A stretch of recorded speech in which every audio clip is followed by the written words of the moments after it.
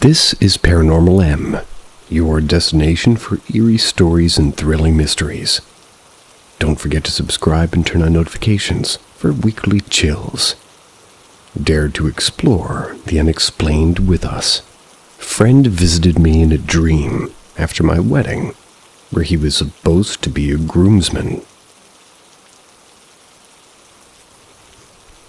One of my best friends died of a drug overdose in 2020. He would have been a groomsman at my wedding in September of 2024, but I decided to leave his spot open. I don't believe anybody could ever truly replace him. I even had a set of groomsmen presents set aside to give to his dad when his wedding was over. During the planning for my wedding, a strange thing happened where the veterinarian's office I recently switched to turned out to be the one his parents used when he was a kid. My fiancé, now wife, has a cat. Has the same name as his childhood dog. After we switched to this vet's office, my friend's dad started getting emails and automated text messages about his family dog that had passed away almost 10 years prior. When he went to the office to figure out what had happened, the vet's office didn't have an explanation as to why he got the notifications. They said, "It's an automated system. There's no reason why you would have started receiving these when they were supposed to go to this person." This is when he figured out that I had recently started using this vet, and that my wife has a cat with the same name as his deceased dog. He was immediately convinced that my friend was messing with the vet's computers trying to reach me. His dad called me and asked if I had any major life events happening. I filled him in on my fiancé, I getting married soon. He broke down crying and said, "I think Nolan is pissed he can't be at your wedding." I struggled mentally throughout the wedding planning process because of how much I missed my friend and wished he could be with us. A few weeks after the wedding, around my birthday in November, I had a vivid dream. A dream that I was helpful to a mutual friend of Nolan, and I moved from one house to another. When I exited the house to load up another car with boxes, Nolan was standing at the car holding the package that was his groomsman's present. He held it up, smiled at me, and turned to walk away. I tried to run after him in my dream, but I couldn't run, as if my feet were glued to the ground. He walked off into the distance, and when I couldn't see him anymore, I woke up already crying. I'm convinced my friend visited me in my dream to thank me for saving his spot on my groomsman's party.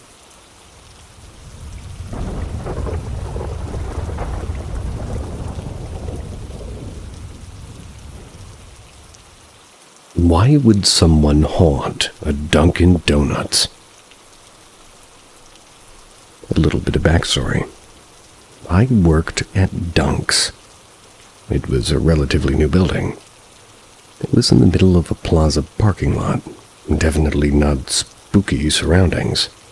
But I kid you not, this place was most certainly haunted. Here's a few experiences. My coworkers would tell me it was haunted, but I would laugh it off. And I'm a huge believer in the paranormal, but come on, at Dunkin' Donuts. Then came my first experience. We were closed and finishing dishes in the back, and all of a sudden a loud banging on the back door and the doorknob started rattling. I assumed it was somebody asking to throw away the donuts, which does actually happen quite a bit. But no one was there. Being in the middle of the parking lot, we would have been able to see someone if they were, banging on the door then left. Another time, I was in the back by myself. I was cleaning up. That's when I heard clear as day, "Hey, Rissa." And nobody calls me Rissa except my dad. Everyone at work calls me by my full name. Another time in the back room again. Myself and my coworker heard another coworker talking. Only problem is she wasn't there at the time. We were both able to identify her voice right away. sounded just like her. That same coworker was there another day, broke down in tears. She said as she was helping a customer right in her ear, she heard her grandmother talking. She had to leave because she was so beside herself. Now on to the weirdest and most unexplainable experience. The coworker and I are in the back room. We're cleaning as usual. We had locked up the front and I had just finished cleaning the dining area. And that includes putting the chairs upside down on the table. As we're cleaning, we hear the ding of the door, signaling that somebody has come in, and knowing we locked the doors, my coworker and I both looked at each other pretty freaked out. I go around the corner and look, and of course there's no one. The doors are freaking locked. No one could get in. So I go back into the back room and we try to finish up quickly. Then all of a sudden there's a loud crash. One of the chairs had fallen off the table. Freaked out, I went and took all the chairs down. And I'll be damned if another one falls. At this point, we're flying through like nightly chores, and then we hear the distinct sound of a chair being pulled out. I look again, and the same chair was pulled away from the table. Well, my coworker and I decided, fuck that. We had to leave. We left everything and locked up. So in conclusion, who the hell would haunt a Dunks, and why? I don't see why not.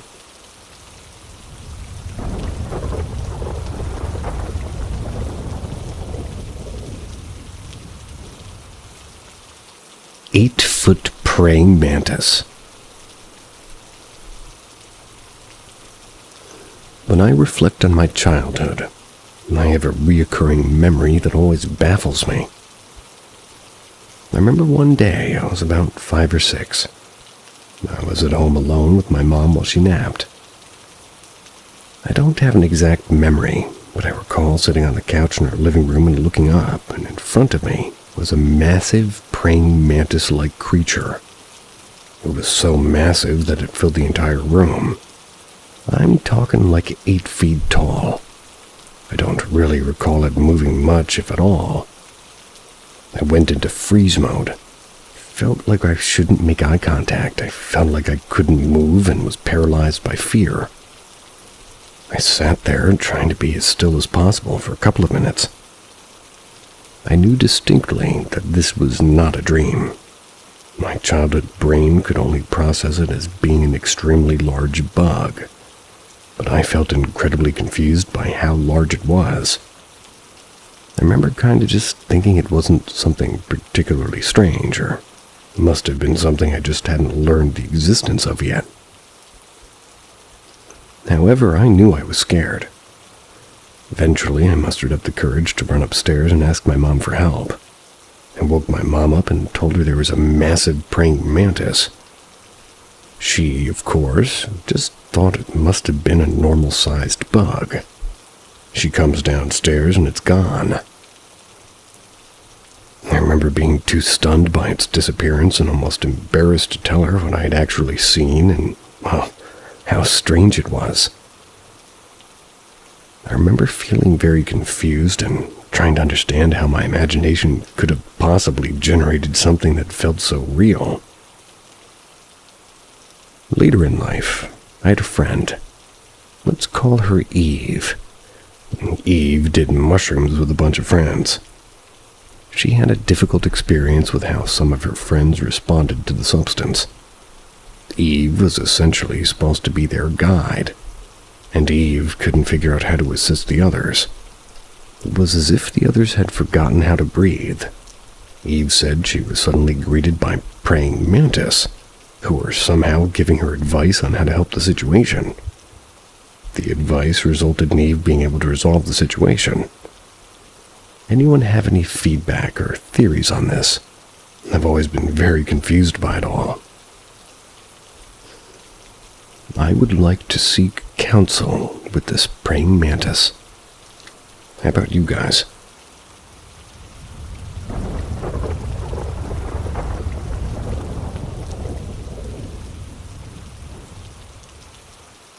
house feels very haunted, and I may have discovered why.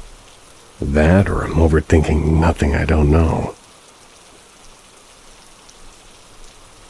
My house is over 100 years old. It was built in 1902, and it's creepy as fuck. There's crawl spaces that go under the yard and driveway that are boarded shut, and just tons of things that make no sense. The place literally drove my roommate mad to the point of smashing walls trying to find where the quiet, disembodied voices were coming from. Now, I know that makes him sound like a schizophrenic, but we've all heard them.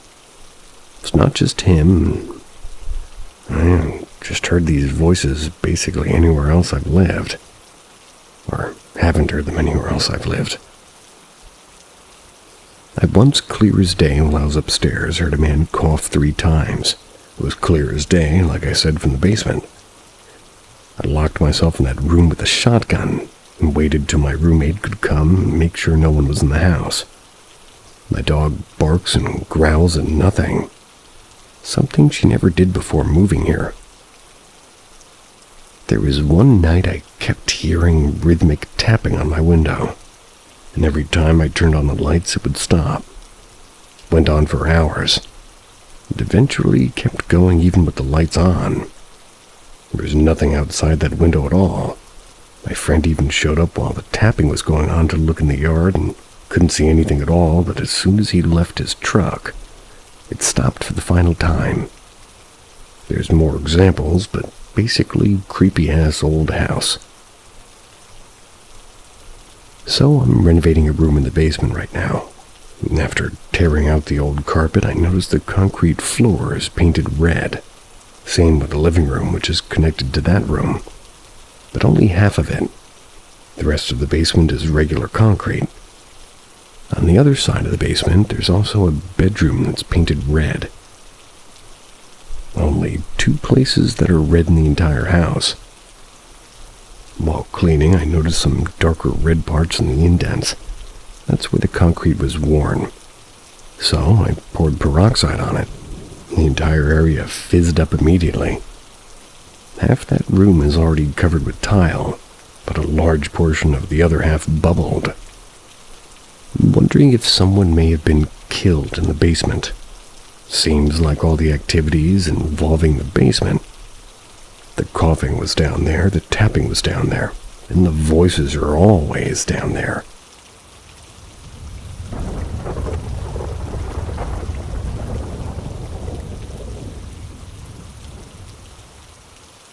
I passed out when I had a close encounter with the female spirit, and had an encounter with the spirit animal sometime afterwards. Background. Before I was born, my mother moved around a lot. She settled down in the city for a decade, decided to move closer to her family later on in life. This was due to her grandmother's illness getting worse, so she moved into a house which was 30 minutes away. Female spirit. I've lived in that house all my life. It was the house where I had both of these paranormal encounters. When I was 4 or maybe 5, I remember it being a Saturday afternoon. I woke up from a nap and no one was in the house. Just my mother that was asleep in her bedroom. I went down the hall stairs and went toward the kitchen door. As I was opening the door, I saw something move at the corner of my eye. I turned and looked, and what I saw had me stunned for the rest of the experience. I saw a 6-foot or 7-foot woman appearing from the wall next to me. She was towering over me in height, and again I was 4 or 5 years old when this happened to me. The woman looked faded, but I remember seeing some color on her. She was a pale-skinned woman, long brunette hair that wore a long white dress. I don't remember if it was a wedding dress, but I do remember her having some sort of white crown around her hair. Regardless, when she saw me, she couldn't stop staring at me. Her eyes were fixated on me for the entire encounter. We were standing next to each other, staring at one another, and neither of us weren't moving. The whole experience felt like it was going on for a minute. Then she began to move closer to me. She began to kneel toward my face. Her face moved in toward mine. I then remember passing out on the spot. When I woke up next to the kitchen door, my whole family were around me trying to get me up. They asked what happened to me, but I avoided telling them at the time. I remember going into the kitchen and seeing that it was now the evening instead of the afternoon. I was passed out for 2 or 3 hours. And this happened to me over 20 years ago, and I've never forgotten this experience. Spirit animal. It was 3 or 4 years after the previous event. I was 7, turning 8 soon, and it was a school night. After finishing my homework and hanging out with some local children, I was at home watching Stargate SG-1 on Sky 1. I needed to go into one of the rooms upstairs to get something, so I decided to do it during the ad break. Went up the hall stairs, and when I walked past one of the rooms, I saw a spirit animal walk down alongside my mother's bed. The animal appeared to be a dog, a Jack Russell Terrier to be exact. I again was frozen on the spot, but this time I didn't feel scared. I was watching the dog walk around the room until the dog began walking toward the corner hall. When the dog was going this direction, the spirit turned its head to the side and began watching me. Me and the dog were watching each other for what felt like 5 minutes. Then the spirit moved its head back toward the wall and walked that direction while disappearing. I thought at the time I was dreaming. That was until I went back downstairs, saw the ad break for Stargate SG-1 had been over for some time. End. I never told my family these stories, until my mother one day spoke about the people who lived in the house before us. She met them before moving in, and said a lovely woman in her 80s lived here with her Jack Russell dog. Hearing this had led me to believe that the spirits I've seen, perhaps, were of those who lived in this house before us. Seeing the female spirit could have been the woman at a younger stage or not her at all. The spirit animal and the woman's dog were the exact same breed of creature. Creature? That seems like a harsh word for dog.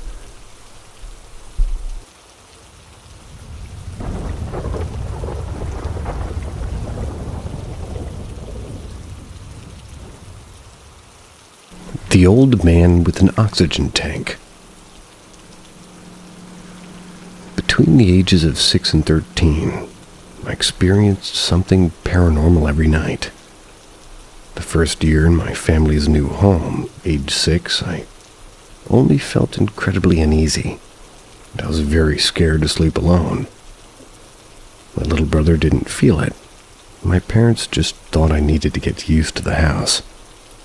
I slept on their floor for over a year. They forced me to start sleeping in my own room. That's when I started hearing noises coming from the basement. Every night I would hear a metal clang, and then a step thud, like someone was walking up the stairs and dragging something. It would stop at the top of the stairs. And again, I was the only one hearing these things at night. It happened every single night for 5 years. The last year we lived in the house, things really escalated. I began noticing items from my room ending up in the basement. My brother's toys would go completely vanished. Our pets refused to go into the basement. And I had a big slumber party for my 12th birthday, and an older girl suggested that we tell scary stories in the basement. I didn't like the idea, but I didn't want to be lame. As she finished her story, a rush of cold air went through me. As it passed, I heard a faint whisper say my name. Another time, while babysitting, I was babysitting my brother. He yelped in pain and said I scratched him. I was on the opposite side of the couch with all our animals outside. It wasn't a gash, but there was a red scratch that broke the skin. He stormed off to his room, and the same rush of cold air came back, but this time I heard a low laugh.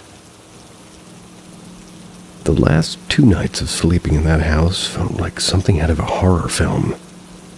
The first night I heard the usual metal clang and footsteps up the stairs, but this time they didn't stop. I heard the footsteps come down the hall along with the sound of something dragging. There was also a faint sound of heavy but slow breathing. It got closer, and finally I saw the spirit for the first time. He was extremely vivid. He was very tall and sick-looking. He was an old man. He had an oxygen mask over his mouth and nose. He was dragging an oxygen tank. He was in dirty PJs. I remembered thinking his fingers looked abnormally long. I couldn't move, and all I could do was stare. He stared back and cocked his head. After what felt like a lifetime, he turned and went back to the basement. The next morning, I told my family what happened and just kind of shoved off as a nightmare. I wasn't asleep alone that night, so I slept in my brother's room. And again, late at night, I heard all those noises again. The only thing different this time was when he entered my brother's doorway. He tried to come in but couldn't. He seemed to become agitated and started wheezing. Again, I was frozen with fear. He tried to speak, and in slow, deep breaths he gasped out, "Don't leave me." When he said me, it was like a deep, loud growl. It felt like a boom, and I just screamed and screamed until my mom came in the room. We left in the middle of the night and got a hotel room. I haven't been back to that house in years. I no longer have connections to that town. I live in a different state, and I'm now 25. A few nights ago, I heard his breathing again, and when I woke up, I swear I saw a glimpse of his oxygen tank leaving my room. Has anyone had a childhood ghost reappear after leaving, or had something similar happen? Yes, I have, but I tell those things elsewhere.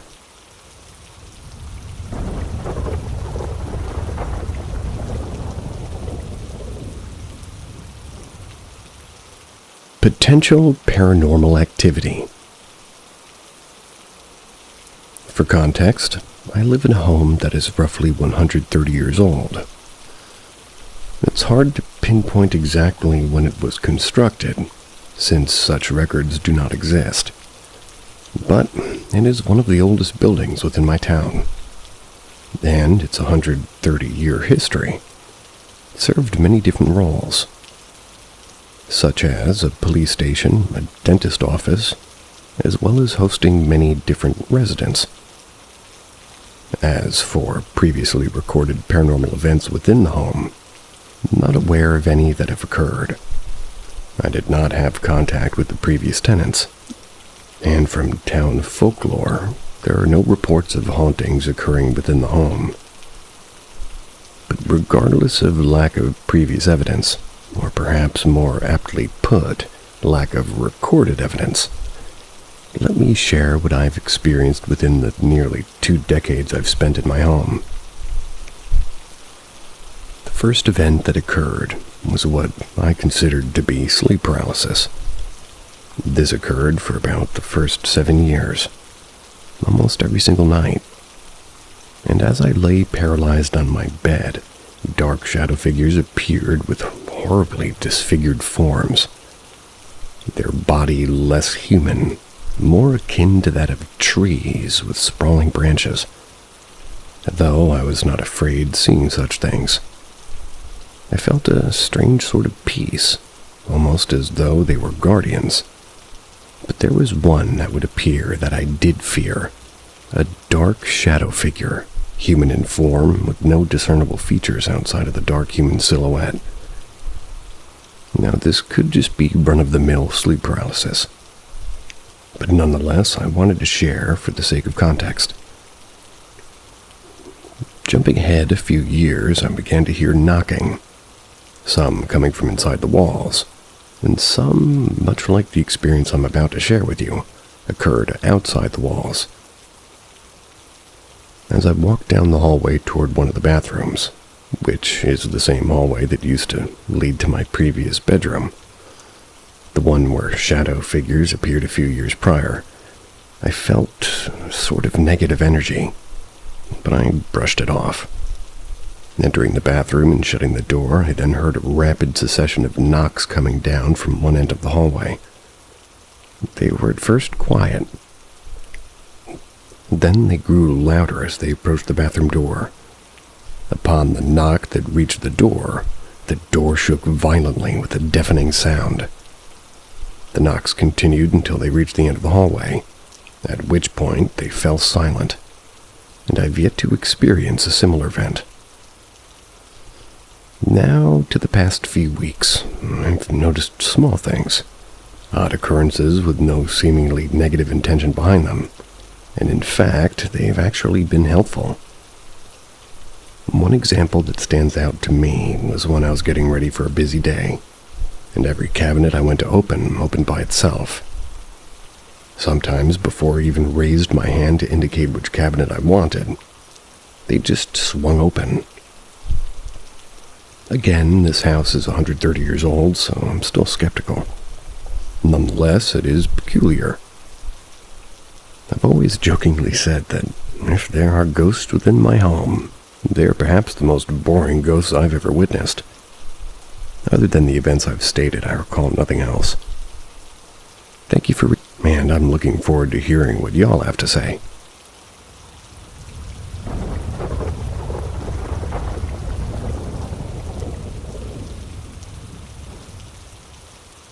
Ask Reddit.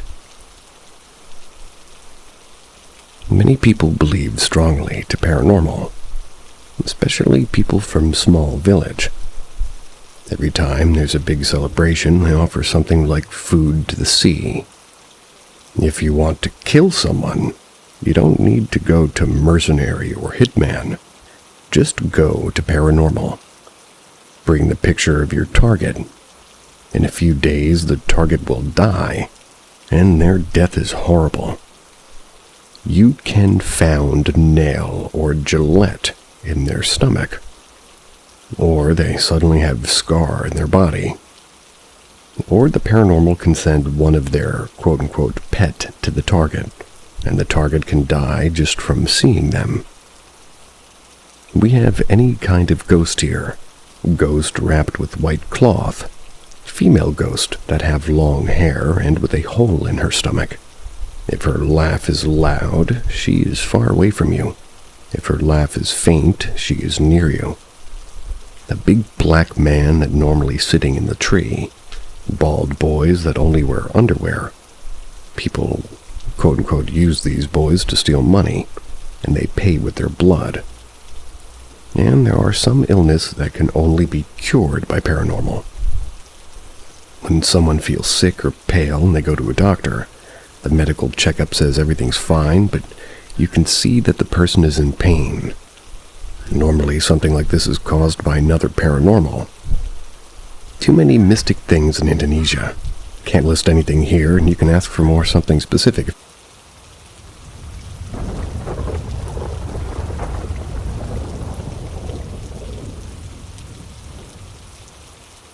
A door with the shakes. This morning I was watching a YouTube video. It reminded me of something that happened about a decade ago. I've been meaning to share for quite a while now, so here we go. And I swear this story is 100% true. And my mom, who was there with me, can back me up. It was around 2015. My girlfriend, now my wife, and I were living in an old apartment building. It was 12 stories tall. We were up on the 10th floor. One of our close friends had just moved into an apartment on the 2nd floor. So we spent the day helping her move in. My wife, my mom, who is always down to help someone move, and I were running up and down between the U-Haul, the second floor, and our apartment. Since we were in and out constantly, we didn't bother locking any of the doors. This is going to be important later. At one point, my mom and I went down to the U-Haul for another load of boxes. We carried them back up to our friend's apartment on the second floor, same as we'd done a bunch of times already. But when we got there, the door was locked. We knocked, expecting her to open it, maybe apologize for locking it. But nothing. We waited 5, maybe 10 minutes, knocking every so often and calling her name. And at first, we just assumed she was in the bathroom or something. And any minute now, she'd open the door and make a joke about dropping the kids off at the pool.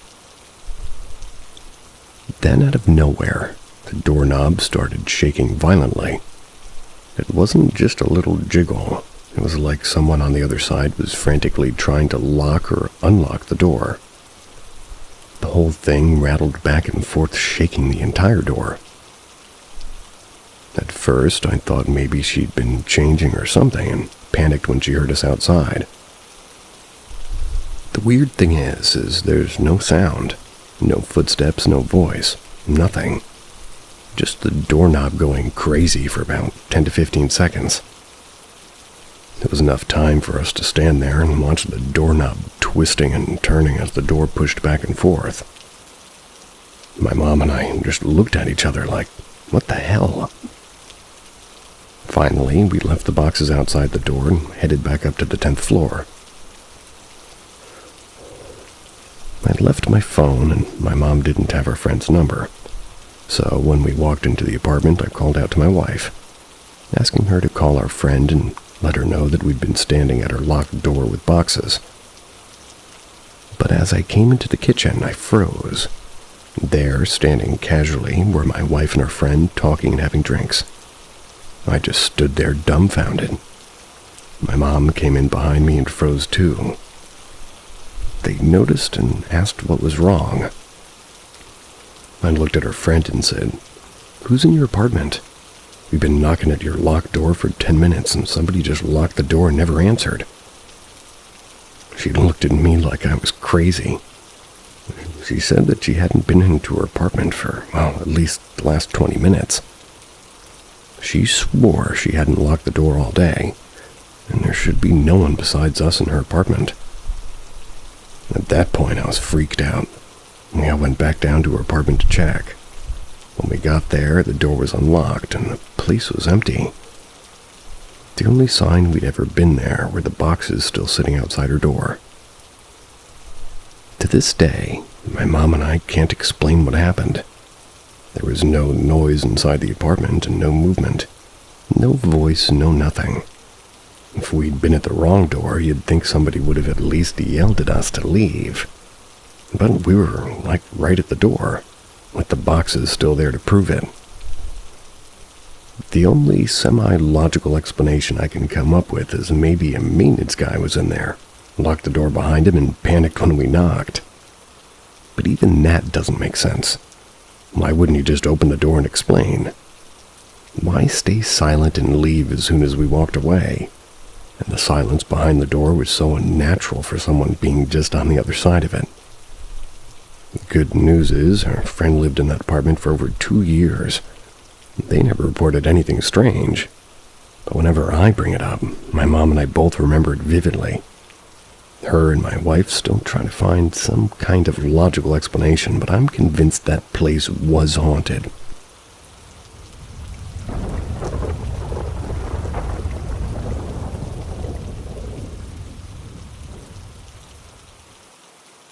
Ghost of House 404. I've always been a skeptic about ghosts, but my family has a chilling story that centers around me. Despite the events, I remain doubtful. That's because I was only 6 years old at the time, and I remember very little. What follows is the story of House 404, as told by my family, and faint fragments of my memory. It started when my family moved into a new home. That was after my mom and stepdad got together. During the showing, the realtor mentioned that the roses taped to the walls shouldn't be removed. Even as a kid, I found that odd. Naturally, my stepdad took them down right after we moved in. Who would want roses taped to their walls? Me a little bit. Strange things began happening soon after. One day I came home alone after school. I sat on the couch and put on Snow Buddies, my favorite movie. Though I hadn't noticed anything unusual before, I suddenly felt uneasy. It was as if I wasn't alone. Then I heard pacing upstairs in my brother's room, the only room on the top floor. However, the moment my brother got home, the noises stopped. This wasn't an isolated incident. My aunt, who stayed in the basement with my uncle, often heard footsteps upstairs when no one was home. She, too, was a skeptic like me, but would often frantically call my mom to tell her about the walking that she could hear. That was when everyone was away. She and my uncle moved out quickly. Our dog, Bear, a large Australian Shepherd mix, started acting strange too. He refused to go upstairs, barked at the bottom of the stairs, and often growled while staring at my brother's bedroom door. That's where the pacing was heard. He would always sleep outside my door at night. One day, my brother's friend and his brother, they'd come over to play hide and seek. I was in the basement. I hid behind the washer while the other two chose spots under the futon and behind the TV speaker. My brother found his best friend pale and trembling under the futon. When we asked him what happened after the game was done, he claimed he'd seen footprints on the carpet and claimed he heard a woman whispering into his ear. When they found me, the boys spotted writing in what looked like red chalk or paint on the concrete wall near the hiding spot. It read something like, "These roses shall not be removed. They keep her spirit at bay. I say goodbye, for I'll kill myself today." After that, my brother's friend swore he'd never come back to the house. Don't blame him. And at this point, 4 people now never wanted to come back. My aunt and uncle, and now my brother's friend and his brother. A few nights later, as I slept, my stepdad's cousin, sitting in the living room, which had a straight view into my room, noticed something moving in my room. It had a glass door because it's supposed to be an office. He alerted my parents, and they all watched as my blanket was lifted off my bed. Not once, but 3 times. That was before it was yanked to the floor. Moments later, I was thrown from my bed across the room. I remember waking up crying, lying near my dresser, and my stepdad rushing in to comfort me, putting me back to bed. He claimed he didn't sleep for witnessing that. He said he would sit on the couch just watching my room, just as the dog would do from outside my door. We moved out only about a week after. Years later, I researched the house's history, curious to see if any listings said anything about the encounters that we had. We learned of a murder-suicide. A man had killed his wife days after their wedding before hanging himself in my brother's room. Her body was found in a sealed crawl space in the closet of my brother's room. That's where we would sometimes hear that scratching. The roses taped to the walls, well, they were from their wedding, seemed to hold her spirit at bay from what the man wrote on the wall. Removing them unleashed her.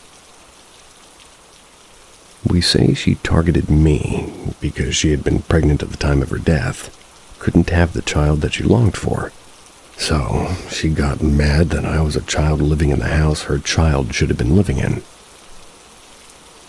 As someone who is a skeptic, I genuinely see how this story may sound fabricated, and I personally believe I kicked my blanket off and maybe rolled out of the bed. The footsteps I heard could have been shifting foundation in the house, and the dog growling may have been the dog knowing about an animal that was in the crawl space. That explains the scratching. That was my dog being attacked by a centipede. He's okay now, but let me finish the story. The note could have been written by a delusional man that murdered his wife and believed she was haunting him. And the footprints and whisper could have been my brother's friend messing around. But I thought I'd share a story that my stepdad to this day hates bringing up. It's one of the few things that had actually scared him. And I think it's because this entity targeted me. To see what you all think, really. Is it a ghost or just some tricks of the mind?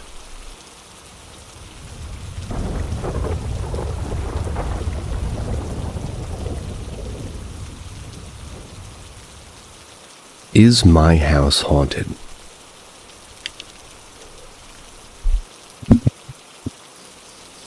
I recently discovered this subreddit. I thought I would share my experiences with you guys, and strange things have been happening in my house ever since I was little. I don't really have an explanation for them, but I hope someone else could. For some context into the house itself, it was built in 1992. My parents moved into it in 1994. Ever since then, my family's been living in it. The house is modern and up to date. Nothing is abnormally old. Not even the basement.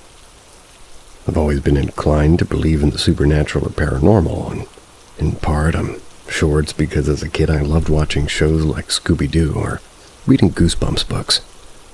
But all the same, I think it's based on what I experienced at that age. I used to be deathly afraid of my basement when I was younger.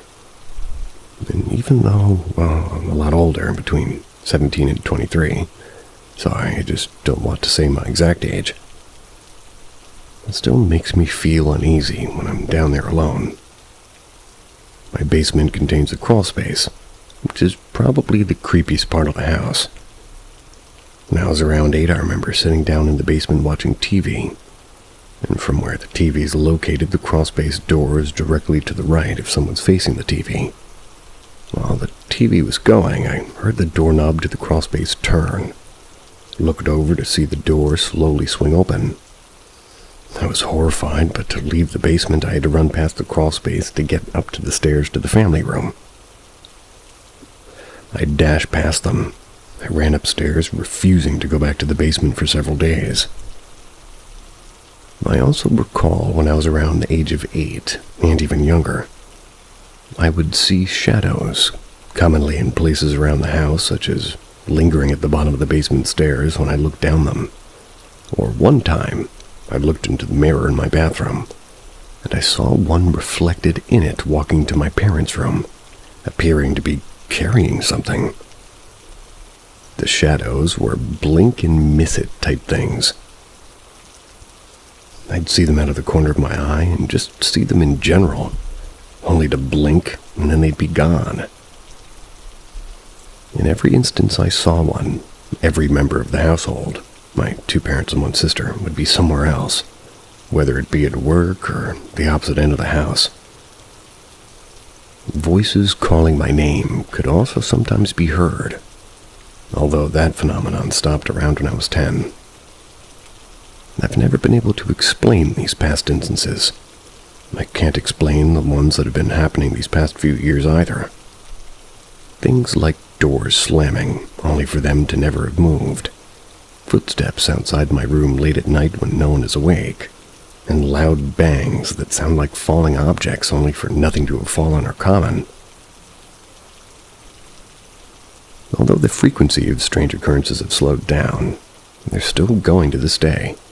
And in fact, last night, at the time of posting this, February 18th where I live, I could hear strange noises outside my room at 4 a.m. There are plenty of little odd things that have happened, but I'll go into detail about the 3 most intriguing and unexplainable in my opinion.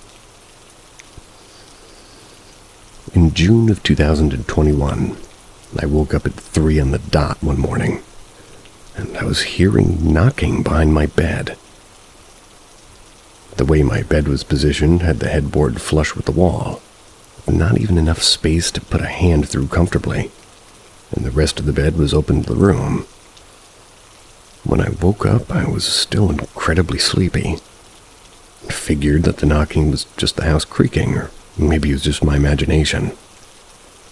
But as I tried to fall back asleep, the knocking didn't stop. It sounded like it was coming from behind the headboard, not from in the wall. I began to wake up more, annoyed by the knocking, which after 10 minutes was still going. It was starting to make me anxious, so I tried focusing my thoughts on one subject I enjoyed, such as music. Whenever I focused my thoughts, and really focused to the point where anything else was tuned out, the knocking would stop. As soon as my thoughts stopped focusing, it would continue. Another 10 minutes passed and I got fed up. The knocking was still going and was turning into almost a scratchy knock. So I decided to try something. Got out of my bed and walked out of my room to the bathroom, which is across the hallway. The knocking got quieter as I left the room and louder as I re-entered it. So I feel pretty confident that it was a real noise and not my imagination. At around 3:40, the knocking stopped. I was finally able to fall back asleep. That morning, I told some of my friends what had happened. They weren't sure what to make of it.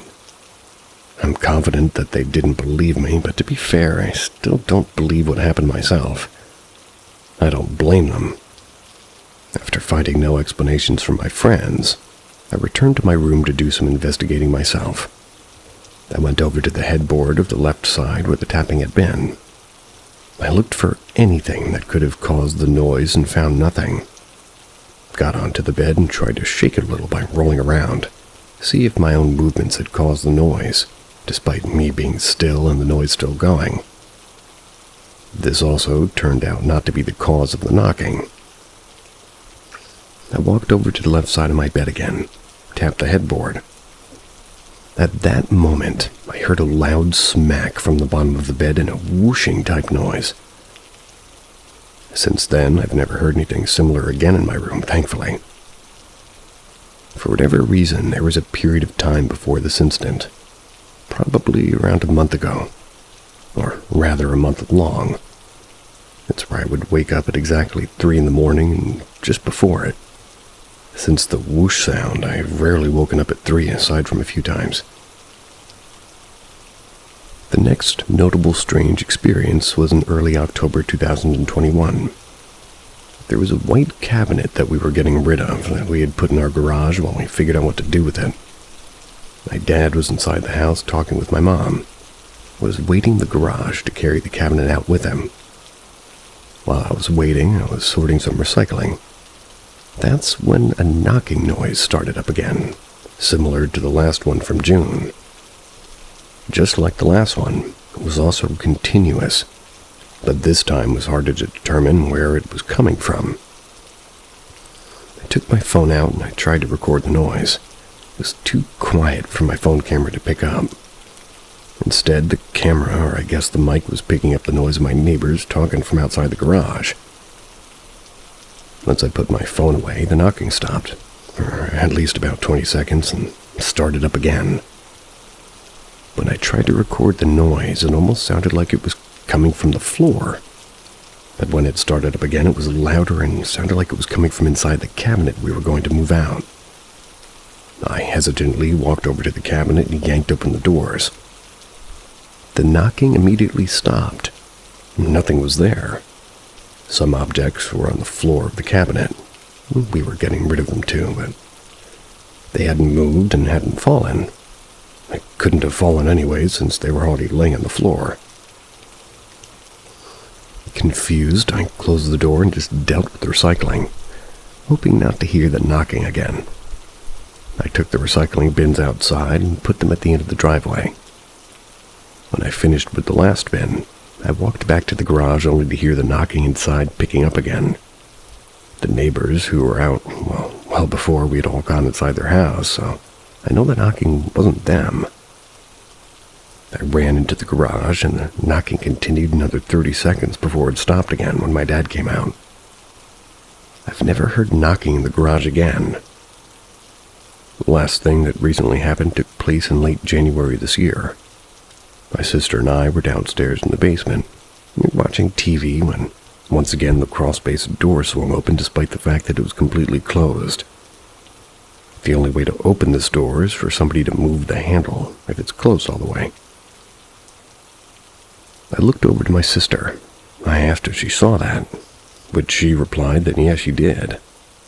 My sister doesn't seem to be one to believe in ghosts or the paranormal, but she's had experiences similar to mine.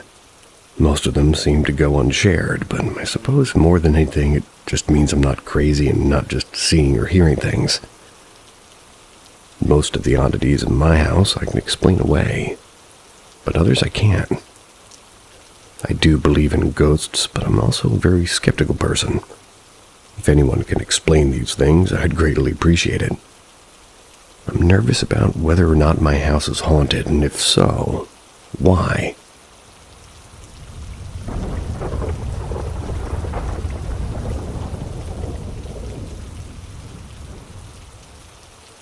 Well, that actually did happen. So this is going back to 2010, 15 years back. I was only 16 years old when this took place. I had a much older boyfriend at the time who was 19 years old. And for privacy issues, let's just call him 6. And, well, because his name, number, and numerology ends up being, you guessed it, 6. So, a little background. Like most 16-year-olds, I wasn't living with my mom. My dad was never in the picture. No, by the time I was 16, I was living with my boyfriend 6, his younger brother who was my age, and his girlfriend, their mom, and mom's boyfriend. However, the mom and her boyfriend were constantly out most nights partying and whatnot. They were just constantly never home. 6's brother had his girlfriend over, but only had her over during the weekends. And remember, we're 16, so we're still in school and have that priority. The brother's girlfriend's parents were strict on having her sleep at her own place during the school night, so 6's brother would go over to her place on school nights. This is a little bit confusing, but it's all very important to remember. Okay, so 6, well, of course, he's graduated. He's already having a full-time job, and it's a graveyard shift. So he wakes up at 10 or 11 p.m., and he's off to work between 11:30 and 1 a.m. in the morning. I was on pretty much the same schedule as him because I was doing online classes. So it didn't matter what time of day or night as long as I'd gotten those hours in. Right. So I'd wake up when he would wake up and help him get out of the door for work. Sometimes I would stay up and wait for him, or most nights I would go back to sleep and wake up just before he would get home. Anyways, so this night it was just 6 and I. Mom was out with boyfriend. Brother was over at girlfriend's or whatever. But it was only 6 and I. That's when we both woke up to his alarm. And that the household would be gone till tomorrow morning. 6 did his usual routine on getting ready for work, made lunch, poured a bowl of cereal, and brushed his teeth. Got dressed, came and said goodbye to me. But today I wasn't ready to wake up and help him. Sometimes I'd help him pack lunch or pour his cereal or whatever. No, instead I just laid in bed awake, but was comfortable, and didn't want to move out of my cocoon-wrapped state I was in with my blankets. Our bedroom light was on, and we had our own bedroom as each other.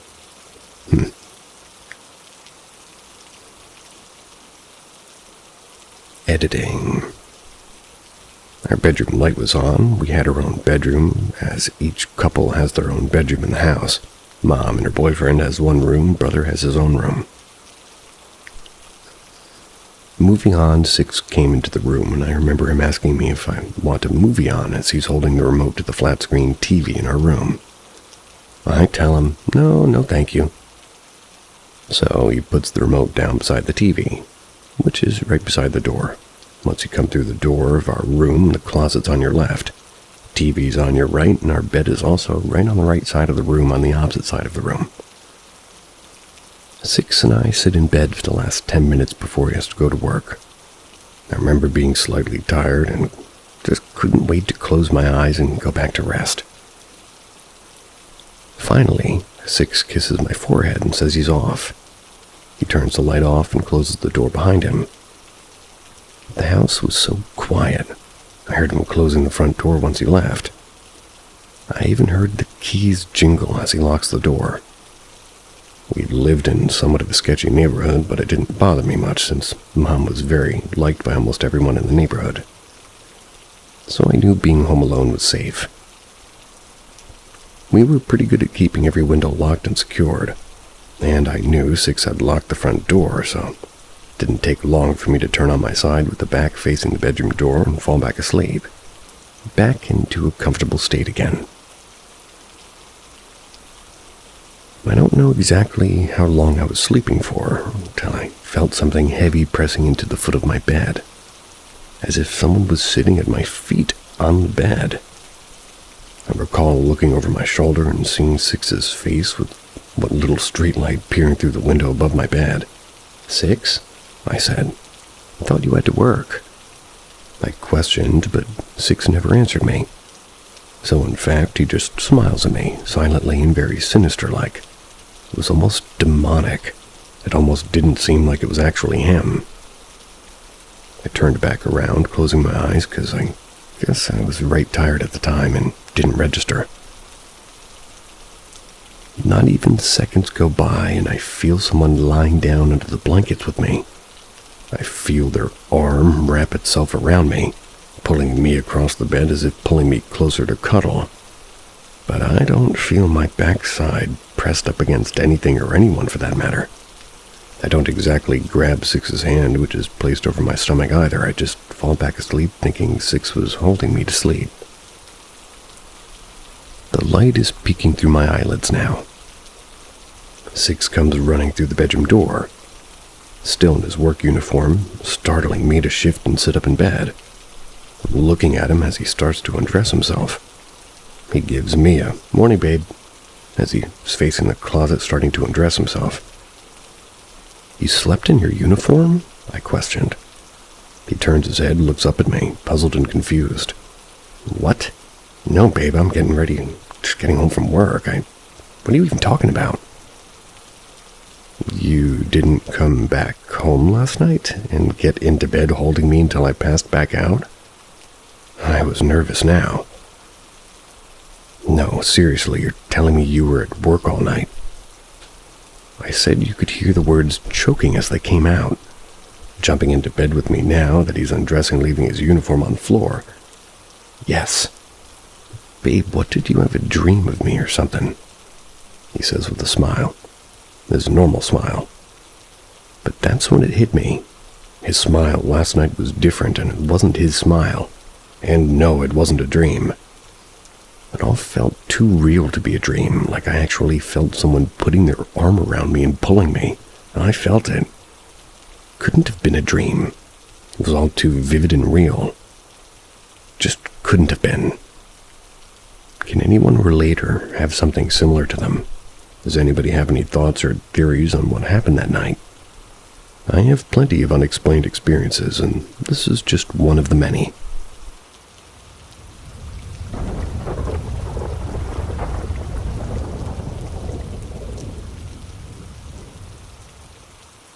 Experiences from a childhood haunted home. I'm having trouble sleeping, and I've been reading a lot of these posts here. It's making me want to post my own family's experience. I was young when we moved into this place, but I remember a lot of the stuff that happened. That's because it consumed our life, the time that we spent there. Fortunately for me, I've only had a couple of experiences myself at this place, and I'll start with those. The first experience is that one night my older brother and we shared a room, went to bed around midnight. Anyway, it was just us that was left awake at the time, and as soon as we laid down, we heard noises coming from the attic right above us. We had a bunk bed, and I had top bunk. It sounded like someone was playing a game of marbles up there, which is weird because we didn't even own any marbles in the house. My brother and I are both like, what the hell is that? We eventually decide to ignore it and go to sleep. The next morning, my older sister went up there. It was her bedroom, and she had spent the night at a friend's when we heard those noises. And sure enough, when she got up there, she found a bunch of marbles on her floor. No idea where they came from.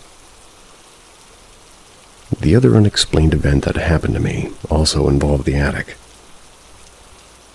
I was upstairs alone, and my family was downstairs.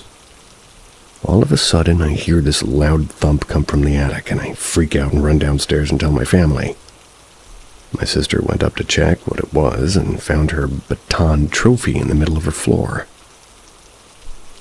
It somehow moved there from its spot on her dresser behind her radio on the other side of the room. Okay, so the worst experiences happened to the rest of my family. My oldest sister in the attic told us that she would wake up in the middle of the night many times, and she would see an old woman standing in front of her closet, just staring at her. She'd be too afraid to move and would usually end up just ignoring her under the covers. The worst experience for my sister happened late one night. I wasn't home for this, but I heard about it later. She was in her room when she said out of nowhere she felt a presence.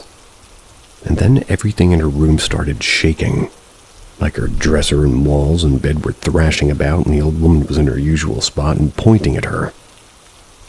My sister ran out of the room, and my mom had spent a long time calming her down before she could explain what happened.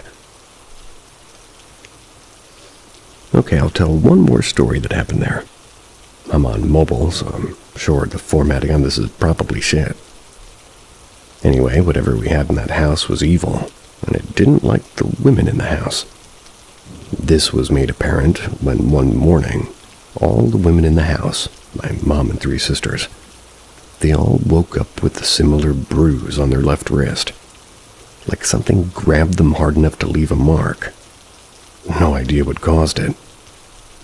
The creepiest part is shortly after that happened, I was in my mom's room while she was changing the sheets on her bed, and when she removed her sheet, there was a fucking handprint and stain thing on the side of her bed. And this thing was not a human hand. The finger marks were long and very skinny, and the palm was also not human-like. Freaked the hell out of my mom.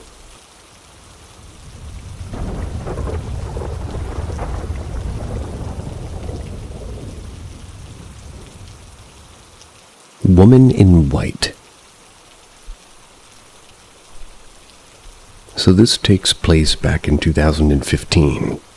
That's when I was 17 and my cousin was 15. She one day had this extremely weird experience, which does sound like she was seeing things.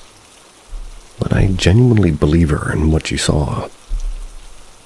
One day she was in her house. She was looking for her man, and she saw what she thought was her. It was through the kitchen window. So she went outside to see her standing in a white dress, pegging and washing up.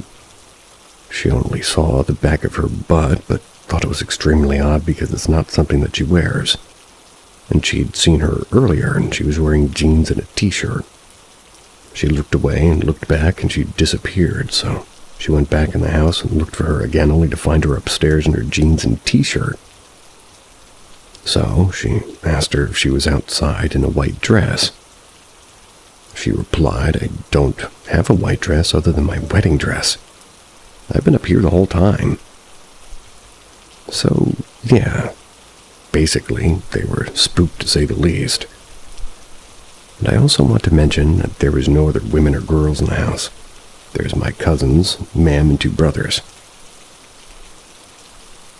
Not long after, maybe 2 weeks, she had another experience where she was chasing their dog in the garden.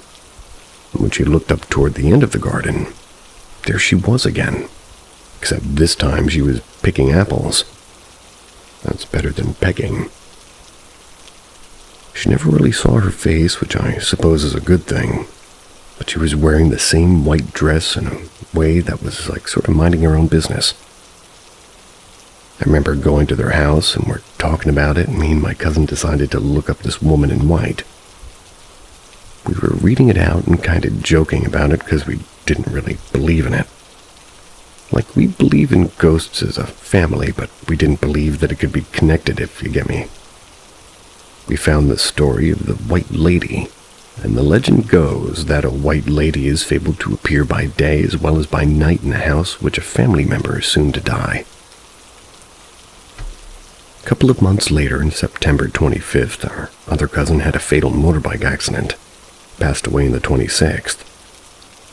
You can argue that it was just a coincidence, but honestly, the chills that ran down my spine when the realization hit was indescribable. My cousin hasn't seen the woman in white since, and that's now 5 years ago.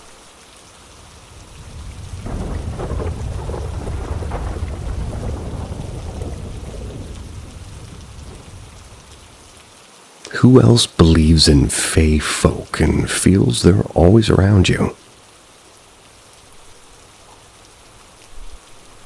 I know I'm risking sounding completely crazy, but I need some confirmation that I'm not alone in this.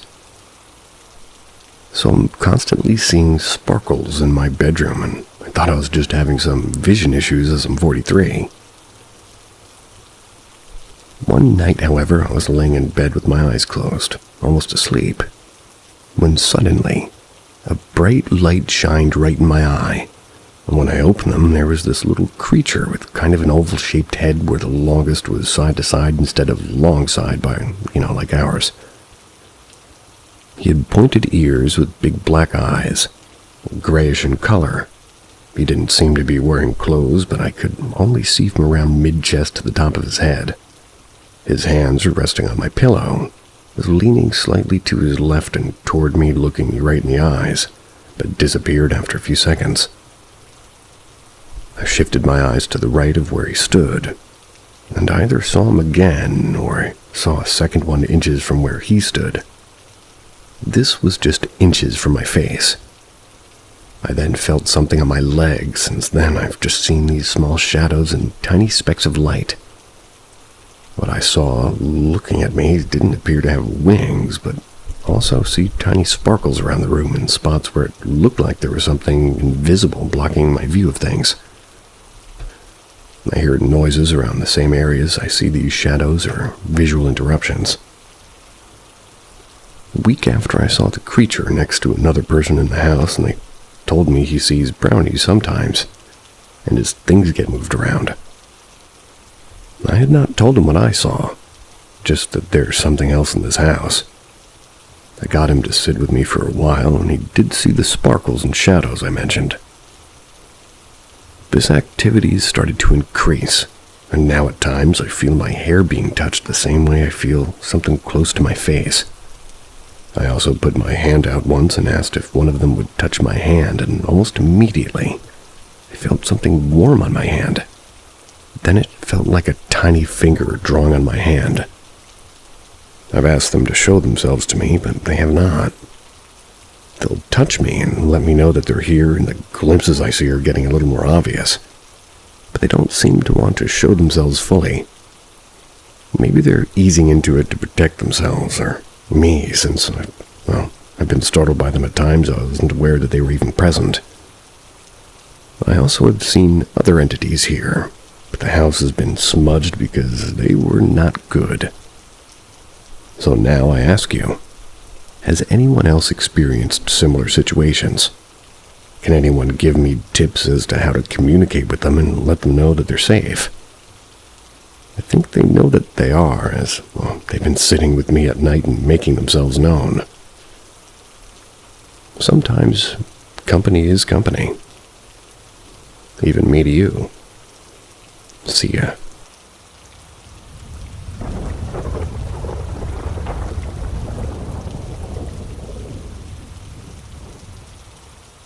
Paranormal M invites you to explore the eerie world of the supernatural. Hit subscribe and stay connected to haunting episodes that will captivate your soul. Let the adventure into the unknown begin. almost had an invisible roommate. Many years ago, when I lived in Northern California, I was apartment hunting.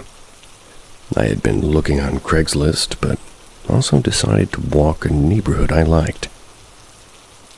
I saw a sign in the window of a fourplex saying that there was an apartment for rent. My significant other and I made an appointment to check the place out. It was perfect on paper. 2 bedrooms, a big yard, big living room. My partner chatted with the landlord while I toured alone, checking out storage and number of outlets. I walked down a hall past a bathroom to my right and into a sunny bedroom on my left. There was a wall of built-in storage and closets from the 60s. I put my hand on the knob, and the second I touch it, my vision goes black, and in the middle is either a close-up of someone covered in blood or muscle with no flesh covered in blood, just dark and red. I let go of the knob like it's hot, and my first thought is that I've been watching too many crime shows. For some reason, I say hello out loud. I open the closets, no bodies of course, and then slowly make my way back to the living room. Landlord and significant other are still talking, but I'm not listening. I'm looking down the hall, and I knew there was someone standing there. Couldn't see it physically, but there was a tall man in a red flannel shirt and blue jeans, like a tall Al Borland. He's looking at me with curiosity, and I got a strong, "can you see me" vibe. My partner loves the place. Can't stop talking about it all the way home. I don't say anything other than I wasn't sure about it, and I was a little bit uncomfortable. That night I dream about the apartment. It's in black and white. Same sunny room, and I'm just standing there. That's all I remember, but I woke up gasping, like the dramatic way people wake up from a nightmare in movies. As soon as I wake up, I calm down. Next day, I tell my significant other everything, but it's really kind of a great place, and we should take it. I think it's all in my head. They call the landlord and can't hear the him on the phone, but my significant other looks at me sharply and they hang up. My significant other says that the landlord felt that since we're taking the place, he wanted to tell us that his brother recently died there of a heart attack in the hallway. I don't care if I was being ridiculous. I said, fuck that. Call back and tell them we aren't taking it. I'm too old for roommates that won't pay rent.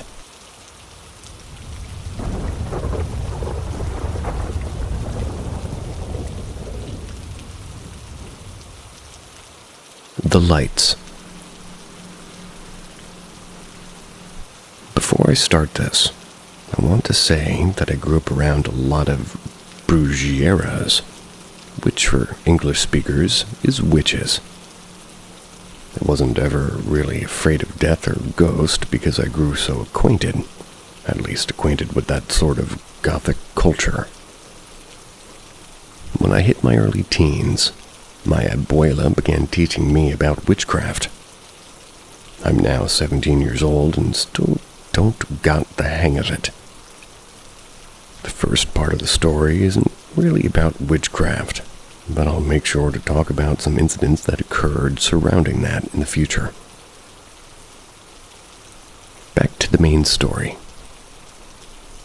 So, since I grew up around death and witchcraft, I've always believed in ghosts. Sure, I don't have a lot of scientific evidence to support, but I've seen some strange things before in my life. When I was much younger, maybe around 6 or 7, my family and I went out to the mountains. It was for a 3-day camping trip. I lived in Colorado at the time. It was in a smaller town, so I was always surrounded by mountains. I remember driving up this dirt hill at like 1 in the morning. My family was a bit late arriving at the spot. That was while my mom's friends were waiting for us at the spot. To give some visuals on this spot, it's a meadow area surrounded by hills and mountains. A small part of a forest is also nearby, as well as a small stream of water which I never figure out where it led to. On this drive toward the camping spot, it was so bumpy I barely couldn't sleep. So I mostly just stared out the window. It was mostly dark, but I found the silhouettes of the trees and mountains. It was satisfying enough to keep my 7-year-old mind occupied during the long, bumpy trip. After an hour of driving, I noticed a little light ahead of us. It was like an orb. I hope I mentioned this, but there was nothing around, nothing electrical that could have caused this orb. It was moving so slowly to it in the air. It was above the cliff, too. I don't know how to describe it, but it would take form as a square, then back to a circle. As we continued driving, more began showing. These white orbs were just floating in a line as if they were, like, taking us to where we needed to go. My mom and my stepdad took notice of this, too. We all stayed silent, just trying to figure out what these orbs were. They were so close to the car, like I can stand out of the window and reach them. We finally made it to the camping area, and the orbs had disappeared on us finally. But the orbs came back. After a day of hiking and riding four-wheelers around, the sun was finally ready to rest. We all got back to the tents and campfire. It was around 1 a.m. again, and everyone was sitting down by the fire talking and laughing. I didn't pay much attention to the adults at the time, just staring at the fire in silence. I remember everybody staying silent before my mom pointed up at the sky. Maybe 10 feet up in the air and gasping, "Look, there they are again." I looked up and I saw the orbs again. They looked maybe at least 7 of them just floating in the air. It was like they were dancing, but they didn't move from their spot. Everyone was just silent, not saying anything else. We felt frozen, like we were scared to move. My neighbor came out of his camper and saw us all staring. He was only a year older than me. He saw the lights as well, and he took a picture of them on his phone. My mom did as well, and at the time I was grounded, so I didn't have my phone. All of us stood there quietly, just watching these orbs dance.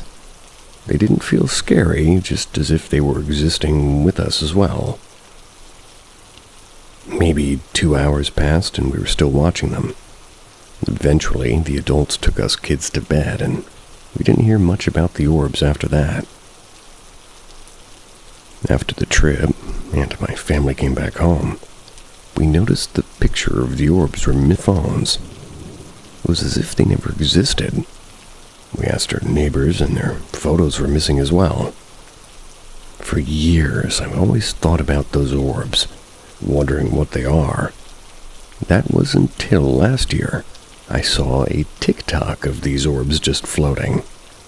I freaked out immediately and commented like crazy, saying, "I've seen those before." But I got no replies. I wish I saved that TikTok before it got banned. I still don't know what those orbs are to this day. I wonder if they were ghosts or maybe even aliens. I don't know, but if anybody can find that TikTok, please let me know. It was a ring camera footage, and a small group of lights were just floating near the front door. If anyone has any possible answers to what I saw years ago, please let me know.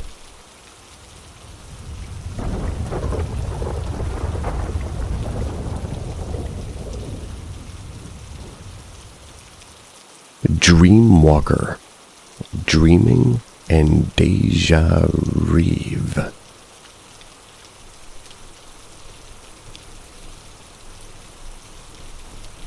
I considered of talking about the situation for quite a long time. It took me over 10 years to accept it. However, to this day, I still can't wrap my head around it. I can't understand it completely. Maybe somebody here may have an idea of what's going on. Maybe someone has experienced this too.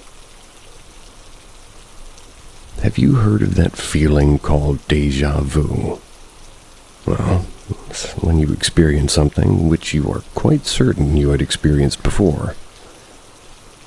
There is also a situation called déjà rêve or rêve.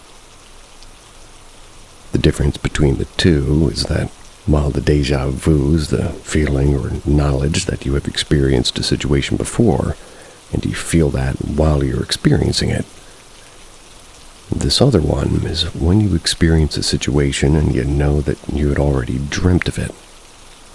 That's right, dreamt.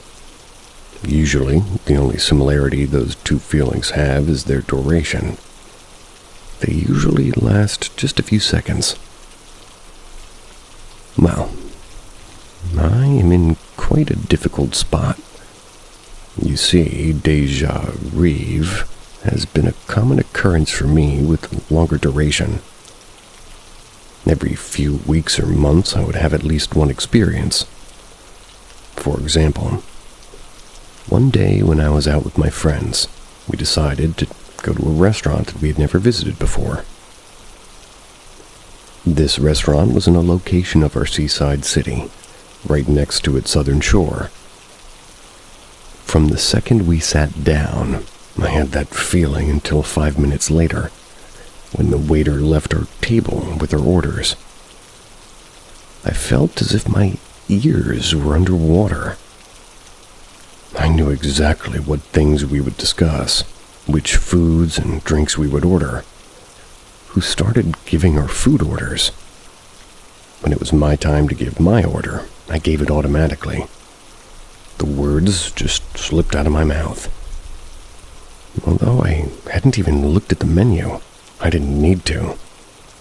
That was because I already knew what I wanted to have from that menu. I remembered what I ordered in my dream. The only different thing was the point of view. In my dream, I was sitting northwards, while in reality it was southwards. My view was entirely different, yet our table, we all sat in the respective positions as in the dream. Another time, this feeling was even stronger.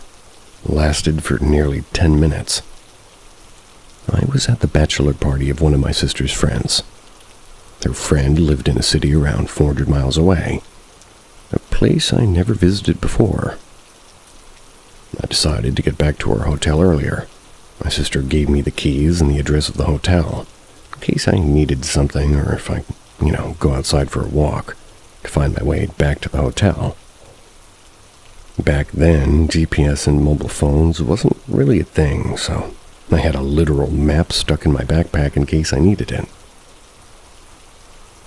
After killing some time reading a book on European night orders, I decided to go to the city center and buy some ice cream. It was an incredibly hot summer, and the heat at night was unbearable, even with climate on. I took my bag, wallet, and phone and went out. I walked for around maybe 20 minutes to reach the center, got my ice cream. One of the best I ever ate in my life. When I got on the road on my way back, I realized I got completely lost. You see, the city center had at least 10 roads around it, and I probably chose one of the roads next to the one I needed to take. Then I remembered the map, so I took it out. Then I checked my wallet for a piece of paper my sister gave with the address of the hotel. It wasn't there. I guess I had forgotten it in the hotel. I remember a sense of panic I had. I called my sister repeatedly, but I couldn't find her. The party had probably started already. As I stood in the pavement, I had that feeling again. The weird sensation that my ears were underwater. My fear disappeared for some reason. I saw the road ahead of me. I remember in my dream that I walked back one road, then turned left. I walked up the one road, but in my dream, the road to the left was the road to my right.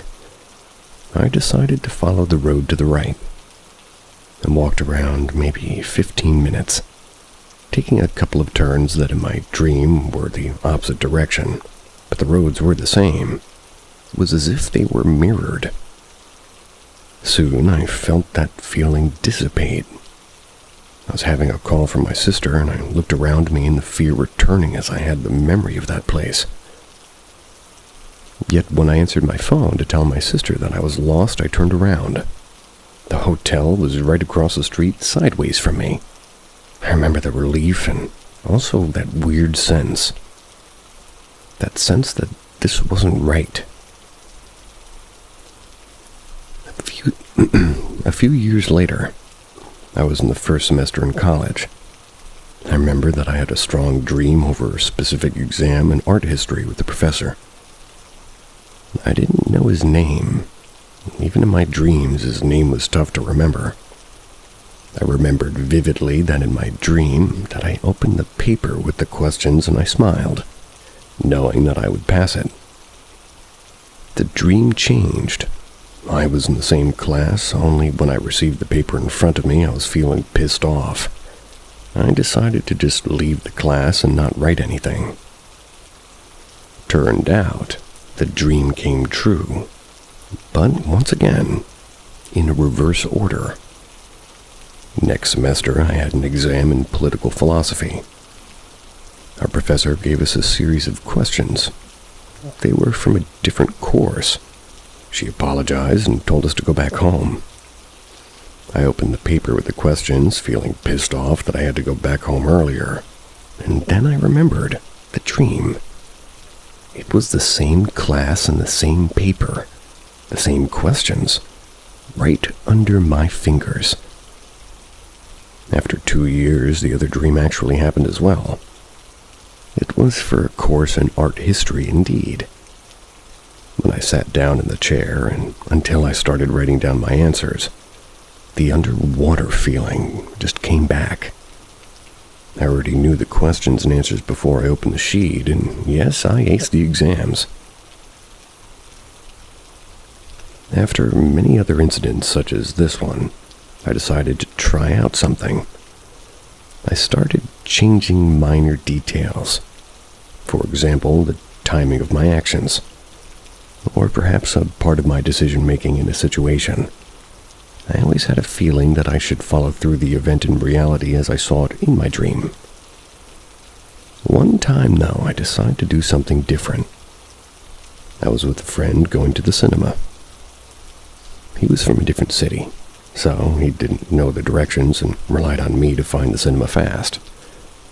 We were reaching a crossroad, and right then, the underwater hearing feeling returned. I knew that we should turn down the downhill road. There were also 2 uphill roads. My friend asked me which road to take. I chose one of the uphill roads this time. In that moment, the feeling broke, yet I knew something felt different. My friend looked at me quizzically. "Are you sure?" That question froze me. He didn't know the way. Why would he ask that? In a voice that suggested that maybe shouldn't we take the downhill road and it might be better this way. I was at a loss of words and my friend waited patiently for me to answer. "Yes, uphill," I said, pretty determined. "It's faster." He nodded, and as soon as we turned, a car came right around the corner. It was speeding way too much. If we were a few seconds faster, the car would definitely have crashed on us. Wow, see how that idiot runs. If we were here a bit sooner, he would rip us a new one. Phew, we're lucky, my friend said, winking at me from his driver's seat.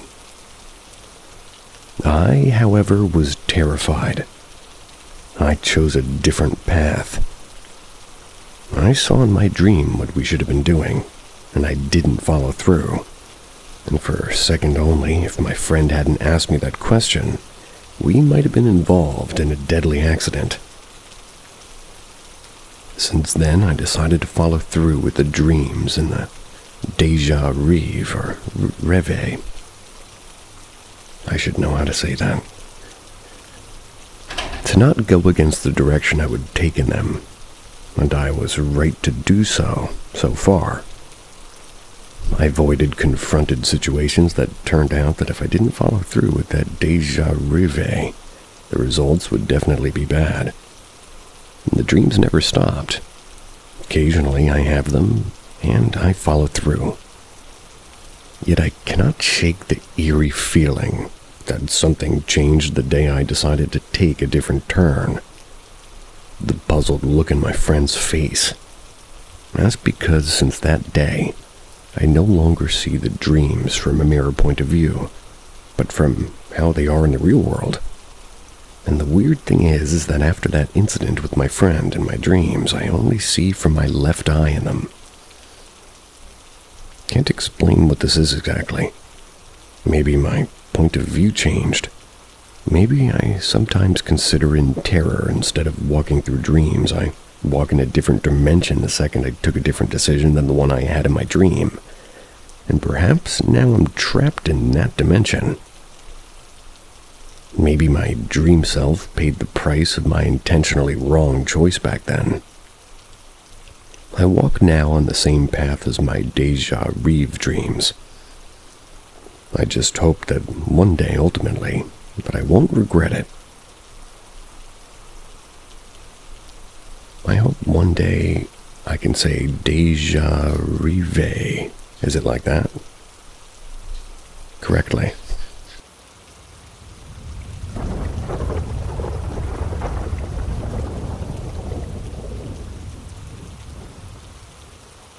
The shadow figure. This happened the first summer that I was home alone while my parents would be at work.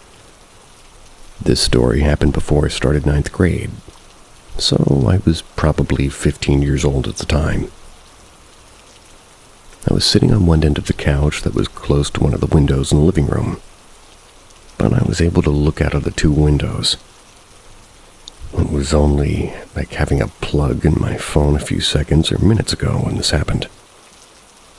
I saw a black figure run past both windows.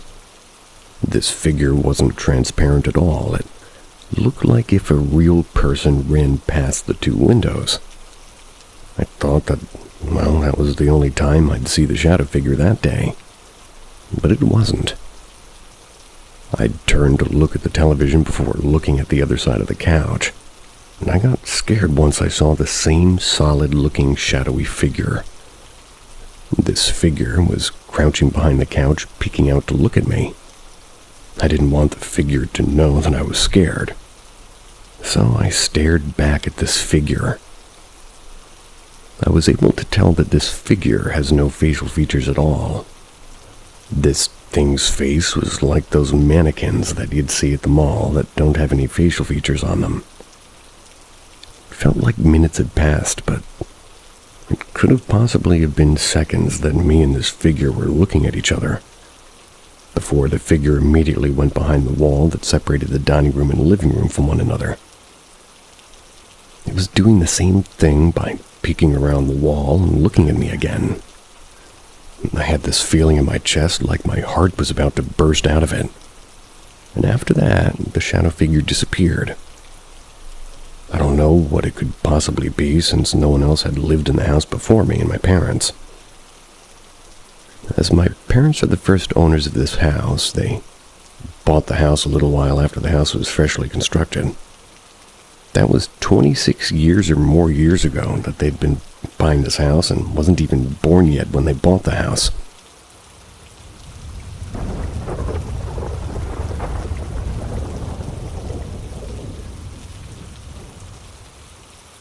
My paranormal encounters as a child. Story number 1. My first experience was from when I must have been about 4 years old. My mom would tuck me in bed every night, close the door to my room. I always insisted on having my door closed as I couldn't sleep if it was open. It would remain closed until I got up and left my bedroom in the mornings. One night, my mom tucked me in, left the room, closing the door behind her. I fell asleep, and then in the middle of the night I woke up again. My door was wide open, standing there completely still. There was a fully black cloaked figure. It was as tall as the door frame.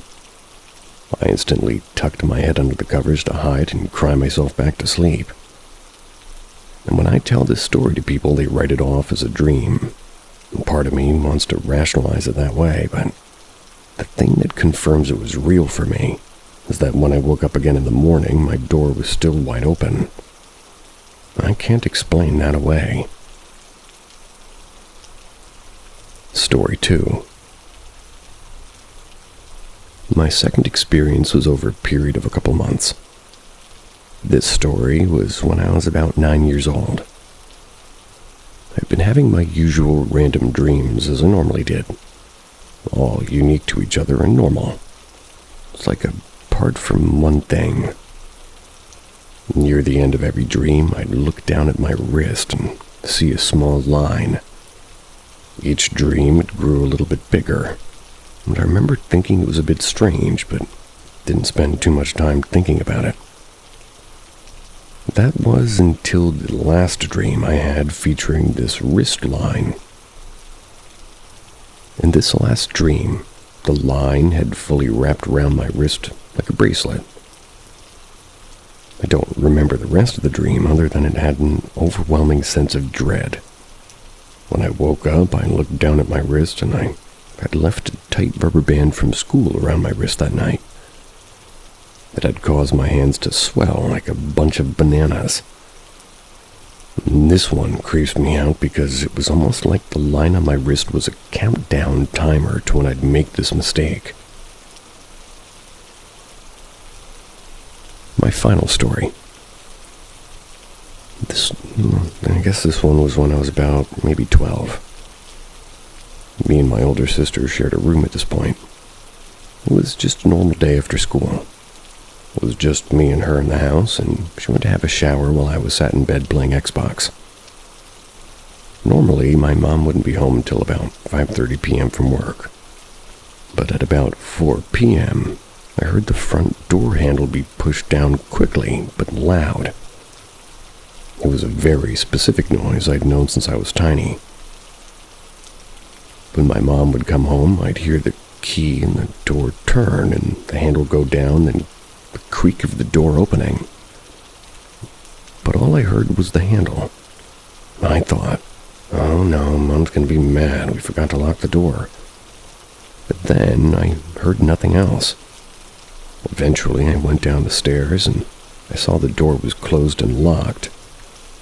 I still can't explain what that noise I heard was. It was a very distinct noise to me as a child. The sound of that old clunky door handle was nothing like any of the other sounds that I could rationally think of.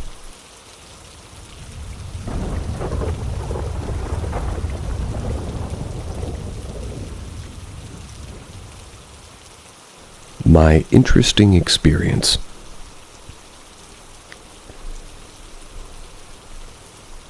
So this happened a couple of years ago, March 24th, 2022.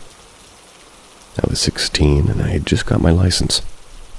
My friend's family was going on a day trip to the beach. It was the Pacific City in Oregon. And a few of our friends decided since I got my license and a new-to-me car, we should load up in my old 300ZX, take the TV tops off, and go for a nice trip to the coast. All was going well other than the discomfort of 4 guys crammed into a small coupe on a 2-hour drive. We eventually made it to the coast, and we had a good day. After we had packed up our things and started to head home, my friend suggested we take a road that he knew. a Nestuka access road for anybody familiar with the Tillamook Forest. Back home, instead of the main highway, it would take us about an extra 45 or 60 minutes. But he said it was pretty and it'd be a nice change in scenery. So I obliged. The sun was setting, and in the thick forest, it got dark quick. And before we knew it, there was no cell service, no houses, and absolutely no cars. Which is pretty typical for the mountain ranges between the Oregon coast and the Portland metro area. So it wasn't anything I was really worrying about. After about 10 more miles, I saw a green SUV, either a Dodge Durango or a Ford Escape, early 2000s models. It was hauling a fifth wheel, crashed off, and was off the side of the road. Being that no one was around, I decided that we should pull over, see if anybody was okay. Hopefully we'd be able to offer any help if we could. It was probably 8 to 10 feet off the road on a slope. It was only caught by the trees it had hit. And the fifth wheel was absolutely trashed. Both of the sidewalls were caved in with the contents of the RV. It was all along the side of the drop-off. The SUV was filled with clothes and food wrappers. Almost all of the windows were shattered, and there was some pretty significant bloodstains on what was left of the driver door glass. And not only that, but on the windshield. Didn't seem like anything out of the ordinary for how bad the crash was. There was no one in or near the car, and a truck had stopped by us. We told him that we didn't see anyone, and that we would just be on our way, so he kept driving, and shortly after, we started our journey back on the road. We had to go pretty slow as the condition of the road was getting worse and worse with massive potholes and cracks in the road, and definitely was not intended for lower cars. I'd say about 3 to 5 miles after the crash site, there was a pretty sharp right-hand turn with a pullover area on the apex of the turn. As my dim headlights lit up the trees behind the pull-off, I saw what looked like a pale man with saggy skin. From what I could tell, was fully naked, but was sort of behind some tall grass and shrubs, so could really only see up to the bottom of its stomach. It had no hair and was kind of scrunched over, like how you would imagine old men hunched over just staring at my car. It just didn't have any prominent features, but the biggest part I remember is its eyes reflected my headlights bright, almost like a cat's eyes. And with its whole body turned, it just kept looking at the cars we drove by. I didn't know what to do or what to think. My friends in the car were all staring behind us and claimed that it kind of leaned out of the shrubs to watch us drive off. We were all freaked out. We were discussing what we just saw. Whether we thought it was some tweaker that had crashed his car and just maybe walked off, or perhaps if it was some paranormal creature. I kind of played it off as the first option, but the more I thought about it, it seemed like something you'd see in a liminal space or a bad AI-generated image. No eyebrows, no hair. Pale, white, saggy skin, like when a person loses hundreds of pounds in a small amount of time. Except it was saggy on its cheeks and neck and arms. But it seemed scrawny and frail. We sped home and kind of just told people the story when the subject of paranormal experiences came. About July of 2023, my, at the time, girlfriend's brother and I were pretty close. And so, him, his friends, and I were up driving through the trails of Dixie Mountain. We were talking ghost stories and such. That's when I told them this story. Her brother's friend said he'd seen the same crash, showed me a picture of the same SUV I saw, but he didn't see anything creepy. I don't know what I saw or what happened, but it definitely scared me and my friends. I'd never been back on that same road since that day. Maybe someone's seen something similar, or perhaps had a similar experience in Oregon. I hadn't thought about posting my story until today. That was because my partner and I were reading a book about cryptozoology, and a sort of mythological creature, and, well, it made me think of that story. Thanks for reading. I apologize for my bad storytelling skills.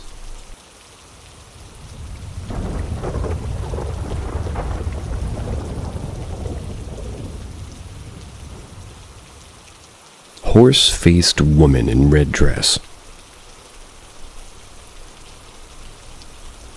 This took place in Southern California. It was around 2002.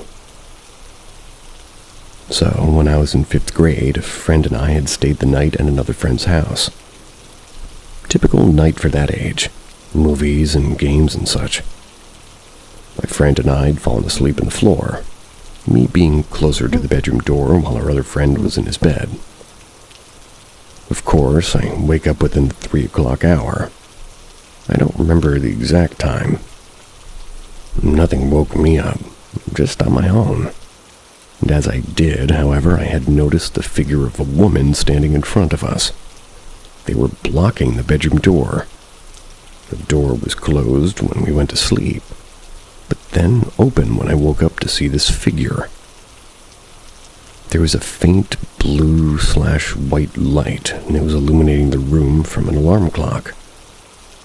Being closer to the door and the woman figure, I was able to notice a pair of red-heeled shoes on her. A silky red dress that went down just above her knees, long and what seemed to be blonde hair, and her face was absolutely blacked out. After noticing said details, it was like she waited for me to see what I can. So, before turning around and slowly walking out of the door down the hallway. Thinking it was my friend's mom, I was intrigued because why? But she never went out that night. She was asleep with her husband across the house. The bedroom was on the 2nd floor, and so I see her walking around to the stairwell, and I start walking downstairs. There's a landing halfway down, and from the view of the bedroom, you're able to see the bottom floor and the end of the stairs. Then can go left to the kitchen or right to the living room. She stopped on the landing, her back toward me. Then she slowly turned her head to the right, and with a small faint light downstairs, I was able to see the silhouette of a horse's head as her face. Only the silhouette, while her hair and dress and shoes stayed the same. She continued to walk down the rest of the stairs and turned left into the kitchen. Needless to say, I closed that door quickly and stayed awake the rest of the night. Has anybody heard of such a thing or see it for themselves? I would like feedback.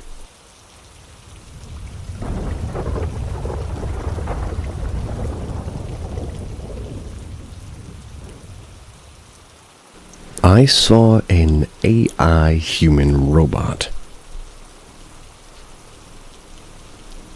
I've been searching for ages across the internet, trying to find an article or post that might explain something I witnessed about a year ago.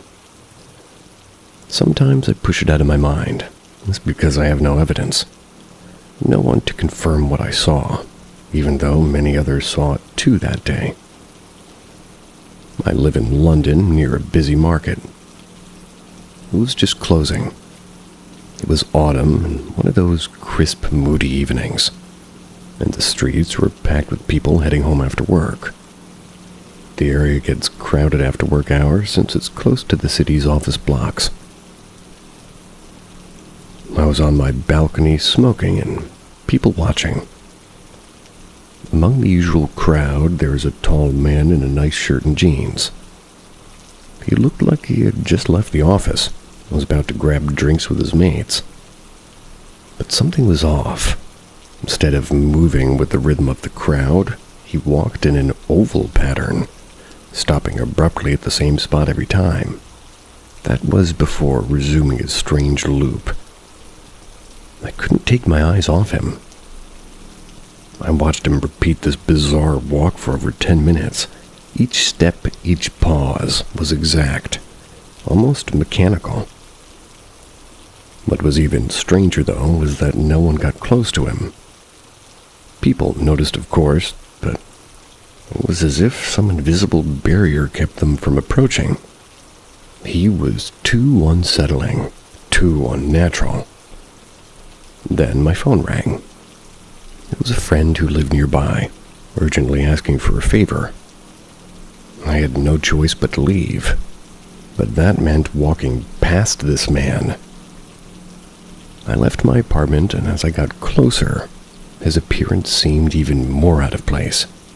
He looked perfectly normal at first glance, clean-cut, well-dressed, a nice watch, and a backpack slung over his shoulder. But he didn't make eye contact with anyone. His eyes were fixed on the ground, and he just kept walking those ovals, completely detached from the world around him. The closer I got, the more I felt like a deep primal fear. There was something wrong about him. His movements were too precise, too robotic. Everyone around him kept their distance, and now I understood why. There was a chilling, oppressive energy about him, as if making eye contact would trigger something violent. It wasn't just that he looked out of place. He felt dangerous in a way that I just can't fully explain. I was sure if I got too close or acknowledged him in any way, something bad would happen. And trust me, when I say I'm one of those people in public that will interfere and ask someone if they're okay or need help, but not this time. I walked a bit further, but could still see him from down the road.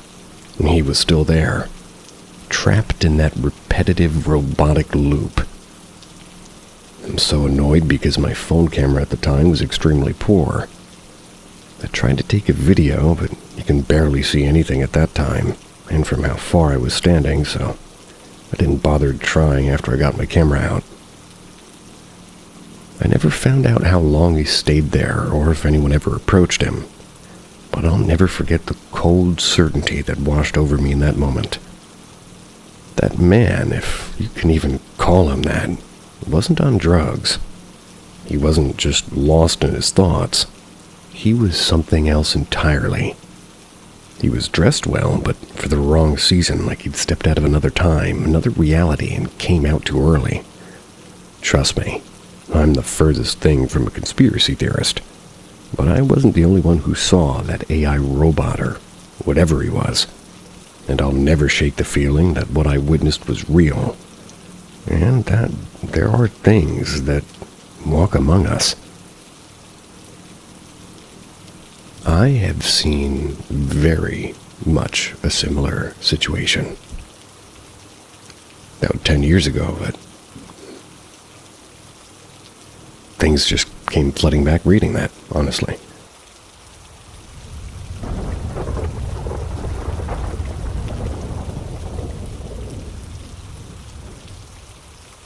Personal report about seeing strange humanoid figures, and suggestion of name for a paranormal investigation group.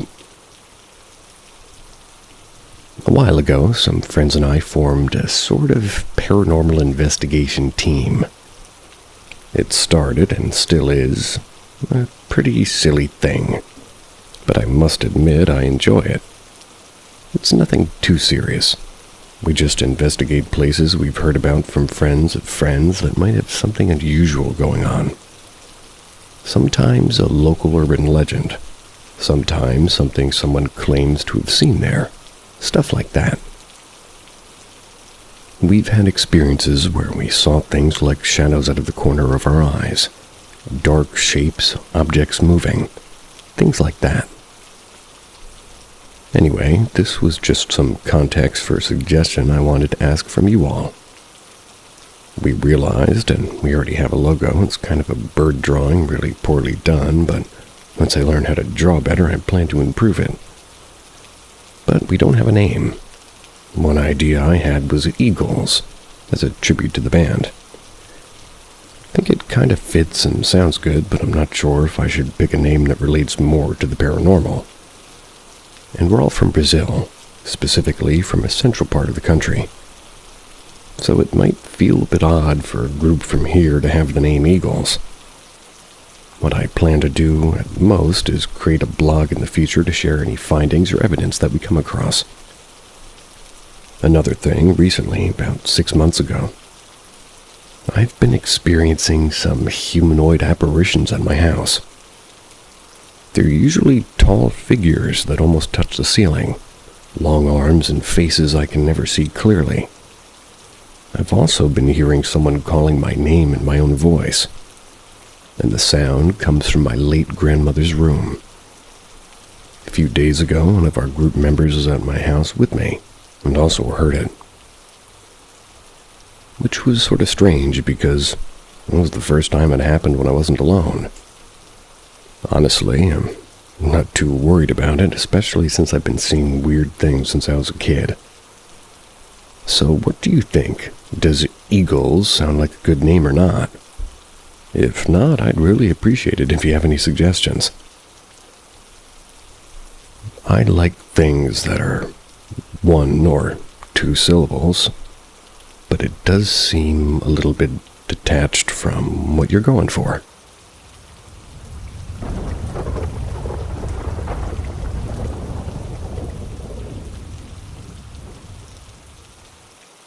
Haunted beehives. My godmother's family lived even more in the middle of nowhere than we did. We had to travel down a narrow, corn-lined road and then turn onto an unmarked, rutted gravel road for about a mile to get to their place, which had some mown grass and a pond, which we weren't allowed in because there was a snapping turtle. And past that was a bunch of pretty wild prairie grass and also a creek with some willow trees along the banks. They had chickens, 2 nanny goats, and there were some abandoned beehives pretty far out from the house. It was near the overgrown foundation of a barn. This barn had fallen down or been torn down years before. A bunch of creepy stuff happened in that house. Some of which felt creepy at the time, some of which was just puzzling, and some of which kind of only creepy in retrospect. But one thing that really creeped me out were those beehives. I hated going near them. I like bees just fine. I'm not afraid of them, but I always felt this sense of dread around them, and sometimes I could kind of see something out of the corner of my eye like a shadowy human figure. This was pretty alarming because there was nobody else living around there, you know? But every time I turned to look, there was nothing. And this was northern Illinois. Everything's flat unless there's a creek carving lines through the flat ground or trees or whatever. But this was flat land and tall grass. You can't hide a person unless that person's like lying down or something. Anyway, 20 years after I'd last visited their property, I reconnected with one of my god-sisters. There's a big rift between the families for religious reasons. But we were reminiscing, and I mentioned how spooky the beehives were, and she said, "Oh yeah, that's my grandfather." I was like, "What?" I don't remember her grandfather because he died when she and I were really little, and she's a few months younger than I am. At that time, her grandparents lived in one house on the property, and she and her parents and siblings lived in the other house. After her grandpa's death, her grandma moved in with them and they tried to rent out the other house. Tenants didn't stay very long. We were over there like all the time, and I don't really remember anyone living there. Although her parents talked about it sometimes. Sort of like how people would sign a lease, move in, and then move out a month or 2 really abruptly. I'd heard stories about him, and he sounded really nice, a really kind-sounding guy. Not the sort of guy who'd menace kids in the middle of a waist-high grass and flower bed. Well, One of her brothers was allergic to bees, and her grandfather was always chasing him out of the area. They were worried the younger kids would be allergic to the bees too, and he wound up getting rid of the bees, which he loved, just in case. But his fear for his grandkids had kind of sunk into the ground there, I guess. He really wanted kids to stay away even though the danger was gone. Which is nice in theory, trying to protect people even after you're gone, but in practice it just felt fucked up and freaky. I don't know if I'll ever visit again. Or if I want to check out that area if I do. Kind of want to take my city kid out to see some place I spent so much time of my childhood. And I'm curious if this otherwise banal place still feels so odd and off. But we're about an hour away now. And I would like to give a casual shout-out to that snapping turtle. He sounds like a stellar guy.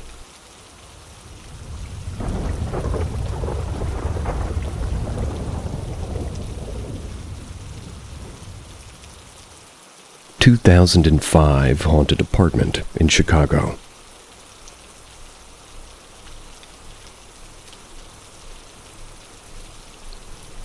My husband and I got a creepy apartment in 2005.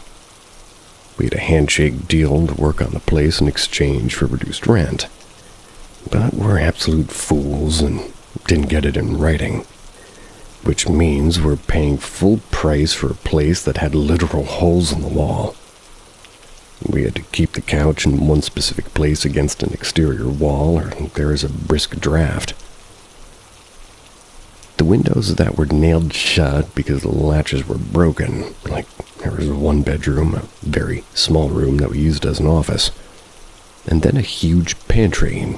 There was a window that had been sided over. The entire window situation of the place was messed up and weird. The bedroom had a huge dent in the plaster and lathe wall that, well, ... look.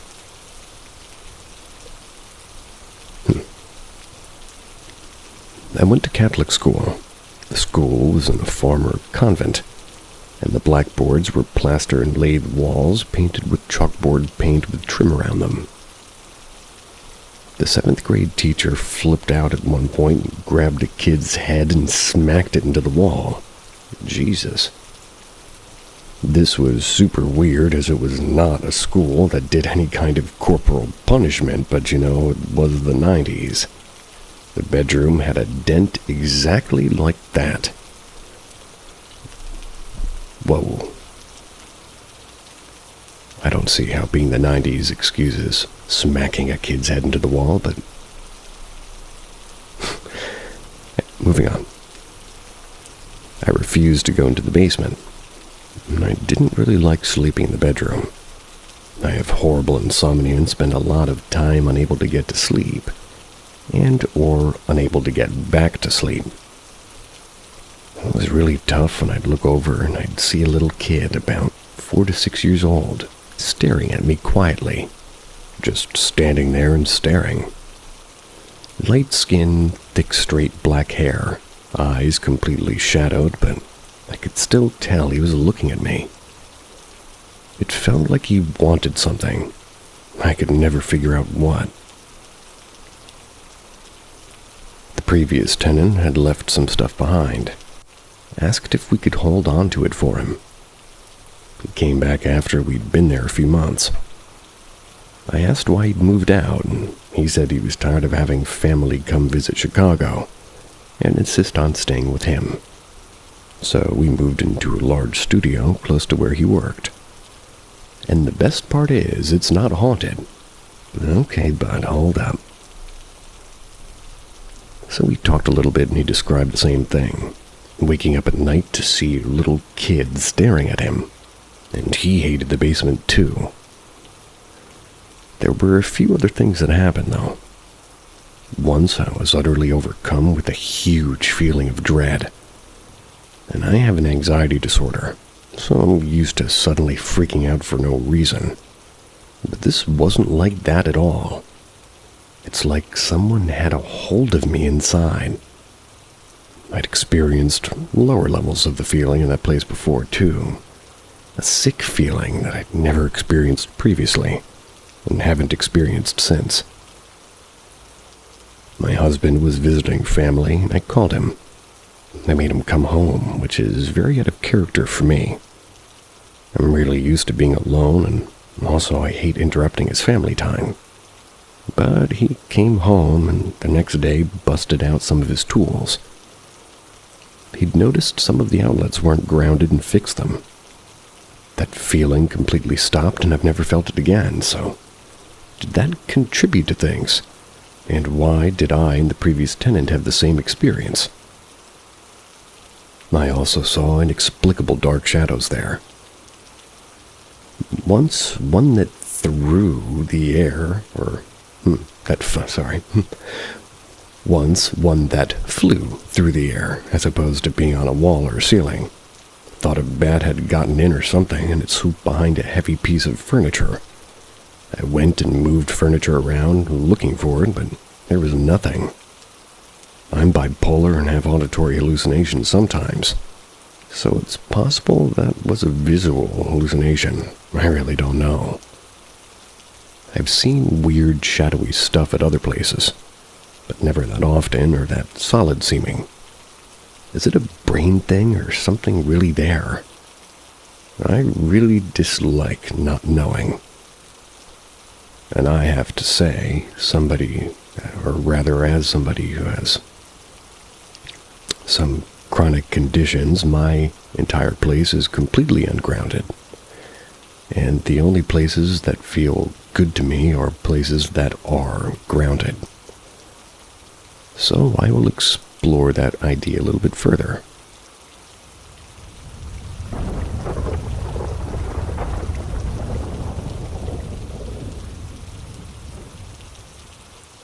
Paranormal phone calls. I've never shared this before, but it's something that still crosses my mind, especially after hearing a similar story today. When I was 17, I was really intrigued by spirituality and the paranormal. Spent a lot of time researching different religions and the occult online. A few months after my 17th birthday, I got my first phone, and one night around midnight, I was in my room reading about the Christian concept of good and evil. That was when my phone suddenly rang. It was an unknown number. I hesitated, but I decided to answer it. The voice on the other end was enough to make my skin crawl. It didn't sound human, and the language it was speaking was something I couldn't recognize. It immediately sent a wave of adrenaline through me. I hung up quickly, running out of the room. But the phone rang again, same unknown number. Panicked, I ran to my parents' room and handed my dad the phone. He's not one to believe in the paranormal and rarely gets scared, but when he picked up, I could tell from his face that something was off. The same strange voice came through, but would only talk in a whispery, growling tone. It wasn't waiting for responses, just speaking in this odd, unintelligible language. My dad hung up, but the phone rang again, almost instantly. So he decided to turn it off for the night. This was the only time something like this ever happened. While my parents tried to brush it off as a prank, I could tell my dad was at a loss for an explanation. He was just trying to comfort me because I kept thinking about it. Has anyone else had an experience like this one?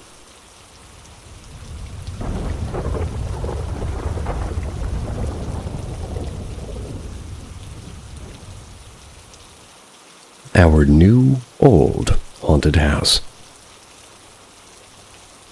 This is a really long post. I apologize in advance. If anybody knows what's haunting my house, please let me know. I frequently attract ghosts to myself, and I tend to have the most activity amongst any other persons I live with. A backstory unrelated because I have ADHD. I consider myself to have some sort of power due to the fact that I have dreams. Sometimes they come true. One night I had nightmares. Somebody was trapped in a car and screaming for help. The following night, my mom got a phone call at 11 o'clock at night. It was her best friend. Got up and got dressed without a word and went over to my mom. She was hanging up the phone and said, "Was that your friend?" She said yes, and now her friend's daughter was one of my friends in high school. I said my friend was in a car accident on the way home from work, wasn't she? My mom was terrified because that was the phone call that she had gotten. My friend's car had flipped upside down, and she was trapped. And she's fine now, just to clarify. Okay, so for starters, my house was built in 1901. It's one of the first few thousand homes to be built with electricity and lighting. I live not far from where Edison started implementing electricity back in 1882. Since moving into the house a year ago, I've had a lot of weird phenomenon. We have a spiritual friend who will not touch the 3rd floor, which is where we found a death certificate to the man who first owned the home. He also died in this home. That being said, we don't believe that there were any other deaths in the home, and now on to the scary ghost stories. Back in May, our cat was acting really strange for a few days. One night, I saw her sitting at the end of her hallway. I looked at the other end of the hallway, and she was laying sleeping in the bed. When I looked back, the other cat was gone. In July, I'm sitting on her sofa. My cat was asleep in my lap. I heard what sounded like somebody sitting on the couch cushions beside me. I watched as the cushions sank. It was like somebody was sitting on them. The cat had immediately woke up and was making a low, threatening growl. Then the cushions went back to normal, so whatever was sitting there stood up and left. Then last month, one night, I had a recurring nightmare.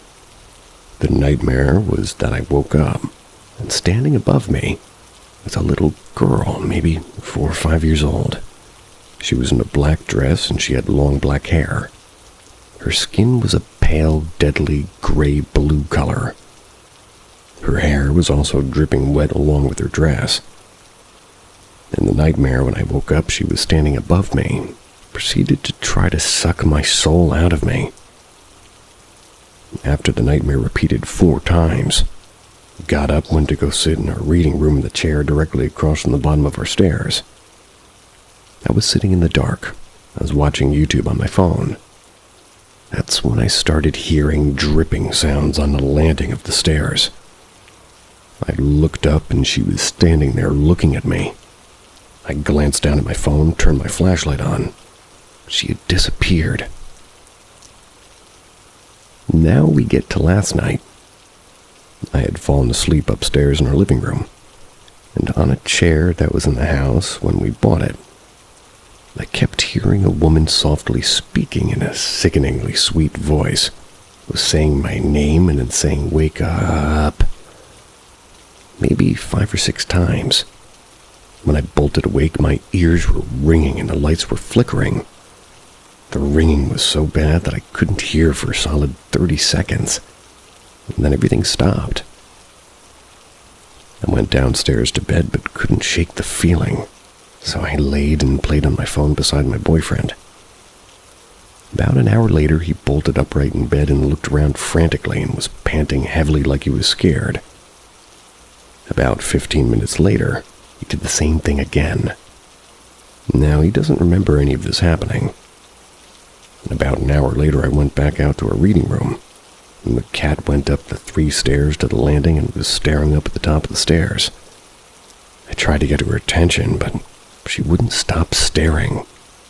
Then she did it again, that low, threatening growl. After that, I was officially terrified.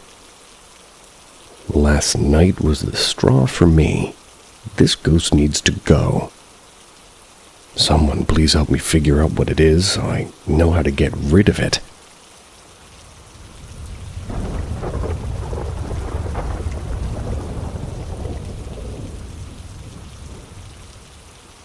My friend and I got visited by the same entities while we were camping alone in the mountains. So when I was 15, my best friend and I went camping in this very isolated place. It had a beautiful lake in the woods and the mountains. The place is in Italy, the country that we're from. But I won't give more details. When all the people who were at the lake for the day left, we were left alone to spend the night there. My friend was trying to date a girl, and he consumed all my smartphone battery to text her with the poor signal that we had. That only made us more isolated and with Joe phones. We went to sleep very early, maybe 9 p.m. I did smoke a bit of weed, but he didn't. He never smoked anything. I was always more into paranormal stuff, and he was instead always very skeptical. I go to sleep and I start dreaming of friends and other people entering our tent, saying hi and telling us stories and then leaving. They weren't entering from the door, but passing through the walls one by one, except a couple and a girl with a dog on her leash. Now this place is 1 hour drive from the closest town, plus 30 minutes walking in the forest, which is completely dark at night, and, well, people don't come there at night, only in the daytime. These encounters kept happening for maybe 2 hours, and we were scared and kind of curious in a dreamlike state.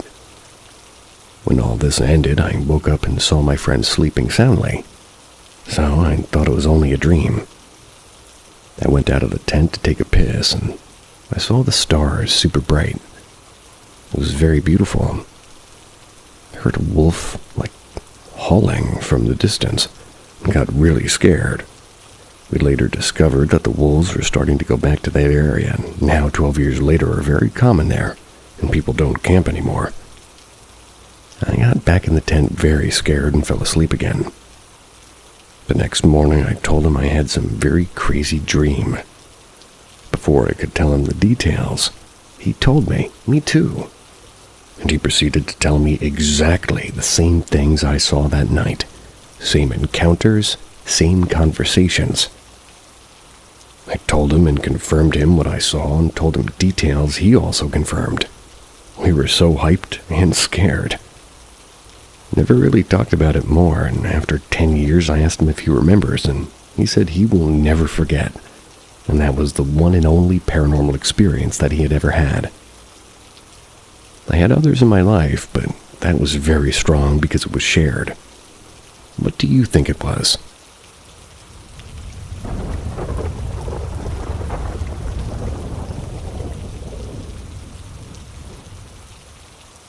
The Haunted House.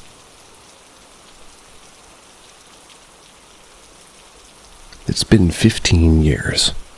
None of us really acknowledge what happened. But I talked to my brother about it yesterday. Decided to share the story when I came across this group. I'm going to share a few of the things I saw myself. Background. I was a 19-year-old female at the time. My ex-best friend was a 20-year-old male. My friend, I call my brother, a 25-year-old male cousin, and a 21-year-old female who's gonna be Peach. And it was two brothers named B1 and B2, one male we're going to call T, and one female we're going to call S, whose ages I don't remember. We're renting rooms in a big house in Brandywine, MD. The house was owned by the brothers' godfather, so we didn't pay much, luckily. This was during the pandemic, so we were home more than usual. And I wasn't visiting home much. It was 2 hours away, due to restrictions and, well, not wanting to get my elderly family sick. 1. Me and my ex-boyfriend were in the male's roommate room. They were playing the game while I was OTP and smoking. On the phone, maybe. And by the way, don't do drugs, kids. We were the only ones home since everybody else was at work. My cousin was running errands with my quote-unquote brother. The room door slowly opens, and we all freeze, especially me because I'm sitting on the floor close to the door. T told me to stop playing. I said I didn't do it. I said it in a sort of shaky tone. Then all three of us ran across the hall to me and my ex-boyfriend's room. While closing the door, we see one of the breakfast bar chairs in the steps, and that sealed the deal for me. That glasses, we call one of the ghost glasses because he wore glasses and was mean, was definitely messing with us. T then says he left his phone. We told him not to go get it, but he does. When he opens the door, the chair is now in the middle of the hallway. I started praying. I was terrified. We ended up barricading the door and falling asleep eventually. The chair was back at the breakfast bar. That's when B1 came home later that night and early the next morning after we had fallen asleep. Everyone except brother was home. Man, it was a bad storm going on. The power was on, but our service went out on our phones. And the chat feature for the games didn't work. Then the power goes out. So we all go downstairs in the living room to see if anybody else's power is out. But the other houses still had lights on. Now we all start to get antsy. BFF, B2, and T then go to the front door to open it and see if the storm is really that bad to only knock out our power. But the door wouldn't open. We eventually tried to open the door and it wouldn't open. I again start to pray because I'm terrified. And I mean close to crying. Everyone is panicking and trying to open the patio door and it won't budge. Then the basement door opens. We are also allowed in the basement per the owner's request. I ran upstairs. I got the sage because absolutely not. Glasses go back down there and leave us alone. Or I suppose I should put it as, glasses, go back down there and leave us alone. There we go. I can't find the sage, so I have my crystals and I start saying the Lord's Prayer. And at that point, I'm terrified about to piss myself. We're all in the living room together because we're scared to separate. Then brother comes in and we tell him don't close the door, but he does. He quickly runs everything down to him and he laughs and goes to open the door and it wasn't opening. The power cuts back on as I finish the prayer to myself for the third time, and the door finally opens, and our phones finally work again. I called my mom because I was shooketh. 3. We broke the basement rule. So this is our fault. But still scared as me, Peaches, and ex-BFF are in the basement, watching Once Upon a Time on Peach's TV. We had Peach's baby shower the day prior, and brought the TV down there. We all ended up falling asleep, which was strange because none of us were sleepy whatsoever. We wake up, we continue watching the show. Some time passes and the door in the basement to the part no one can go into for whatever reason opens. It opens slowly on its own. We all look at each other. If you're black, you know the look. We jetted up the steps. Peach made it first, then me, then my ex-BFF. We ran up the basement steps, then the winding steps to where our rooms are and went to Peach's room. I never stepped foot in the basement again. I was too scared to do so. 4. Not really something that happened, but I was sleeping on my bed. I was extremely hot. It's kind of unusual because I'm anemic and I'm always cold. Ex-BFF usually has the fan on in the room, That's because he gets hot easily. So I assumed he turned it off. I opened my eyes and glasses jumps at me. Full-on jumps at me, and I thought I was going to fall through my bed. I got up, went to his bed, got the remote for the TV because I knew I was not going back to sleep. I kind of did eventually, but I don't remember the actual falling asleep part. That house is the house that we do not speak about whatsoever. We all moved out and went our own ways. I only talk to brother now. Everyone else is either somebody that wasn't close, so we didn't keep in touch after the move, or sort of fell out with them.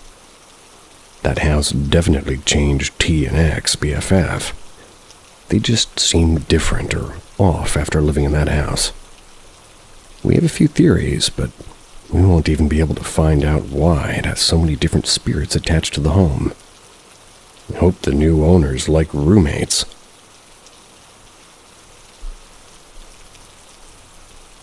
And I hope all of you have sweet dreams. See ya.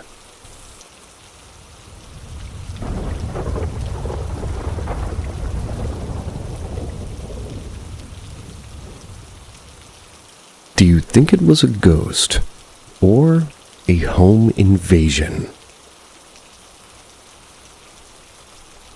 I live with my husband, my father-in-law, and my 3 dogs. English is not my first language, so bear with me, please. I was home alone with the dogs. One is my service dog, a gigantically oversized German Shepherd, scared of nothing.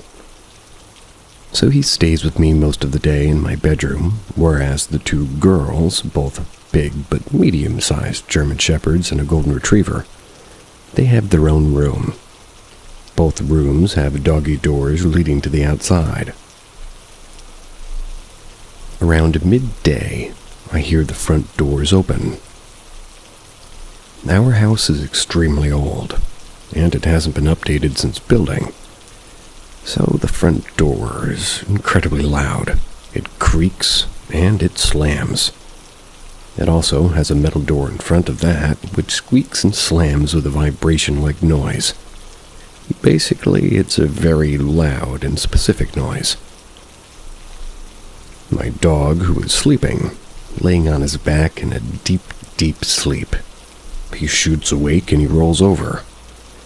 His ears standing fully up and looking at me with the most terrified look I'd ever seen on his face. His eyes looked like they were bulging out of his head. As the footsteps started around the house, he was tilting his head, trying to figure out the noise, and kinda almost whimpered. It was like he was scared and confused. The noises got further from my room, and closer to the back door. So my boy ran out. A few seconds later, after the door opened, and the footsteps started, the girls ran out of their room into the yard, which is what they do when someone comes home. Once everyone was outside together, after about 4 minutes of footsteps, the 3 dogs all went to look at the back door, but all eventually went back inside, since no one was there to greet them. The footsteps continued around the house for another 15 or so minutes, till they randomly stopped. No door opening or closing to let someone out. When this was all happening, I did not think it was paranormal at all. I thought it was my father-in-law, and that my dog was just being dramatic. I sort of giggled at his facial expression. My husband came home an hour later, which is when he pointed out that there was a big puddle of pee, albeit a decent amount had soaked into the wood by now. It's where my boy was laying on the floor. My dog is not old. He hasn't peed himself since he was 5 months old. And as a service dog, he has to be strictly potty trained and has access to the outside through his doggy door at all times. He had peed himself out of fear. I told him what happened since it explained the pee puddle. He called his father. His father had not been home. He was in fact hours away. We frantically searched the house, thinking that somebody had broken in, but nothing was gone or even moved at all. My father-in-law and husband both think it was my deceased mother-in-law. They had died in the house 16 years prior. My husband and I had an extremely bad fight the whole day before, so they think it's somewhat correlated. Although I definitely believe in the supernatural, I'm also a scientist and trying to think of anything else that it could be. But it doesn't make sense, and I'm very scared to be home alone.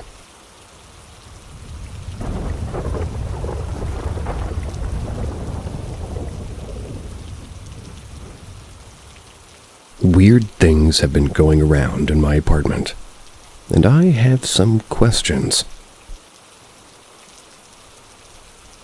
For context, my great-grandparents' grandparents, and my father, and soon to even be my mother, lived in this apartment before they had me, so it's pretty old.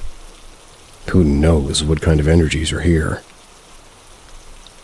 Nothing really happened when I was little, but when I was 10, I was hearing things fall in the kitchen, such as a cup holder and things that you keep on the table, and sounds in the balcony next to my kitchen.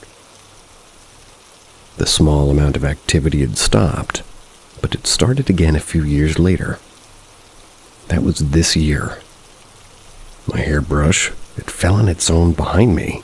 My hairspray fell, and when I placed it back, it fell again 30 minutes later, this time more violently. It rolled to the other side of the hallway. And how? My carpet is rather thick in the hallway and started around the area it fell on.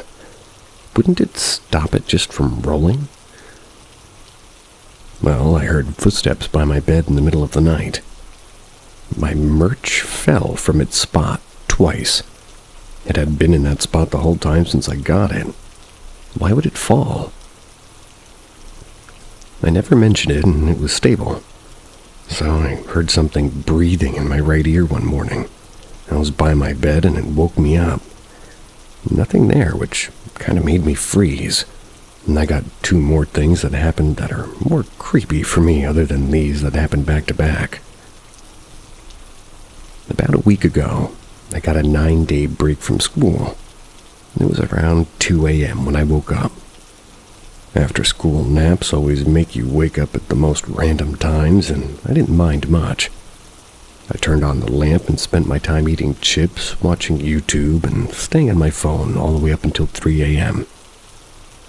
It got to be 3:25 a.m., and I was just laying in my bed with my chin on the pillow, phone in my hand.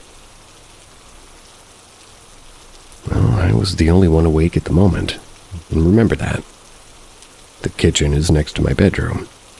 I think everybody knows the annoying sound of forks clattering against the plate when you let it down to talk or just chew.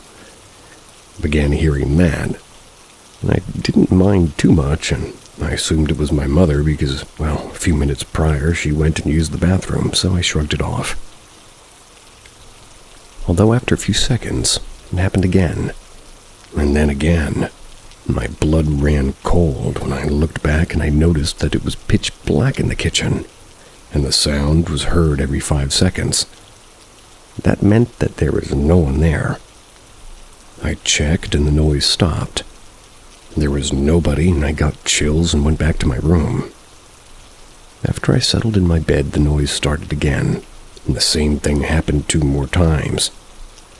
I realized whatever it was playing with me and annoying me. The same kind of annoying feeling you have when a drop of water keeps falling from the faucet that just won't stop. So I sat in the kitchen for about half an hour. Then I went to my room, and it stopped. I don't know what that was, but I was the only one awake, and I think it knew that it was just toying with me. Why try to make me go there? And now, yesterday at 9:30, I'm in my room once more. And I was just sitting with my chin on my pillow again with my phone, until I heard the chair in the kitchen rattling, and my cat running toward me scared. I was curious, and I froze as I thought of a reasonable motive as to why that happened, and the whole time I was staring into the hallway that was dimly lit. I swear I saw the height of at least a 6-year-old child run past my room and into the kitchen. I couldn't pull my eyes away. I'm sure of what I saw. It was solid, just a shadow, but I just saw legs, arms, and you name it. Now I'm just wondering, is it attached to me? And if yes, why? What are the motives? What does it want? Is it a playful or a harmless spirit? Is it a spirit or something else? How do I make it stop? Please help.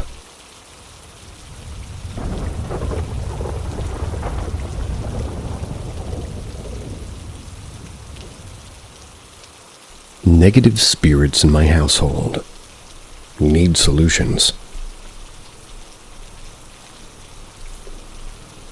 In July of 2024, I began noticing strange electrical sort of phenomena around my house. The color temperature of LED fixtures began to change. Lights would suddenly turn on, despite the fact that no one was actually, flipping the switch. Then came the bodily sensations. Initially, some ghostly thing touched my body. Then it graduated into a not unpleasant sexual encounter. Having not been previously acquainted with the paranormal or supernatural, I wasn't particularly worried.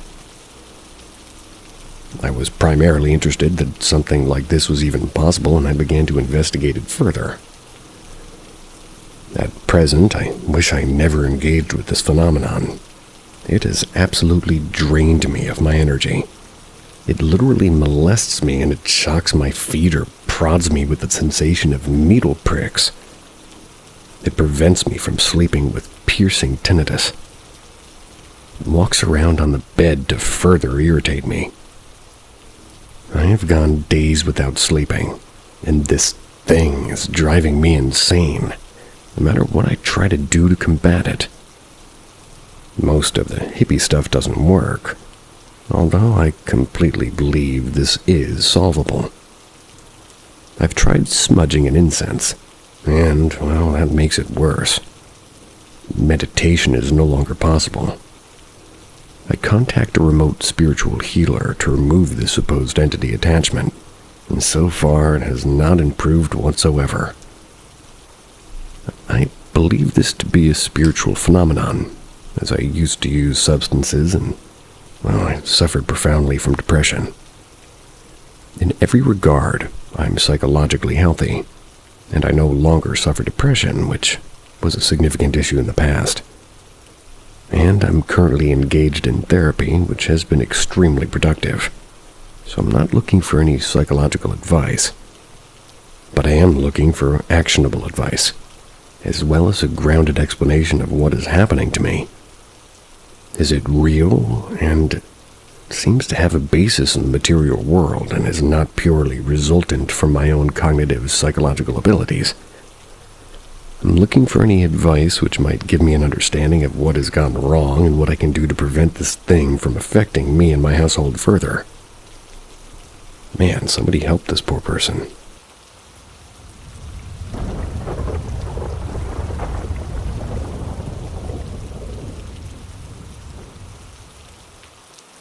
Weird camping experience. Any insights? I was out camping in Canada with a friend, a boreal forest region, if that's any use. And this is something which I'd done many times before with no issues. We ran out for a weekend and had already stayed one night. We were preparing for the next night. I went off to get some firewood. I was out there for a fair bit of time, since it didn't want to run through the night, and my friend was watching the food that we were cooking, and not really sure how I got myself turned around, but I managed to get lost even with my flashlight. And like an idiot, I had forgotten my whistle in my other jacket pocket. For anybody who goes camping like this, don't repeat what I did. and just assume the camp isn't so far away, because I did. And I ended up much further away before I had the sense to shout. I didn't want to look like an idiot who'd gotten lost 10 feet from camp, so I just kept on. And by the way, that's how you die of hypothermia. As I'm trying to find my way, I could hear noises. I've been in the bush many times, and I'm familiar with animal sounds. But this was like an odd wail, or like a grieving sound that lasted a little bit. Not like that of a wolf howl, but something that made me feel dread right away. It was really unnerving. But at the time, I figured it was maybe a distant road sound carried through the trees, or maybe just the wind howling. It didn't sound like a cougar or anything I was familiar with. This is the point where I decided to start shouting, and listening for my friend to call back. I did have a flashlight with me, but if you've ever been in the forest with snow coming down, it can still be very difficult to see, which is why it's so hard to trust my own judgment at this point. The sounds continued again, and I saw something perched onto a rock. It looked like a canine, in a way, I guess, but its body was just too large. Didn't look like any wolf or coyote I'd seen. It had 4 legs, and its face was unnervingly angular. Its eyes were large, and it was looking at me. What scared me a lot was most animals' eyes will shine back if light hits it, but its didn't, and worse still, it didn't move when I yelled or postured at it. It was completely still and just watching me for a bit. I couldn't tell if it was black or brown or gray. I don't know why, but I started to cry. I felt sad the more it looked at me, but I can't place the feeling exactly. Like how you cry at a funeral is how I felt, like just a very oppressive emotion mixed with fear, the fear I was already feeling. Its eyes are burned into me still, and the sounds. The best way I could explain it is like they were wide and deep like the sea, searching me for something. I just turned back and started moving again, shouting until my friend found each other by our flashlights. I didn't tell him what I saw because it was just too ridiculous. I was already frightened and disoriented by the time I saw the creature. There's a million possibilities. All I have is that feeling of dread that stayed with me, like a piece of me got taken. It never lunged or attacked or anything, it just kept waiting and kept staring. Never saw any tracks in the morning, and we left soon after that. I know it could have been anything, and that the human mind does play tricks on itself, especially since I was already primed for being scared when I got lost. But I just have this conviction that it wasn't that. It felt like I wasn't on Earth when I looked at it. Out of body, maybe. I am confident enough to say that it wasn't natural.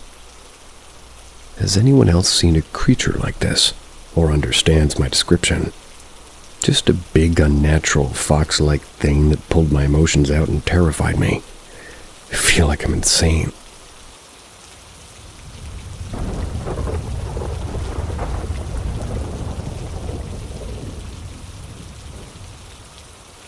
I know this sounds crazy, but I'm 100% sure that I've been hexed. This is gonna make me sound schizophrenic, but bear with me here. I had a really bizarre dream last night. I was in a relationship with a white Muslim woman decades older than me. They wore a blue hijab. She was not at all the type of person I would be attracted to in real life, but in the dream I thought she was beautiful. We attended this lecture on Rosicrucianism. That was together, and, well, Justin Bieber sat down next to me. He was kind of obviously on something, and he was hitting on me. It was pissing me off. I found the secret room in the building, and there were 3 different doors marked with the symbols of the different Abrahamic religions. I opened the door with the Star of David on it, and I found myself in a bedroom. My dad was in there, except he wasn't my dad. He was this weird, overly cheery stock photo caricature of my dad. He was trying to act normal, but he was packing a suitcase while he was talking to me. I visited a gift shop in the building with one of my friends, and there was this old guy at the counter. He was trying to sell me this crystal necklace. The crystal was black, and it looked like it had specks of blood inside it. I told my friend about this dream yesterday. She said she believed that I'd been hexed. She said that if somebody tries to force something on you or sell it to you in a dream, that's a sign you've been hexed. She also said that if someone tried to feed you something, especially if it's a dessert, you have been hexed. I used to have a friend who dabbled in black magic.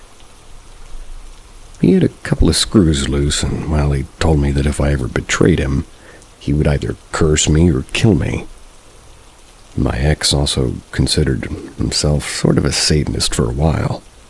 He was also trying to convince me to let him give me a vial of his blood, and he would beg me to give him my personal belongings, such as my clothes. Oh boy. There were a couple of strange happenings in a row at work right before I got laid off. One day I noticed that the woman at the register in front of me was staring at me. I tried to ignore it, and later my manager asked me to go over and help said woman's bag groceries, so I did.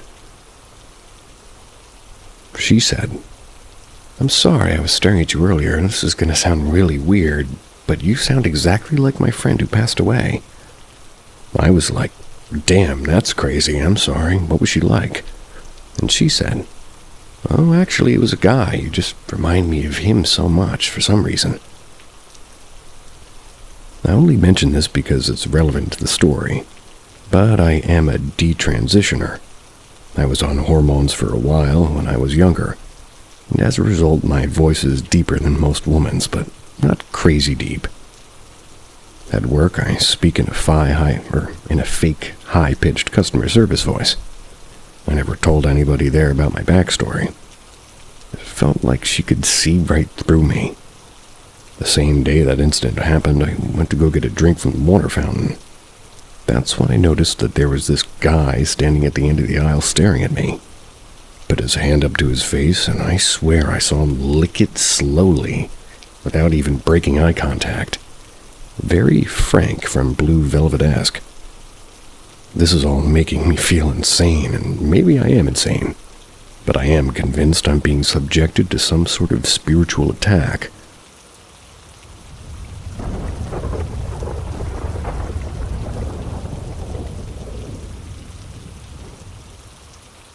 Military man haunting me and my townhouse. A lot of people wanted random updates as time went on. I didn't think I'd have one so soon, but since my last post, some stuff has happened that's definitely left me a little baffled or, confused. For starters, last night I couldn't sleep. So just for a bit of giggle, I bedazzled a couple of my Hello Kitty coasters and put them on his table. What better combo than a cigarette and a cold beer? And of course, everybody needs a Hello Kitty coaster for their cold beer. So I made him 2, put them on his table. If he didn't like them, it would be no problem, I'd just remove them. I walked back upstairs and I sat in my gaming chair. Maybe 2 hours passed by before anything happened. I always keep my bedroom door closed. That's because I like it that way. I heard 2 knocks, and they're pretty loud, but not aggressive sounding. Just firm, I guess. But it definitely scared the hell out of me enough that I jumped. I sort of stared at the door for a while. That was before getting up and opening it. Nothing was there, obviously. All the lights were still off, and I got a little bit worried that he didn't think my joke was funny, so I immediately went downstairs to take the coasters back. They were both side to side by his ashtray, one on the left of it and one on the right. I take that as a sign that maybe he did like them because I had simply just put them together in front of his ashtray. But the thing that's genuinely confusing me is that I don't know where to go from here. I'm a big Call of Duty fan and always have been since I was a little girl. So, I grew up with a rough older brother, and that'll kind of do that. So, I own a set of dog tags that belong to the character Keegan Russ. I wear the dog tags 24/7, never take them off. Just a habit I have. I woke up this morning to my tags missing. I immediately thought that they finally broke, so I searched my bed only to find nothing. I scoured my room trying to find these dog tags for at least an hour before I finally gave up and just added them back into my cart to buy again. I continued with my morning and did random things before I went downstairs. And lo and behold, there, smack dab right in the middle of the table in the ashtray. I stood there because I didn't know if maybe that was his way of taking them, or if for any reason he thought maybe they were his somehow. I left them in the ashtray because I'm not sure if this was just a funny little retaliation to my joke, or maybe there's some sort of attachment there with them. If he wants them, he can have them. No problem at all. I guess I'm just extremely curious as to what to do now about it. Any input would be wonderful because I'm super curious about what the situation could be on this.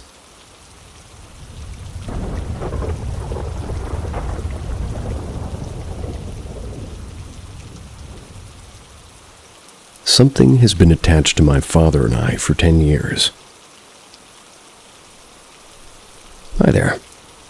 I'm a 21-year-old male from the Southwest. Lived alone with my dad for, going on 15 years now. For some context, my dad is not a superstitious person, nor does he believe in the paranormal. My dad served in Desert Storm and the liberation of Kuwait. When he came back and started a family, he kept a box of stuff he found and took from those countries during his tours. One of these things is an old gas mask that was taken from a POW, along with a ton of random memorabilia and knickknacks, most of which are in Arabic or are extremely weathered. Ever since I was a kid, my dad's room gave me the creeps. My hair would stand up on the back of my neck, and I always felt the urge to run when I had my back turned to his door.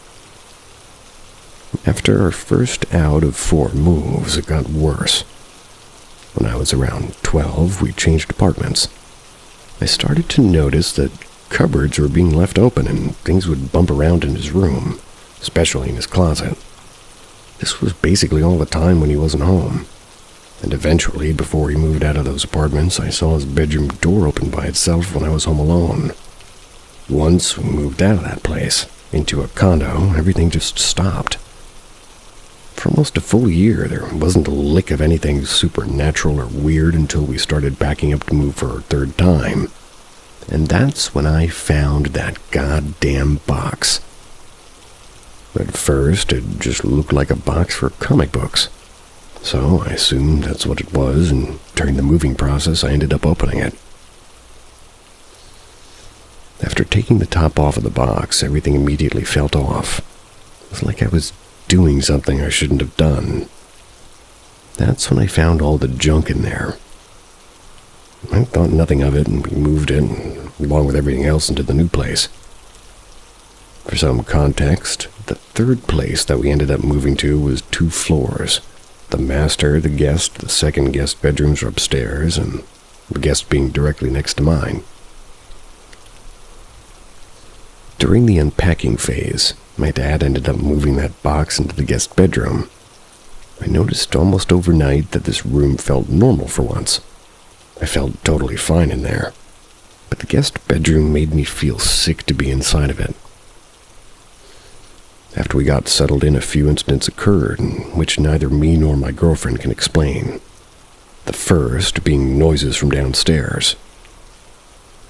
While we were upstairs, usually a low tone sound, kind of like throat singing or maybe a dragging sound. Then we would hear steps almost behind or maybe even above or going up and down the stairs.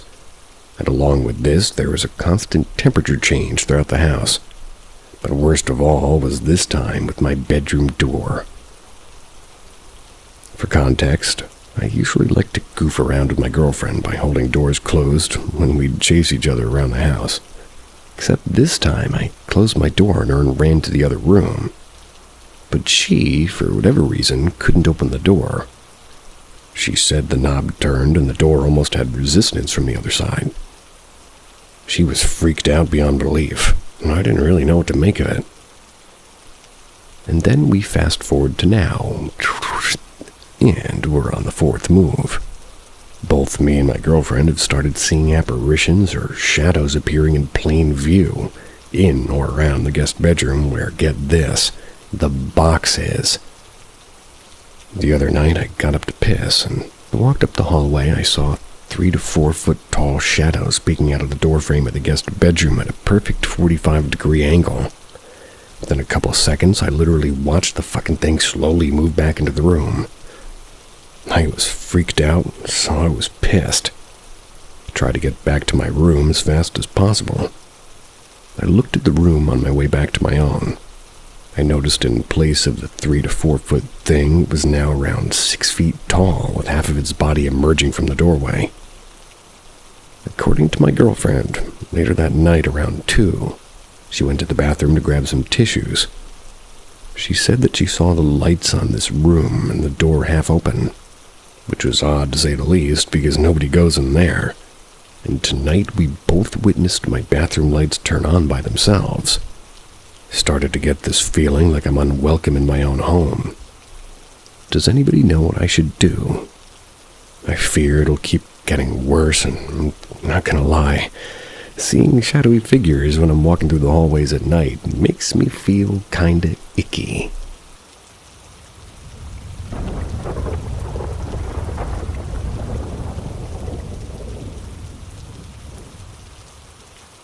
Just involuntarily astral projected again. WTF. I tried to train myself to astral project. That was when I was 12, and as a result, I ended up getting really good at lucid dreaming. I can also astral project, but I can never control when it happens. Usually, I have limited control over my quote-unquote movements when it does happen. It feels a lot different than a lucid dream, though. It's hard to explain, but when this happens, I can feel myself rise out of my body. Sometimes I immediately get transported to somewhere else. Sometimes I don't. Can't control this either. Before I was even close to falling asleep for the nap I just rose out of my body. I got transported to a road that ran through some wilderness. Someplace where it was nighttime. And by the way, it's the afternoon where I'm at. So I was flying fast down and above the road, but it felt like somebody else was pulling me. Since I knew what was happening, I said out loud, "I know I'm astral projecting again. Can I please be in control this time?" And I was gently placed back into the ground, on my feet. Began to just walk to try to explore, because for once I wasn't terrified about what was happening. I was actually interested in exploring my surroundings. Then, quite rudely, I was transported right back to my body again. It was like I was laying down where it was, but I wasn't in my body, if that makes sense. You would think this next part was sleep paralysis. But no, I get that too. The feeling is remarkably different. I looked over to the side of my head, and a white, bald guy in blue scrubs was standing over my bed and watching me. I yelled, "What the fuck?" Then I just sat up. And this is the difference with sleep paralysis. You can't move at all. But with astral projection, you can move your spirit. He seemed kind of shocked that I saw him, like he just got caught. He backed up toward my bedroom door. So I shouted at him again, "Who are you? Get out, leave. You're not welcome here." as you do if a ghost is bothering you. He made the arm motions that said, "Okay, okay, okay." You know, similar to the "I surrender" gesture. He bowed and walked out of the door. And as he bowed, the space where the top half of his body moved from, it was black like a shadow. Then I just rose out of my body, by my choice this time, and floated around the room and saw my body still in my bed. Started getting that panicky feeling I usually do when I astral project, that I'll die if I don't return to my body immediately. So I floated right back to it. I got back in, and a few seconds later, I was able to quote-unquote wake up again. This whole ordeal took maybe half an hour. I was a little more in control this time than I normally am. And this is the first time I had absolutely no trouble getting back into my body once I tried to. But who or what was that guy in the blue scrubs? Mind you, that's no sleep paralysis demon. He looked normal.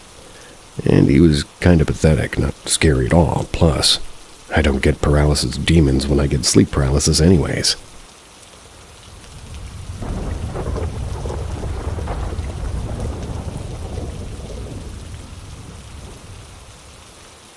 Night in the Appalachians. So my girlfriend and her friends invited me to stay at a small cabin near bed and breakfast. It's in the Appalachian Mountains near Seven Devils. The idea was to just go up there to enjoy some snow tubing, and then maybe some light drinking, hot tub, and board games in the cabin afterwards. So the cabin was pretty high up in the mountain, and the drive up to it was kind of scary. Single car-length road for the most part.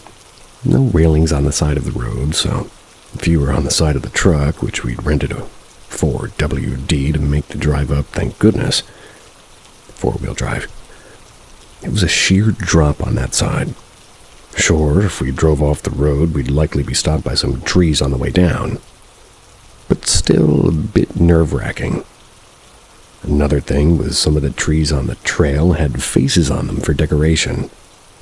I think they were supposed to look cute, but they just looked kind of unnerving for most of us. Really should have taken pictures, but was too anxious during the climb. The cabin itself was almost at the top of the mountain and fairly small. A small living room with a very tiny and narrow kitchen and 2 bedrooms. Hot tub on the lower porch because the cabin itself was basically in the 2nd floor, so you had to go up the stairway to get into it. Key to the cabin was a lockbox. So, no special door lock option, just an old-fashioned cabin. We came back in after snow tubing, and then after dinner, and others drank enough to get buzzed, whilst I only had a glass of wine, since I have a condition that makes it dangerous to get too much alcohol in my system, so relatively sober. I enjoyed the hot tub as planned, witnessed a beautiful shooting star, then played board games after that until maybe 1 a.m. That's when we all went to bed.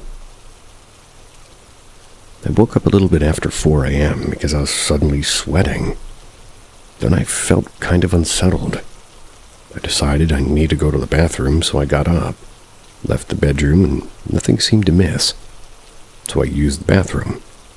When I left the bathroom, the front door was wide open. Naturally, I felt immediately uneasy. But again, this was a small cabin, so there was nowhere for any intruder to hide. I could easily see the entire interior of the cabin from the tiny hallway. I decided maybe the last person through the door last night after the hot tub didn't fully close the door and lock it. At least appropriately. That's because there is a sign by the door that says, "Close door firmly." And it was fairly windy outside. I mean, that wind was howling out there.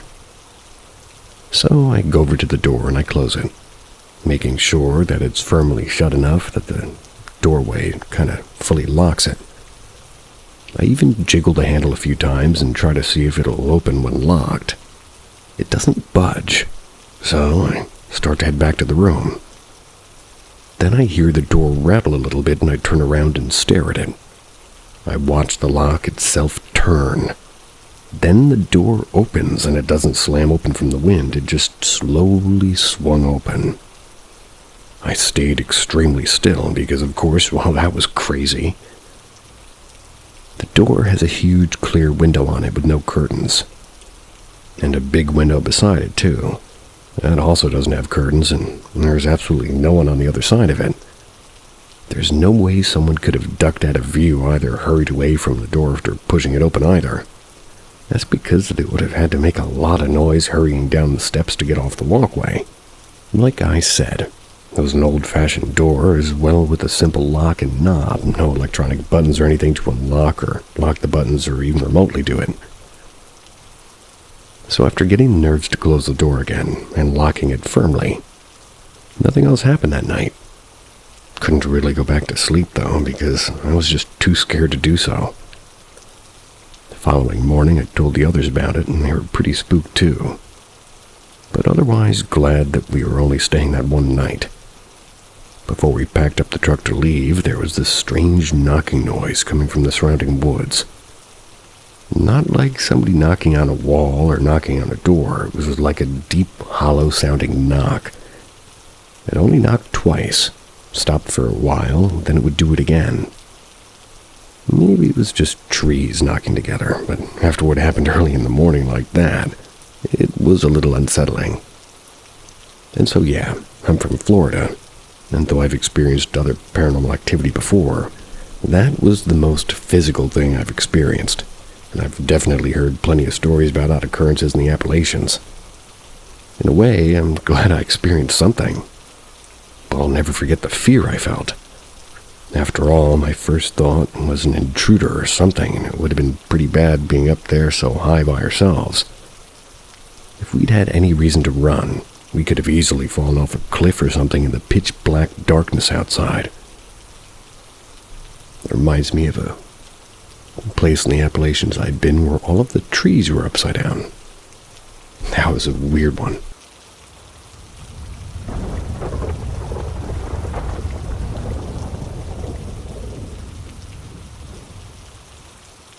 It was made of static and void.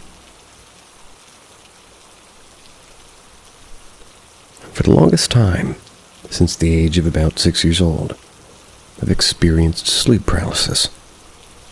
Before it started happening, I experienced a really terrible dream of a tall humanoid-shaped monster that was fully black. Not a shadow figure, not a person shrouded in darkness. This thing was made of void. Basically, in a dream I heard a loud roar. It was outside my 2-story bedroom window. I looked outside and I saw this thing standing underneath a corner street lamp. No visible features beside it being tall, like maybe 8 foot. It was humanoid in frame, and the roaring noise was coming straight from it. I would then run downstairs, and my family would surround me like they were trying to guard me from this thing. But each time I turned around, a family member would vanish, and then once they were all gone, everything would go black. This roaring got louder, and then I'd wake up. I would only experience this dream once, but it got followed first by brief bouts of what I feel is astral projection, or perhaps out-of-body experience, which only occurred in my grandma's house for some reason. I would wake up and see myself in bed and then feel this sort of pulling sensation. It would lead me to the front door. I would stare at them and feel the sensation that something was on the other side of the door and wanted me to come outside. Nothing spoke and there was no noise, but I felt this draining and foreboding sensation when I stood looking at the door. I would wake up extra tired the following day. This was a reoccurring experience, and it was only at my grandmother's house, which I fully believe was haunted, and I can explain that later. The sleep paralysis was far more random.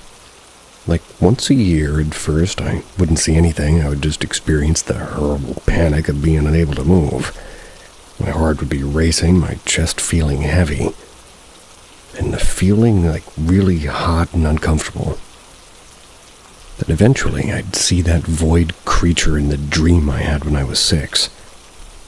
It never did anything. It was silent this time. But there was a fuzzy, crackling noise coming from it. It was like static. And again, it looked as if my hand would disappear if I were to try and reach out and touch it. Each time I would have sleep paralysis, it would be closer to me. Like it was just inching closer each time I had an episode. The last and final time I saw it, I was 21, and it had actually been a couple of years since I experienced sleep paralysis. So I had brushed it off for the longest time. But one night I woke up feeling extremely hot, and the void figure was just standing directly next to my bed looking down at me with this bright burning red eye. The room itself was also a hazy, deep red, as if I was in a photography darkroom. The static noise was pretty loud. Sounded like this thing was speaking. I couldn't make out any actual words. Its voice was deep and kind of had a vibration to it. Oddly enough, I didn't feel fear as I stared up at it. I just stared at it for what felt like maybe a minute, then closed my eyes and went back to sleep, as if I just couldn't be bothered with it. I didn't even remember it until midday the following day, and that's when I was scared. But nothing further happened after that. At least for a while. No sleep paralysis, no void figure in dreams, nothing. It just stopped. It wasn't until I was about 30 that something happened that shook me up pretty badly.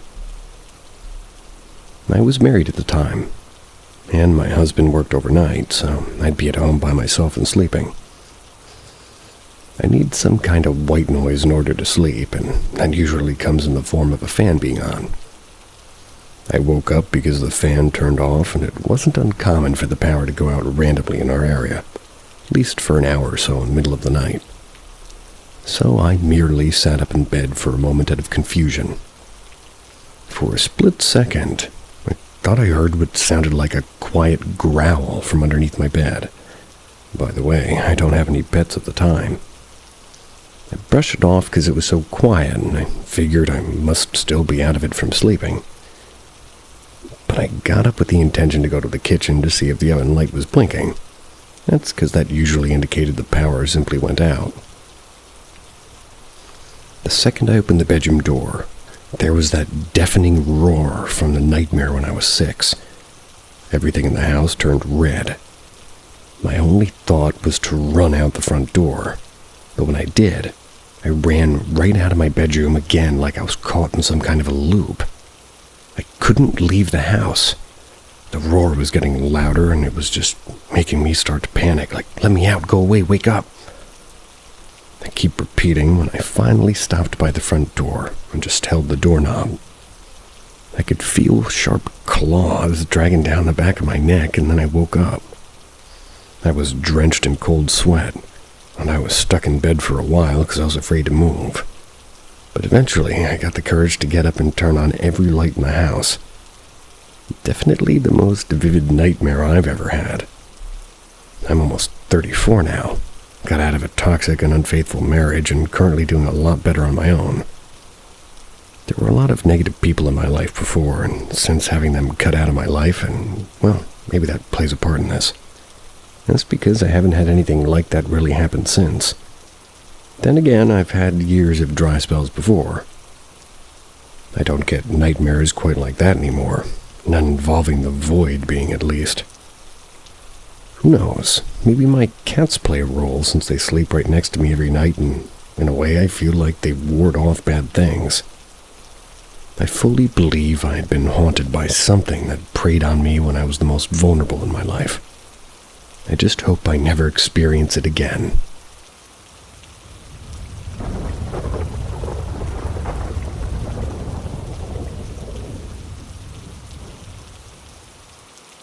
Had a baby recently and creepy dreams.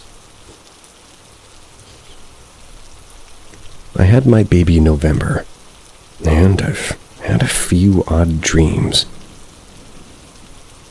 So I've had the normal encounters with my baby. Baby can see deceased relatives. I had a dream with my dad, who's deceased, walking through the kitchen, seeming to grab tomato or bananas from a basket. I remember saying, "Dad, Dad, Dad, turn around, look at me." But it's like he didn't know I was there. That's the only dream I've had of my dad recently. Passed away in 2012, and occasionally I'll see him in my dreams. The bad, creepy dreams. Well, I've had 2 dreams so far, something I can't see trying to grab or take my baby. In one dream, a ghost distracts me in my bathroom. Then I think, my baby, and I walk out and there's 3 versions of my daughter. Literally 3 of her. I pick them all up and keep them close to me. These dreams have happened in the past month. My baby has night terrors sometimes, and I know, it's quote-unquote normal.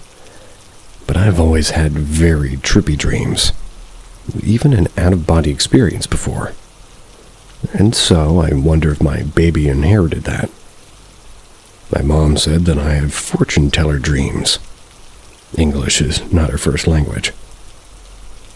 My mom warned me to not go to a cemetery. She said something will follow me out. I've never been to one. My daughter, I observe her when she sleeps in my arms, and her eyes will roll up in her head quickly and she'll begin to squeal like she's really scared. I kiss her and I say, "I'm here, the ghost can't get you, don't worry." Then she goes back to sleep. Also, my mother-in-law had a night terror where she said she saw me walk through her bedroom and out the door. She said that she's never had sleep paralysis before or a dream like that one.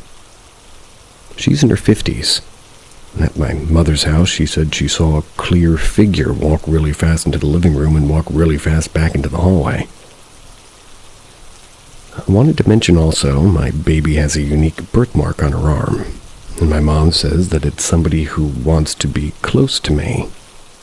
My mom is an East Asian, and her country has old shamanic spiritual beliefs. So should I be concerned about the weird dreams? Anything I can do to deter something that isn't my dad or a deceased relative?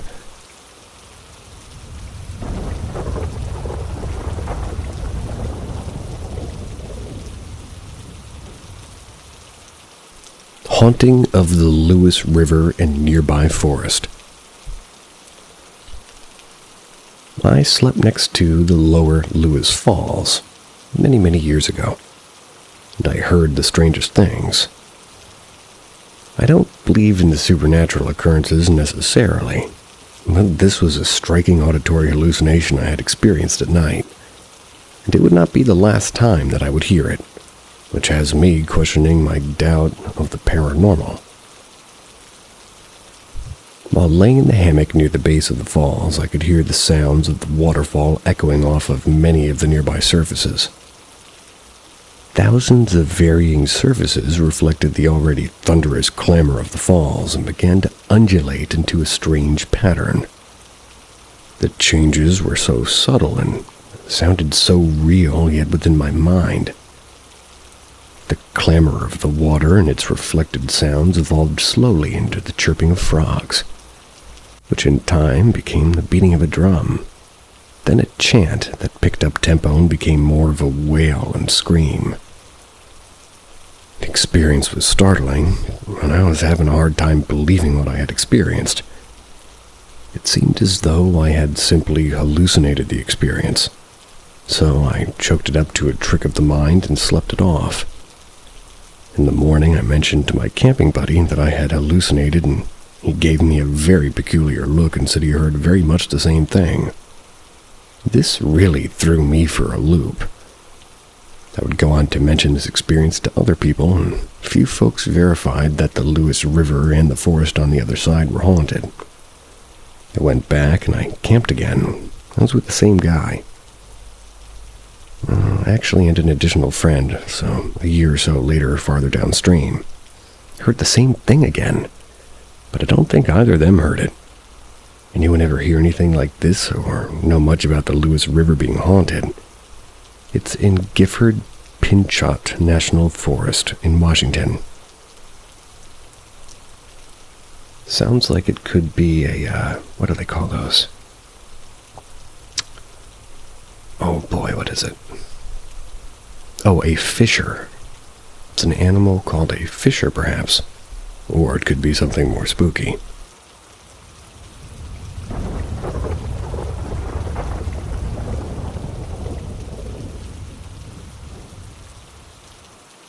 Ghost boy saves my life. Freshman PE, swimming unit. I'm hanging out in the pool with my friend and some of the rest of my classmates, and I decided I want to see how long I could hold my breath. So I plunged underwater and proceeded to push all the air out of my lungs and just sit there in the bottom of the pool. All I could hear was the pounding of my own heartbeat. That's when all of a sudden I hear the voice of a young boy say out loud and clear, "Please breathe." I leap out of the water and I look around thinking it was one of my classmates, but no one was even near me. I told my friend about the experience, and he was just as tripped out as I was. Although it was weird, I just put it off and I proceeded with my day. A week later, I'm waiting to get picked up after school in a different spot than I usually did. This spot was at the bottom of the hill, right next to the gym and pool. My mom had been running late, so I was just wandering around to kill time. That's when I noticed a memorial rock. Thought it was strange that there's a memorial rock in such a random place by the gym. I'd assumed it was for a student. I looked closer and read the name Zerky Rainey. Thinking it was interesting and kind of sad, I took a picture of it, sent it to my friend, same one from the pool. He texted me back almost immediately with a chilling message. "Look at the death date." I looked down and I read it. My heart stopped and I went cold and my body went completely numb. The death date said September 12th, the exact same day I'd had the experience in the pool where a young boy had told me to breathe. Naturally, when I got home, I pulled out my computer and looked up Zerky Rainey. Turns out he was a 4-year-old boy who was run over by a truck right there where the plaque stood. I always felt like that day I had scared the boy into thinking I would die, just like he did. Obviously, I was nowhere near drowning, but a 4-year-old wouldn't know that. The voice was so clearly a young boy, and I'll never be able to understand or not hear it again. His father actually wrote a book called Letters to Zerky, which I read. It's a beautifully sad novel. I'll never shake the feeling that that little boy saved my life.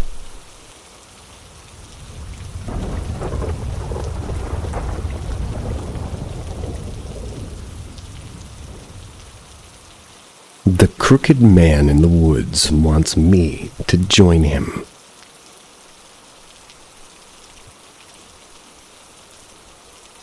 Growing up, I spent a lot of time living with my grandma at her place. Now, for context, my grandma did not live in a house. She lived in a cabin in the middle of the woods, completely off-grid on a multi-acre property. No power, no water, nothing. There was a generator that we would use for about an hour a day to use basic amenities and whatnot. But for the most part, it was dark and cold. Living off-grid also means that there's no bathrooms, only outhouses. So, that being said, any time you needed to use the restroom, you had to walk a pretty long distance from the cabin to the outhouse. Maybe about a football's field in length or so. During the daytime, it's not a problem at all. You can see it's not really as intense. However, at night is a different story. One night while I'm staying with her, I had woken up desperately needing to pee. Usually, if I needed to go in the middle of the night, she wanted me to wake her up so she could walk me. But I was feeling independent, or as independent as 10-year-old me can feel. Quietly, I got out of bed, made my way to the door, grabbing a flashlight as I went. I started walking through the dense woods to the outhouse. That's when I heard a branch snap in the distance. Now, at this point, I was already deeply regretting not waking my grandma up to walk with me. But hearing an animal or something walk not 40 feet from me scared me, so I just froze. My mind immediately went to thinking it was a mountain lion or another aggressive animal. When I pointed my flashlight in the direction of the sound, my heart hit the floor. There, standing less than a rock's throw away, was a person. I was completely frozen in place, not being able to process what I was seeing. It wasn't a normal person. Something was wrong, very wrong. Their face was contorted into a vile grin, teeth bared, neck tilted. They were standing weird, their stance wide but their shoulders hunched, with that tilted neck. It looked unnatural. At this point, I'm not even sure I was breathing. I remember the flashlight in my hand shaking so bad I couldn't tell if the figure was moving closer to me or if it was just a trick of the light. And that's when it started to beckon me. Its contorted body began moving its arm, trying to summon me to it. It was like watching somebody try to beckon their pet. And while it did this, it grinned widened, and it was impossibly wide.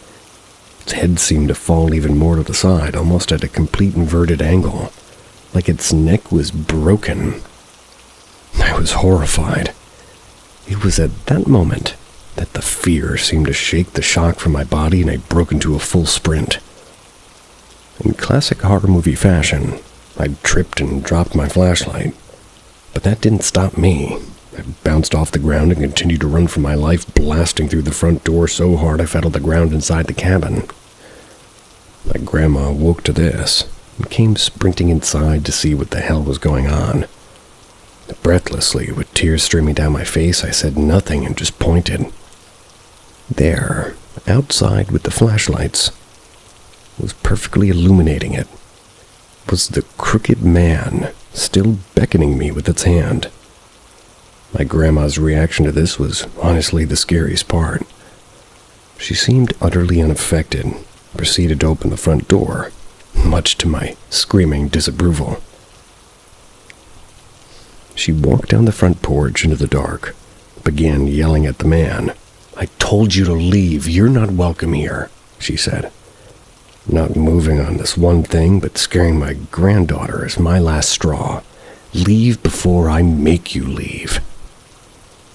And with that, she came back into the cabin and locked the door. I stood there in complete shock. "Grandma, why is that man at your house?" The fear was still sort of riddling my body, and her response made my body run cold.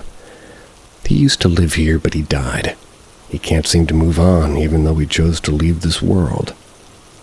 I was floored. "How did he die, Grandma?" I asked. "My grandma, the ever-so-honest woman," she says, and she was telling me exactly how. "He hung himself in those trees over there, and that seems to be where he stays."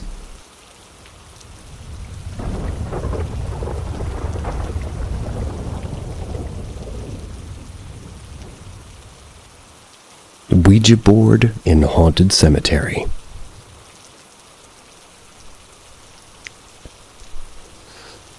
For some backstory, this happened in Greenwood Cemetery in Spokane, Washington. The Greenwood Cemetery here is locally famous for being haunted.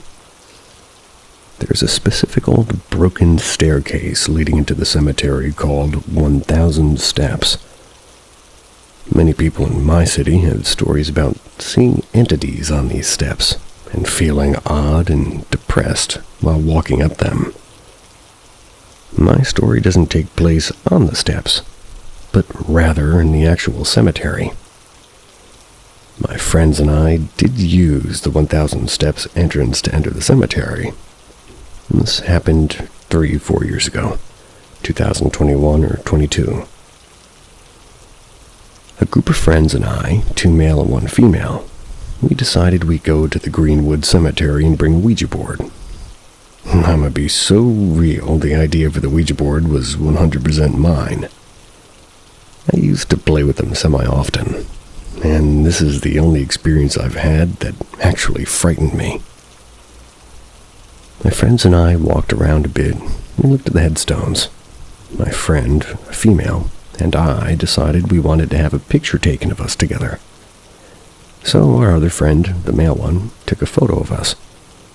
Immediately after the photo was taken, male one showed us the weird entity standing behind me in the photo. In the picture, I'd blocked out my friend because I'm really not sure if she'd want to be associated with this online. We began looking in the area behind where we had taken the photo for anything that could have caused the shadow-looking thing behind me.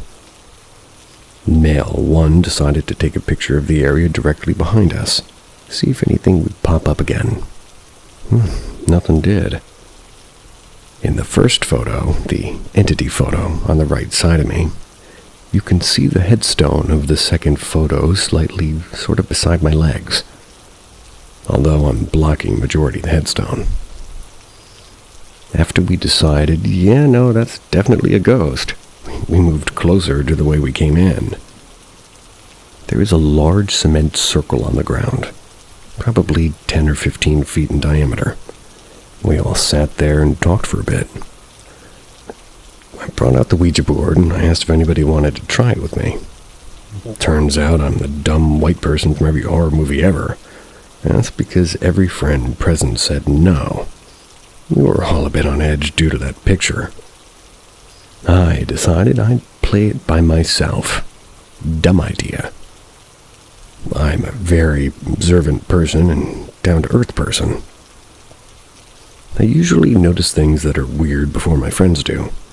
But for some reason, while playing with the Ouija board that night, felt like my brain had gone a bit fuzzy.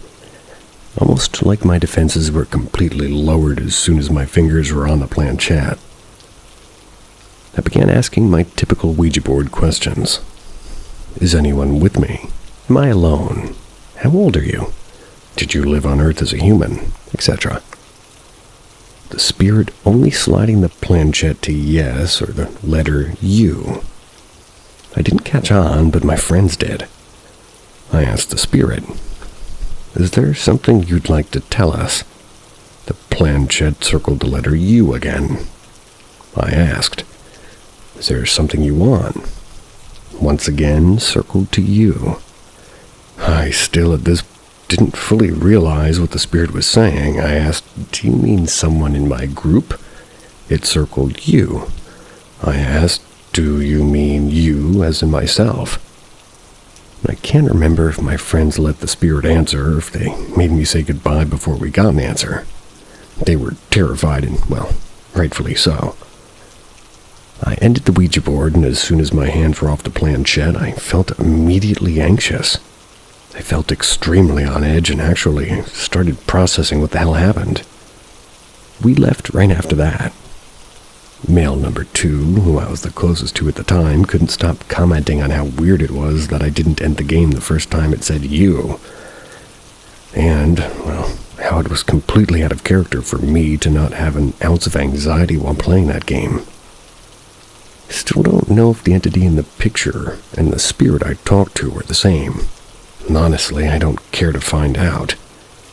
I wish there was more to the story, but alas, I don't think anything's attached to me. I don't have any unusual things happening after this.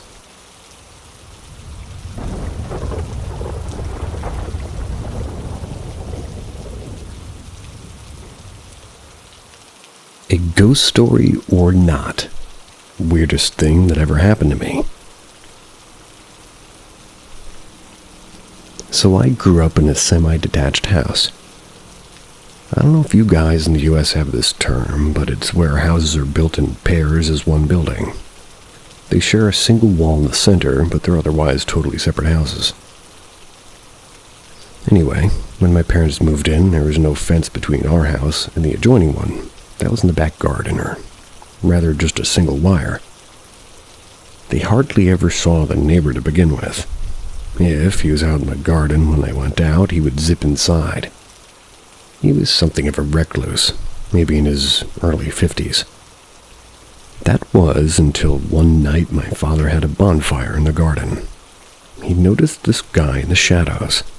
He called to the guy, who came over and joined him at the fire. The chap's name was Jack. He was a very interesting character. He worked on the railways, and this was the early 80s. Don't recall exactly what, but it was something involving a lot of manual labor. He had built a machine workshop in his garden, all powered by a big coal-fueled steam boiler. I was too young to remember much, but apparently it was quite something to behold. He was a lonely single guy, but soon became a good friend of the family. We could just go over there and hang out, run between the gardens as we pleased, because he enjoyed the company. He was actually a really nice guy. Anyway, roll on a few years, and there's a giant thunderstorm. The next morning, Jack was found on the pavement between his house and ours. He had a heart attack. It looks like he was trying to get our house for help or get to it. My parents realized after the fact that he'd been banging on the wall for help, but the commotion of the storm. They just had heard the noise, but not really put two and two together that the neighbor was trying to make contact. Shortly after, a new couple moved in.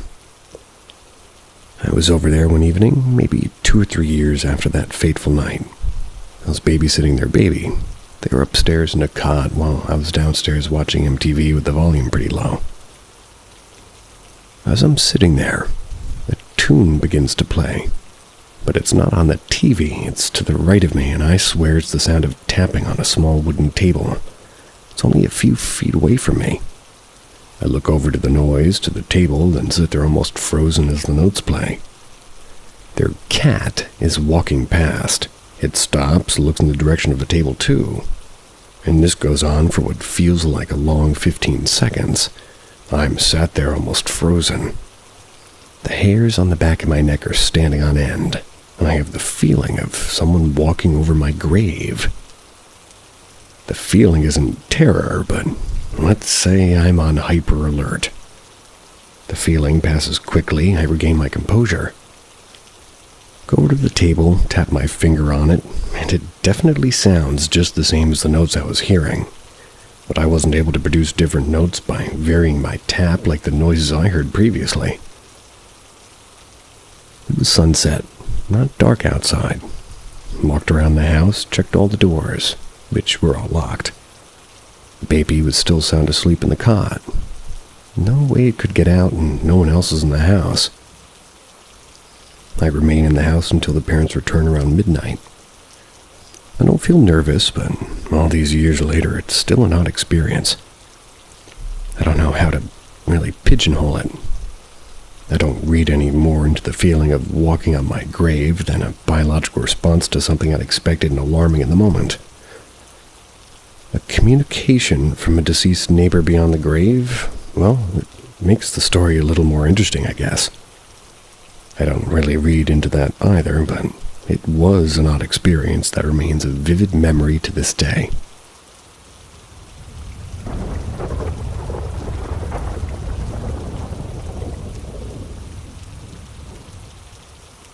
Welcome to Paranormal M, your portal to haunting mysteries and spine-chilling tales. Subscribe now and tap the bell. Stay updated on our captivating episodes. Are you ready to embrace the unexplained, weird, animal-like thing? Since I'm a kid, I've been susceptible to all energy, or whatever you'd like to call it. After I started living with my boyfriend, who was also pretty susceptible himself, we've been learning more regarding the paranormal stuff. So, for the last 2 or 3 years, we were able to feel the atmosphere, like where we live if said energy was bad or spooky. We think that maybe some sort of portal opens up, and it allows things to get wild. As when we get that feeling, awful things happen in our city. Like violent crimes, abuses, and fires, and you name it. I'll get into the portal thing in the next paragraph. The first time I saw something weird, I was with a friend walking my dog. It was almost midnight, and we felt observed. We were at a parking lot. My dog was nervous. She was looking behind her all the time, and she was silent, which is pretty rare as she's a Shih Tzu, and God knows they're insufferable little creatures when barking. We decided to go back home as we were walking toward the exit, and we saw this polar bear kind of an animal. It was big, like really big. And the thing was extremely fast, but it seemed hairy, white, and skinny. The head reached the top of a car window nearby, and the legs were outwards. I don't really know how to explain it, but it looked like the knee bent backwards.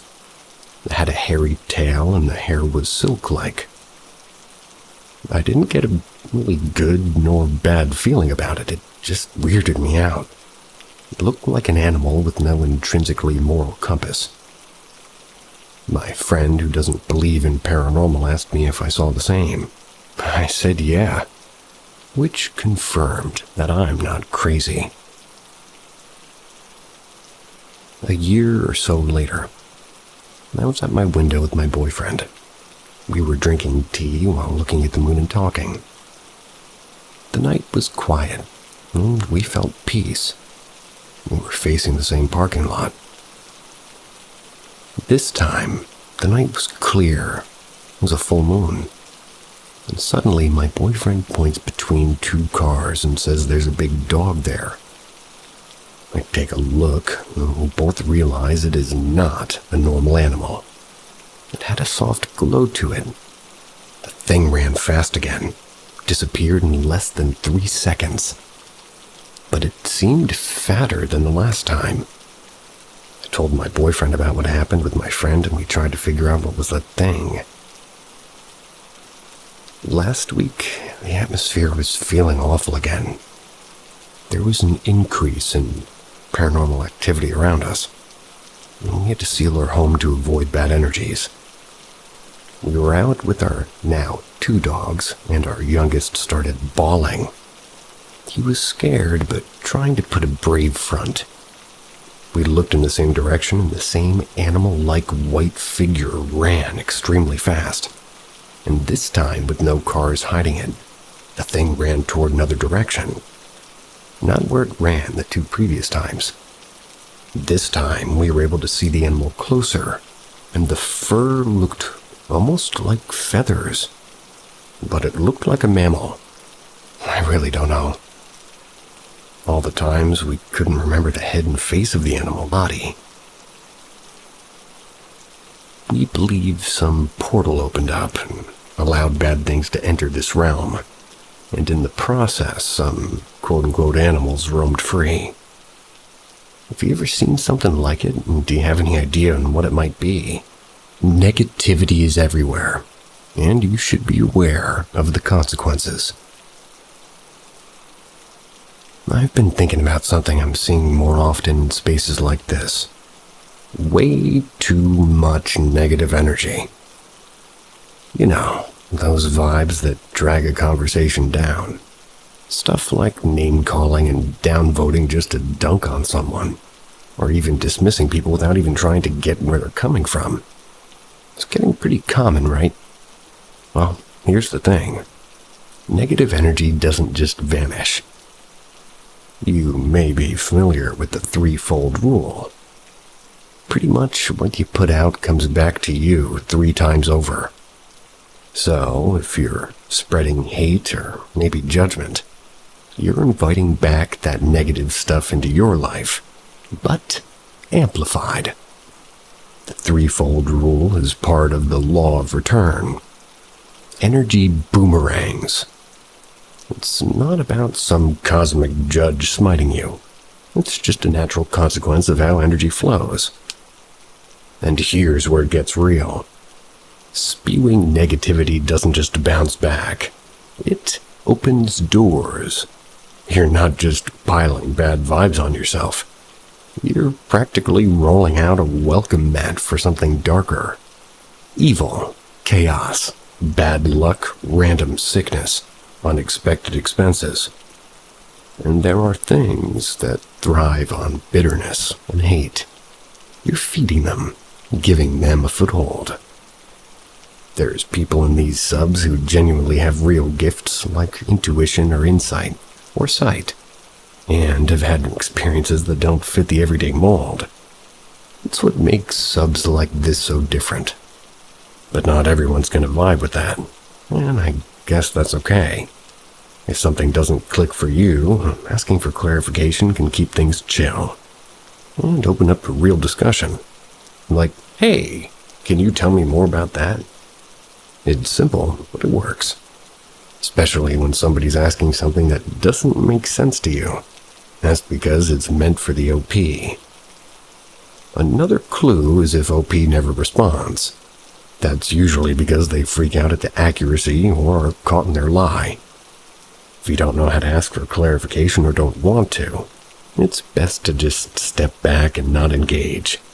There's no point in feeding the negativity or worse, inviting something you can't uninvite. It's risky. I see so much negativity on Reddit, especially in paranormal corners, and it often comes from people who don't get it, don't have the context, or think that they do get it. Ignorance or arrogance aren't crimes, but they don't have to turn into a flame war either. We can keep this space better by lifting each other up instead of tearing down, or worse, cracking the door for something truly nasty to slip through. I saw somebody adamantly arguing and name-calling who within a week posted elsewhere that they'd lost their job because they had no sick leave. They didn't have a way to pay rent. Someone else with a similar attitude got kicked out of school and their mom passed suddenly. A quote-unquote ghost hunter got their show canceled, and they should know better. Another went to a demon sub to see how they could get rid of the demon they had attracted and had no idea how they attracted it and so on. Actions have consequences. I know it's hard to be nice, that's the point. All these negative entities have influence. If you understand that, you'll save yourself some trouble. Be strong. Don't give in to temptation. And if you must be mean, just know that there's always consequences, and sometimes they come when you least expect them. That's because giving you a false sense of security increases the shock factor and the negative emotions associated. Voices in the hangar. I was at an airfield. It's called Throckmorton in Worcestershire. We use this airfield as a training site for driver training, and I keep a number of the training fleet there, primarily stored in Hangar 1. At about 8:30 in this morning, I let myself in, and because the rain was hammering and the wind was blowing, I closed the larger roller shutter door behind me. Today, Hangar 1 has 12 4x4 vehicles of various makes all parked in a line. Their rears are about a meter away from the hangar wall. 10 minutes later, I've got my head in the back of a shotgun, taking an inventory of its contents while I distinctly heard a male voice with a northern accent. It called out, "Okay, give it a try now." As I'm the only person in the hangar, I was a little surprised to hear this. I look up and down the line of vehicles, but I see nobody. So I walk to the front and look up and down, but still cannot see a soul. From here, I can also see the rest of the hangar, and it's sort of patiently obvious I'm the only person here. So I venture, hello? But I only get silence back. Now, I grew up with ghostly goings-on. Voices and doors closing mysteriously when no one's about. And it's never bothered me before. But I'm getting spooked. I open the shutter door. It's a loud, clanking monstrosity you can drive a Cessna through. So nobody's come or gone without me noticing. Now I'm really getting spooked. So I quickly jump in my car and I just head off to the main gate to see Darren, the site's facilities manager. Darren immediately sees that I'm not my usual bubbly self, and I tell him the story. "Yeah, that makes sense," he says, before telling me that during World War II, Throckmorton was a base for Wellington bombers. On one occasion, a Wellington was having engine trouble, so they pushed it back into the hangar. They started to have a look at it. One mechanic was on the wing. He was tinkering under and cowling, and his mate was standing by on the ground next to the prop. When the mechanic on the wing told his mate to give it a try, the other swung the prop. The engine started immediately, and the lad overbalanced and fell toward the blades, which made short work of him.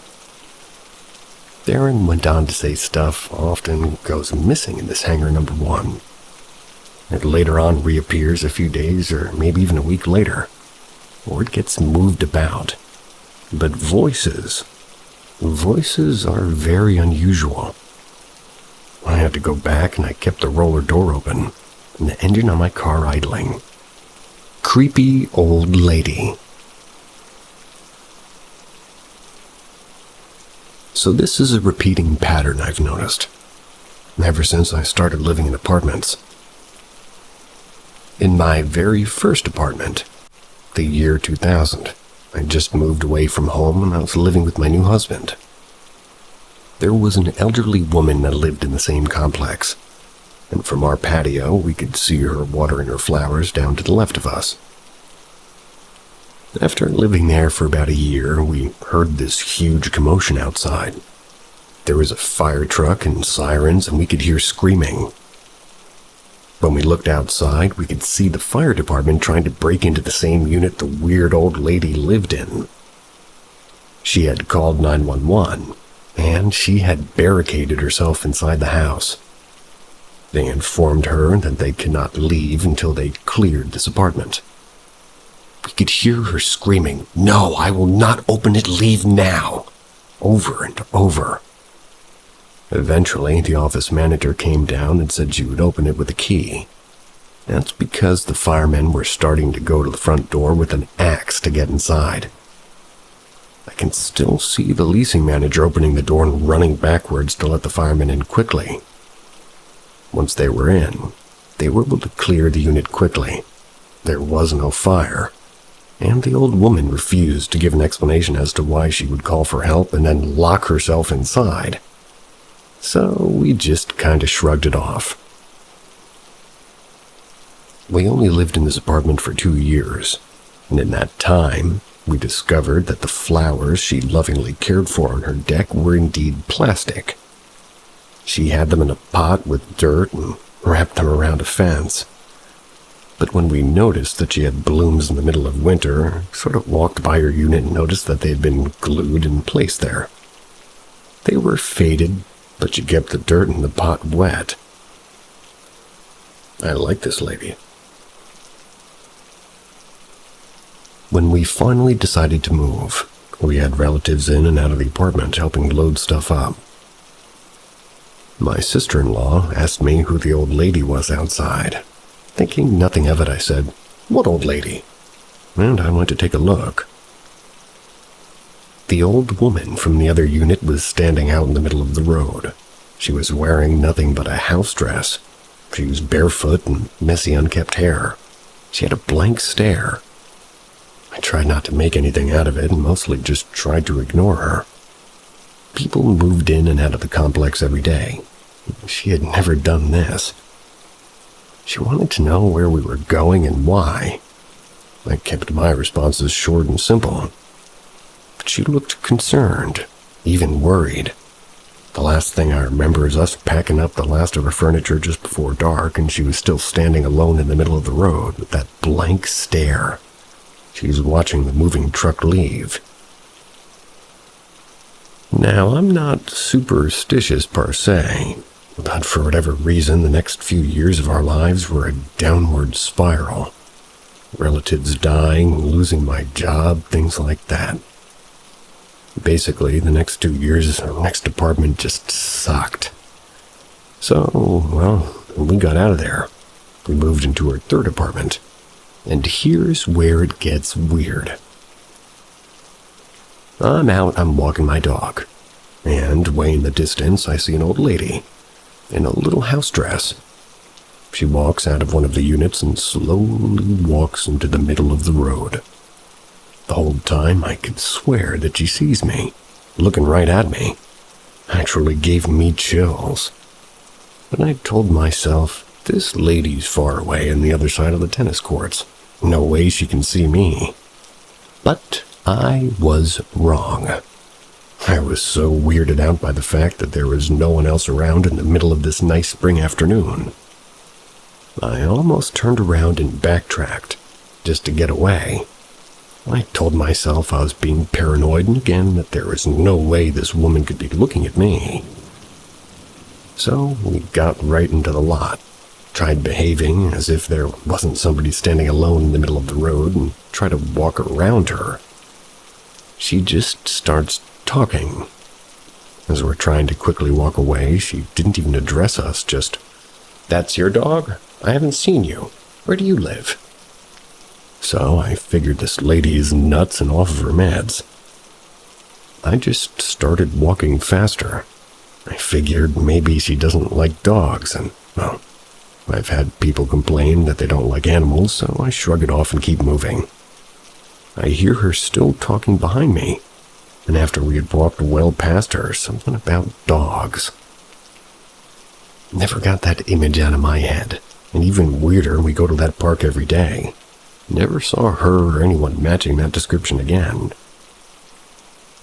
Less than a year later, our dog died. He got sick around the time that we saw this creepy old lady. I again lost my job for different reasons.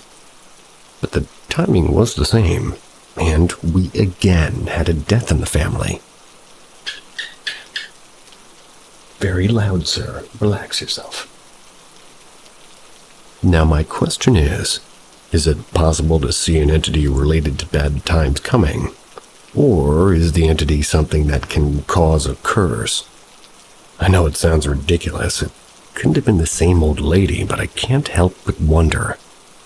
When a hunter becomes the hunted. I know this is a rather cliché statement.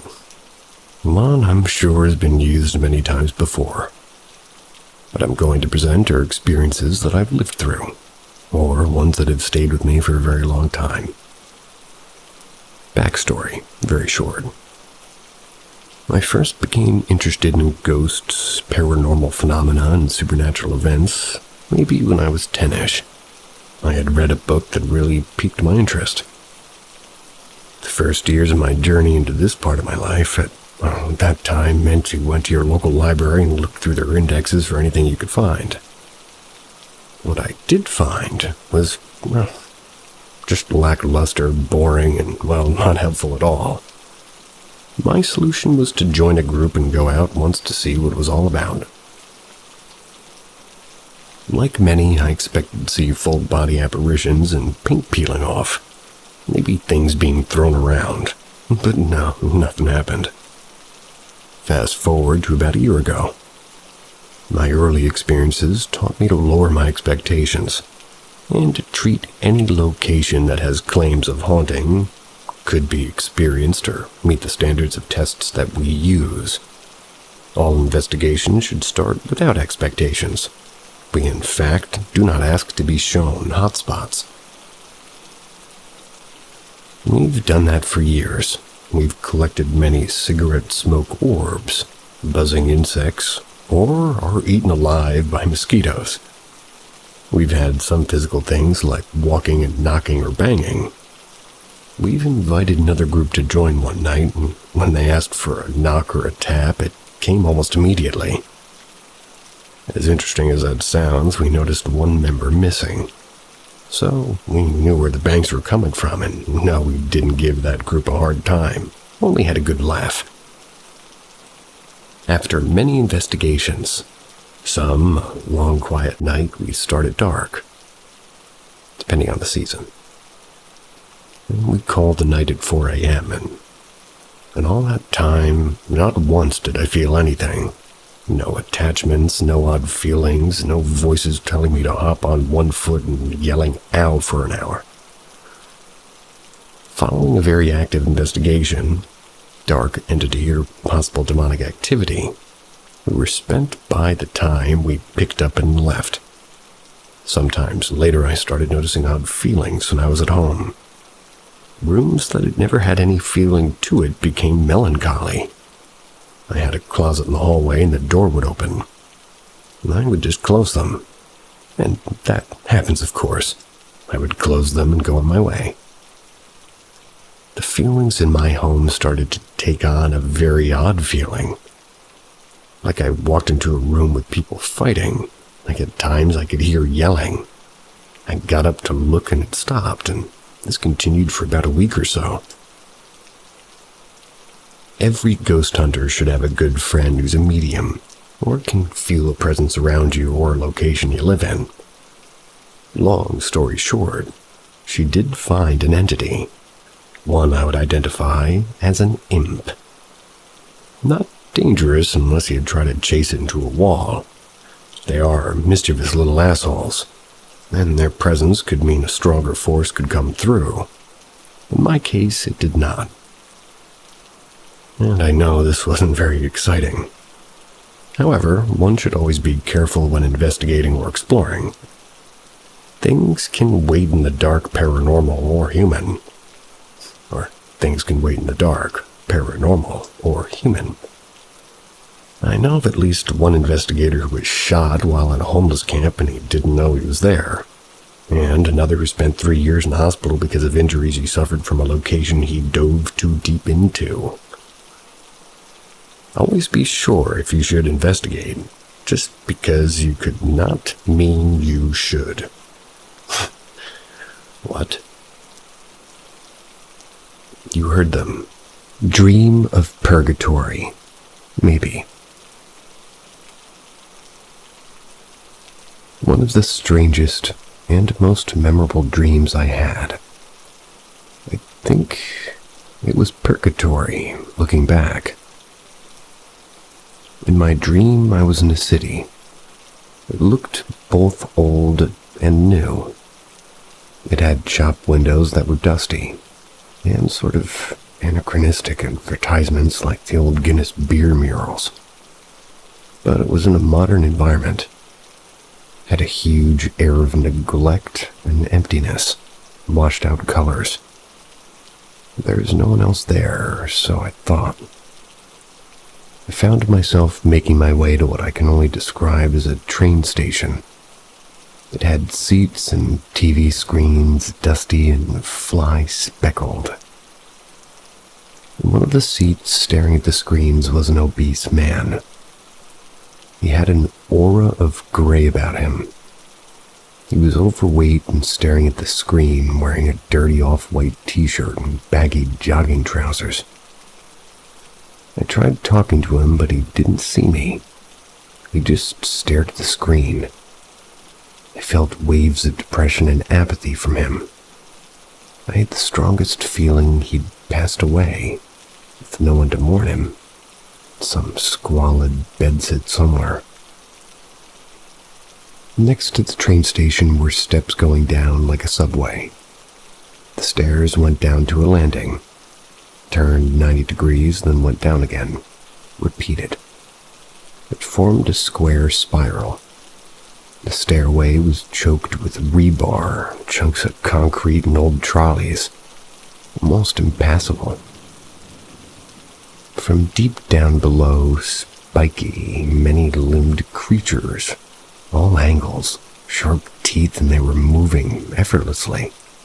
was like spiders in a web, perfectly suited to the environment. They radiated malevolence, an evil, demonic energy. I then woke, but the dream never left me. Never faded like a normal dream.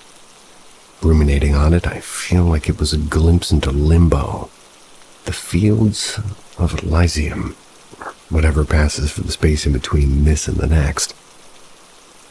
I wonder if the man I saw wasn't somebody who passed and didn't know what he had.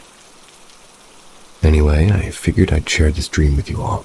My sleep paralysis demon bit me.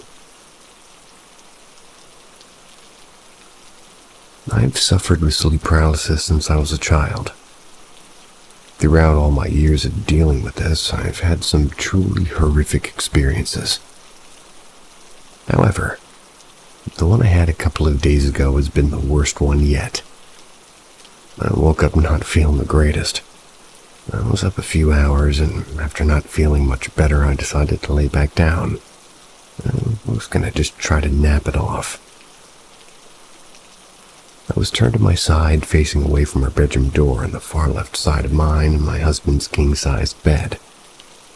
I felt my body relax, and I fell asleep rather quickly.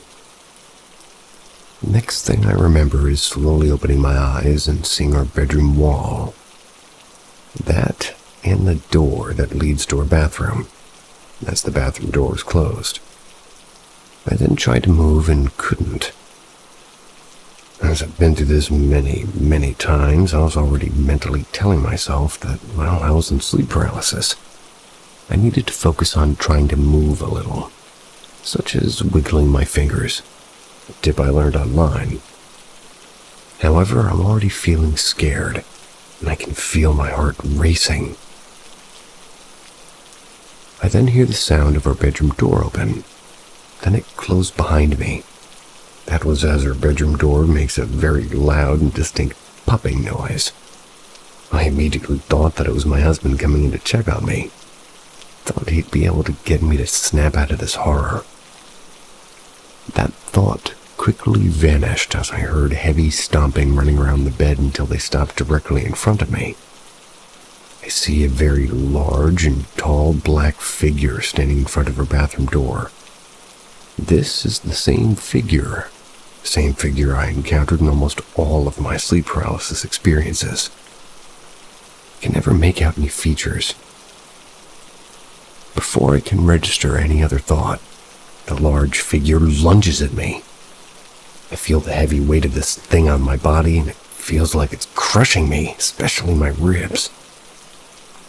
As previously mentioned, I'm still laid on my side with both my arms pulled up and my hands are tucked underneath my pillow. By now, I've closed my eyes. I'm trying so desperately to move. That's when I felt teeth burying into my ribs. I don't know how to truly describe the awful feeling. It's an intense feeling of pressure, pain, and almost a tickling sensation. And it's one of the worst things I've ever felt. At this point, I'm trying to thrash away and trying to scream. I'm just completely paralyzed. Feel like I have no air left in me. And I never am able to make a sound. I can literally feel this thing's mouth opening and closing in different spots along the side of my ribs. And at this point, I'm mentally screaming and pleading to snap out of it. Next thing I know, I sit straight up in my bed. My heart's racing. I'm broke out in a cold sweat, and I can still feel tingles in my ribs on my left side. After my eyes dart around the room and I find it to be completely empty, I lift up my shirt to inspect my side. The skin's not broken, but the whole left side of my rib cage is bright red. I've done a good amount of research on sleep paralysis, and I understand the scientific explanation for it. But waking up with physical marks from these experiences is brand new to me. I've had a ton of anxiety when it's bedtime ever since this. I find it a bit hard to believe there's nothing evil or demonic about these sleep attacks. I have giant red marks across my ribs as I talk to you. Wish it was demonic, though. I take that back. I do not wish it was demonic. But then at least I could confront the reason. I encountered the lady of the bank.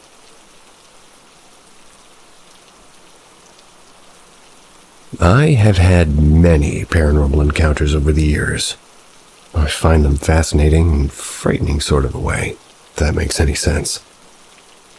This experience, however, was pure terror for me. For context, I need to explain our local legend. I'm from a tiny town you only know about if you live here, or close to here, or know somebody who is here. On the outskirts of this tiny town is where I live. This is also where a back road known as the bank is. This road is extremely windy and narrow, the type of narrow that you have to lay over as far as you can on the rare occasion another vehicle is oncoming. It is surrounded by thick forest on one side and a steep bank that leads to the creek on the other. Local legend says about 60 or so years ago, a woman was traveling alone on this road late one night. It is believed that she fell asleep at the wheel, ended up going over the bank. Her car was found close to the creek. It was horribly mangled, and sadly, she or her body were never found. Some say she went through the windshield into the water. Others say she stumbled out of the car into the water. Regardless, it is believed that she met a watery grave. The creek in this area is said to be bottomless, and that's why she was never found. After this, there were many reports of others driving along this road after dark and seeing a woman standing along the side of the road, only to vanish when you would slow down. Others swore a woman would just appear in their car as they were driving solo down the dark road. There were so many tales of this ghostly woman. She became known as the Lady of the Bank. Jumping to a few months ago, I had attended a gathering at a building in this area. I was told there was a wreck on the main road, and the road was temporarily being blocked off. I was tired and just wanted to get home, though I felt horrible for those involved in the accident. I decided to take the bank instead, as it would take me past the accident and led me out just a couple of miles from my house, but mind you, I've driven this road many times before, mostly in daylight, a couple of times after dark, but never alone. Of course, I was told the stories of the Lady of the Bank, often enough, so this was all when I was growing up, but honestly, it wasn't in my mind this night. I had other stressing matters taking up my thoughts as I drove. I had my music playing at a low volume. I was carefully gliding through the curves. The only road-related issue I did worry about was hitting a deer. My thoughts were harshly interrupted by loud ding, ding, ding. My heart jumped to my throat as my eyes darted over to the inside of my car. That's when I noticed the seatbelt icon lit up and I finally realized that it was the alarm that, well, somebody wasn't wearing their seatbelt. I was bum-fuzzled. I checked to make sure my seatbelt was securely wrapped around me and fastened in place. Just as the loud dinging started again, I once more glanced over to the passenger seat and nearly fainted. There was a figure in the passenger seat. All I really could make out in that split second I noticed them was long, dark, wet-looking hair, mostly covering the person's face. They appeared to be looking forward out the windshield. I remember a scream leaving my throat as I slammed on the brakes. The car skid to an abrupt halt, causing me to lurch forward, then being pushed back by the seatbelt. I can remember hearing my heartbeat in my ears as I look up and slowly over to the, once again, empty passenger seat. The annoying as hell dinging stopped, The seatbelt icon was no longer glowing on the dashboard. At that point, I stomped on the gas, deer no longer being my biggest concern at the moment. Made it home without further incident, other than the anxiety attack that still lingered. I've since told this story to a few of my family, friends, some locals. They all believe the lady of the bank tried to hitch a ride home with me that night. Well, heart goes out to her. I won't be taking that road after dark again. I think an entity jumped into bed with me. This incident happened to me on the night of the 18th in March. I'm not somebody who likes to boast a lot, but the uneasiness just won over me. Let's start off by saying I live in an earthquake-prone area, although earthquakes from the past few years have been less frequent. And not only that, they've been lower in magnitude. It was a busy day. I was tired to the point that I couldn't sleep even after getting in bed. So I just tried the ancient method of closing my eyes and pretending to sleep while facing the wall, which was only a few centimeters away from the bed. Not long after, I felt a sudden jolt, making me sway toward the wall sharply.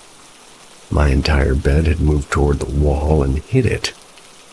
If I were to describe what that felt like, I would say that a person ran and jumped into my bed. So, my immediate guess was that this was an earthquake, one that had ended quickly. I quickly take my phone, and after checking and confirming that there wasn't an earthquake, I was left wondering what it was. I have a post here from months ago, and reading that you'd know that, well, sleep paralysis is not a new thing to me. This one was different for me, though. I couldn't open my eyes, couldn't move. I could only hear the creaking of furniture and the whirring of my ceiling fan. So after a while, I realized I could move again. I just changed my sleeping position and tried to sleep and was successful in doing so. In the morning, while having my tea, I remembered my bed being shoved to the wall, but for some reason it was perfectly where it used to be. Well, now I wonder if I was just imagining things. Though I don't feel as if I was too tired to imagine this incident happened. What are your thoughts? Demon creature. I don't know how to start this, but one day about 6 years ago, I'm coming home from school. My routine had been to drop my bag off in my room and go outside. Now, the way my hallway is set up is at the end of the hallway is my brother's room. My room is on the left, walking toward it. On this day, he had left his door open. So as I go to drop my bag off, I see inside my brother's room. I see two transparent people, a man and a woman. They're talking to this creature. I call him 23 because I spoke to someone on a Ouija board and they said that was their name. I froze and I felt terrified. They all turned to look at me. They turned at the same time and faded away. Not too long later, I woke up in the middle of the night feeling like I was being watched. I looked up and I saw 23 standing at the foot of my bed. His head was almost touching the ceiling. I looked him up and down and said, "Nah, fuck this," and rolled over. I know it wasn't sleep paralysis because I distinctly remember moving. My house has always felt off. Since I was a kid, I've heard conversations when no one was there. I've seen a hand many times trying to grab me. I've also had very disturbing and detailed dreams. After moving out, these experiences have entirely stopped. I had a drawing ready to post, but I can't attach it. 23 is essentially a skeleton. He has pitch black skin, but there's no room for organs. It looks like he's wearing a white mask, huge bloodshot eyes, and a big forced smile.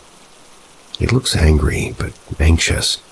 It's hard to explain. He's about 7 feet tall with long, lanky limbs. My work is haunted. Mine too. So I think I've shared before that my house is haunted, but now I'm started to think my work is too. Cry face.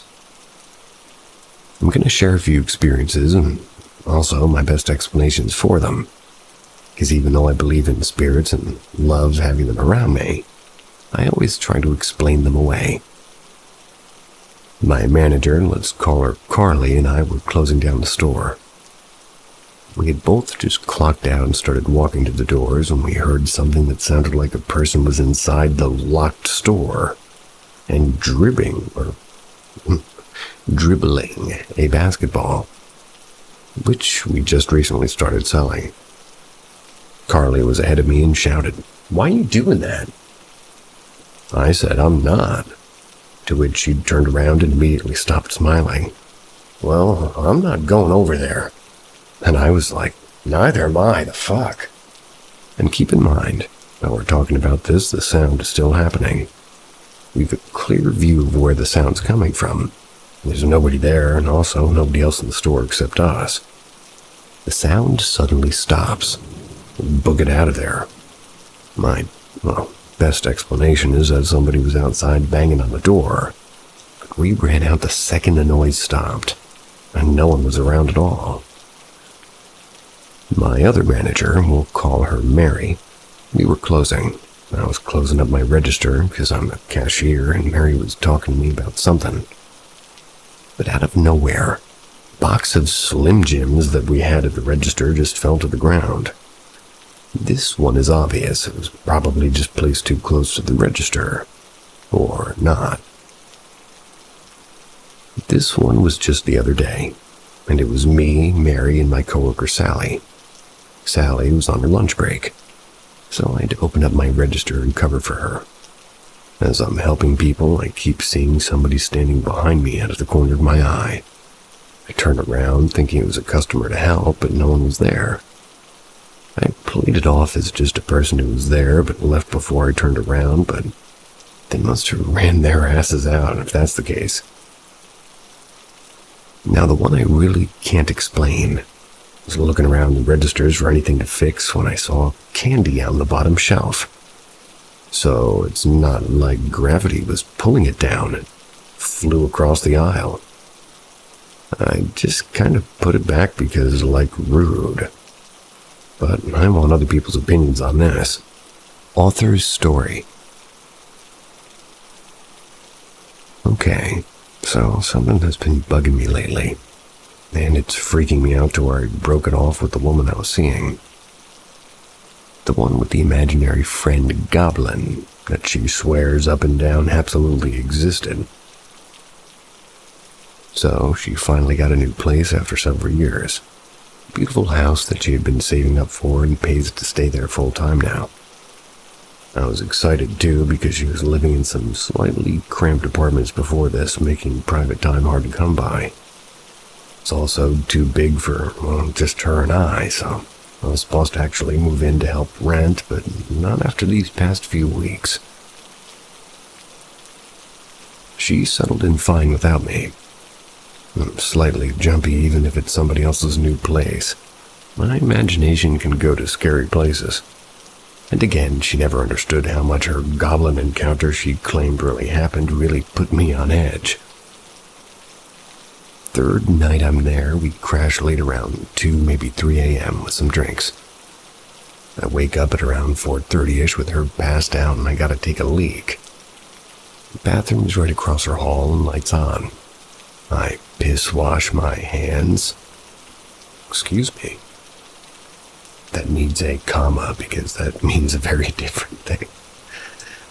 But I'll just go with it. I piss wash my hands, hit the bathroom lights off when I hear it. It literally sounded like a limping dog walking around downstairs, but so subtle that I shake it off. I hop in bed and drift off and hear it again faintly. And she owns no pets for the record. This time growing louder till it seemed it was just at the bottom of the steps. I'm about to wake her when, boom, she sits up wide awake and screams, "No!" That's while she was crying faintly. I'm just staring at her and I just try to calm her down, asking what's wrong. She said that she must have been having night terrors, and it's normal when she first moves into so much space, begging me to move in with her as soon as possible. So I calm her down, deciding not to mention anything about what I heard to not exacerbate things. We're just sitting up chatting till sunrise. Now both of us are wide awake.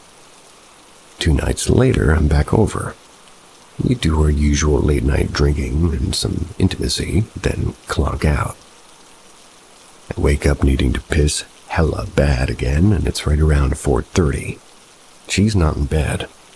I head to the bathroom, piss, shut the bathroom lights off, and head toward the stairs. That's when I hear her downstairs talking, I assumed on the phone. I could make out her soft giggle saying, "I love my new place. Can't believe you're still around. I'm so happy that we, Sophie," I called out as I was heading down the steps. She suddenly jumps and runs towards me saying, "Oh my God, I thought you were out." "No, just had to pee. You coming back up?" I remarked. "Yeah, I'm just finishing chatting with my old girlfriend from college and telling her about the house. I couldn't sleep. I'll be right up. Give me a few minutes." "It's fine. Take your time. It's no big deal." And at this point, how she was acting, I'm thinking she's seeing an old guy friend and starting to think too much about it laying in her bed. That's when I turn to my side and I see her phone is still upstairs right here. She has no spare. Wouldn't need one unless she really was lying to me, but I just can't fathom that she pretty much tells me everything. It's been a wonderful almost 2 years that we've been together. I want to confront her about it, but I can't, and the vibe is all fall the next day and we're all just hanging out. She doesn't want to go anywhere, just stay inside, maybe watch movies or listen to music. She's not depressed though, actually. In almost a manic state, which she has in the past, but not like this. Her personality is completely different than I've ever seen it. We do our usual drinking into the night before crashing on her queen-size mattress. This time I pee before I crashed, praying to just, sleep through the night. Suddenly, she's poking me to wake up at around 4:30 again. I'm a bit irritated. I was dead asleep this time. "Why'd you wake me? What's wrong?" I ask while I'm half asleep. She's out of the covers with her arms around her legs, rocking back and forth with a huge, playful grin. "Well, I love you and I just want you to be able to play with me. It makes me feel younger." "Are you high, Sophie?" I asked, which is fine, as yeah, sometimes we indulge together, but nothing hard. She shakes her head no, and again she's acting really fucking odd, like I've never seen. "No, I'd share if I wanted you, but how much I love you and I believe in you." "Is that fucking it?" I ask, half asleep and irritated to be woken by this shit. She gets a little bit upset and says, "No, it's not it. I just want you to meet him." Thinking she's talking about some new guy friend, and I'm kind of a bit pissed, and I ask, "Meet fucking who, Sophie? Are you cheating?" "Oh my God," she exclaims. "No, I just wish you'd meet Teekum. He's back." My heart sank and my stomach went into knots. "No," I said. Smiling, she says, "You're still scared. Why? He wants to meet you." "Sophie, stop." "I love you, but no more goblin talk, please." With tears in her eyes, she says, "He said you'd be like this. It's okay." "Good." I turn over and she turns to her side when at the foot of her bed, I see for just a second long, slender, green hands sticking out with nails black. They recede under the bed quickly as if seen. She's still pouting like a little child, and that's when I can't take it. I literally grabbed my keys and clothes still in my boxers, and I just drove off. I've not attempted to make contact with her since, nor can I explain or care to find out what happened those nights, especially that last one. I seriously had to get this off my chest. I've barely been sleeping. And you're welcome to use it as a follow-up for the first one, where it's just old stories, but this is the last I'll likely ever talk about this event or her. I think you're missing out.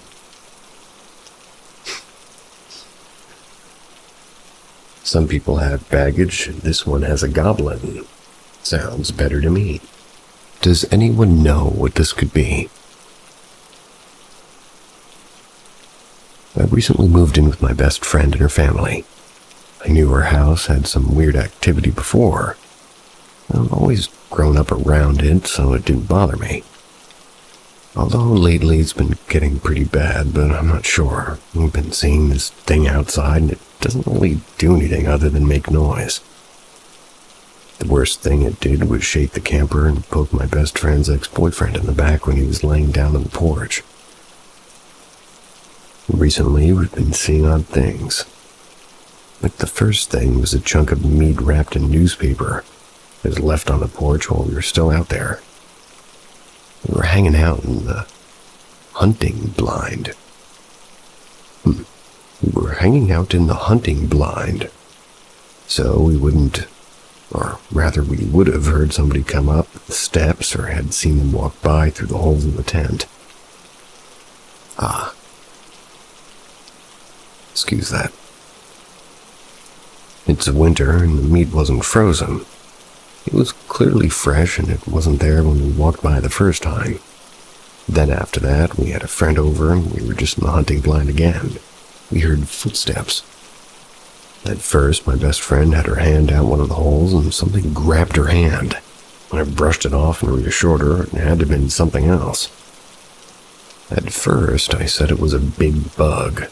Or maybe she touched something else. We heard footsteps, but no one was out there with us. And later, we all heard a man's voice, and we all heard a different voice. Heard my best friend's dad, and my best friend heard her friend who was silently staring at us. And he just heard some guy. I yelled out to Dad that we could hear him, and insisted that he was going to jump out any minute. It didn't happen. We sat in silence and stared at each other. Then we all heard a man's voice again, just whispering directly next to us. None of us were talking or even had our mouths open. We started freaking out at that point. We looked outside one of the tent holes to see the porch, and no one was there. The porch light turned on, and we had to ask our guy friend to literally jump up and down just to get the light to turn on. It's really old, and I know over the years it's been harder and harder to turn it on. We packed up our stuff in the tent and immediately went back inside. About 2 days ago, we found these large, and I mean large, footprints. They were by me and my best friend's bedroom window. We share a room at the moment and don't have curtains anymore. There is only one set directly in front of the window. They weren't there originally, and we walked by to get to this hunting blind. They were long and thinner. They weren't like, I don't know, naked footprints. It was just shoe prints without actually any detail. We brushed it off and just went inside. Also, we just said that we need to get a new curtain as soon as possible. Things have always been happening, but they've never been this consistent unless something really bad was about to happen. And I will likely update this. And usually only it's little things that would happen, like hearing the cats when they're asleep next to us or something. Or just footsteps and knocks outside. Even tonight we heard 3 knocks on the window or something. Does anybody know what this could be? Multiple people have seen a creature around our house, including me. The best way to describe it is it's pale with human skin and looks like it has large animals forced into its human skin. I don't believe in skinwalkers, and I think it could be paranormal. We also see lights outside. Seems like it has the potential to be dangerous too, but I'm not sure. Another thing that happened was me and my roommate was messing with the Ouija board. I don't really believe they actually work. I was just joking around, had it spell out something stupid. then tossed it off the bed to mimic a ghost throwing it. I never said goodbye. Later that night, I very clearly saw a little boy run into her aunt's room. I just ignored it and went outside to tell my best friend what happened. I've seen a little boy spirit before, but that's when I used to live with my parents, so I don't know if it's connected. Paranormal encounters that keep getting more consistent. I've always grown up around weird and unexplainable experiences. So, knowing that, moving in with my best friend they were having a lot of weird encounters on the property. And it didn't bother me at all. I've been coming around for 5 years before I started living here. But I only experienced little things, like hearing footsteps, the doors opening on their own, basic things like that. I only actually saw something a few times, and it was over this summer, and I was basically already living at our house because of how often I was over there. So here are the following stories from before I moved in. The first time I ever saw it, it was at night, and my best friend, I'm just going to refer to her as my sister. She had gone inside of the house to grab something. I was standing on the porch, Dad was out with the dog and flashlight. So that was how I was able to see it. I saw a creature with pale, tight skin. Didn't seem to fit its bones at all. Looked like large animal bones shoved inside human skin. It was crawling on all fours toward the road, so it wasn't facing me. Didn't even acknowledge me. I just watched it until she came back. And then it was gone. It wasn't like any animal or thing I've seen before, and I assumed I was just seeing things. So I didn't tell her until a different night in the porch. She told me that she's seen it before too. And it's always been around. She never said anything to me either because she also thought she was just crazy. At my sister's graduation party, I had gone out to the swing set with this girl. It was just us two. Everyone else was still on the porch or inside the house, and we were pretty far away from everyone. We were shouting and screaming, trying to freak them out. We were trying to freak them out from where we were, since all we had was a light on, and at the time, they didn't realize that we had gone there. It was more like manic laughter and witch voices, not actual screaming, so they would know for sure it was us. Still a scary thing for a group of cross-faded people to hear. Although I was fully sober at this party, so I know what I saw was real. I kept seeing something running around us in what I assumed was circles. I completely ignored it. Me and this girl started talking about getting my sister and her boyfriend at the time, now ex, thank God, to play a trick on the people sleeping in the camper, since we saw them head in for bed like the four of us had planned. Soon after, we saw a figure walk around the camper and shake it. We assumed that they got to it first and stayed where we were. Eventually, after maybe an hour or so, we were talking about heading back. It was around 2 or 3 a.m., maybe 4. We looked over and saw a tall human figure.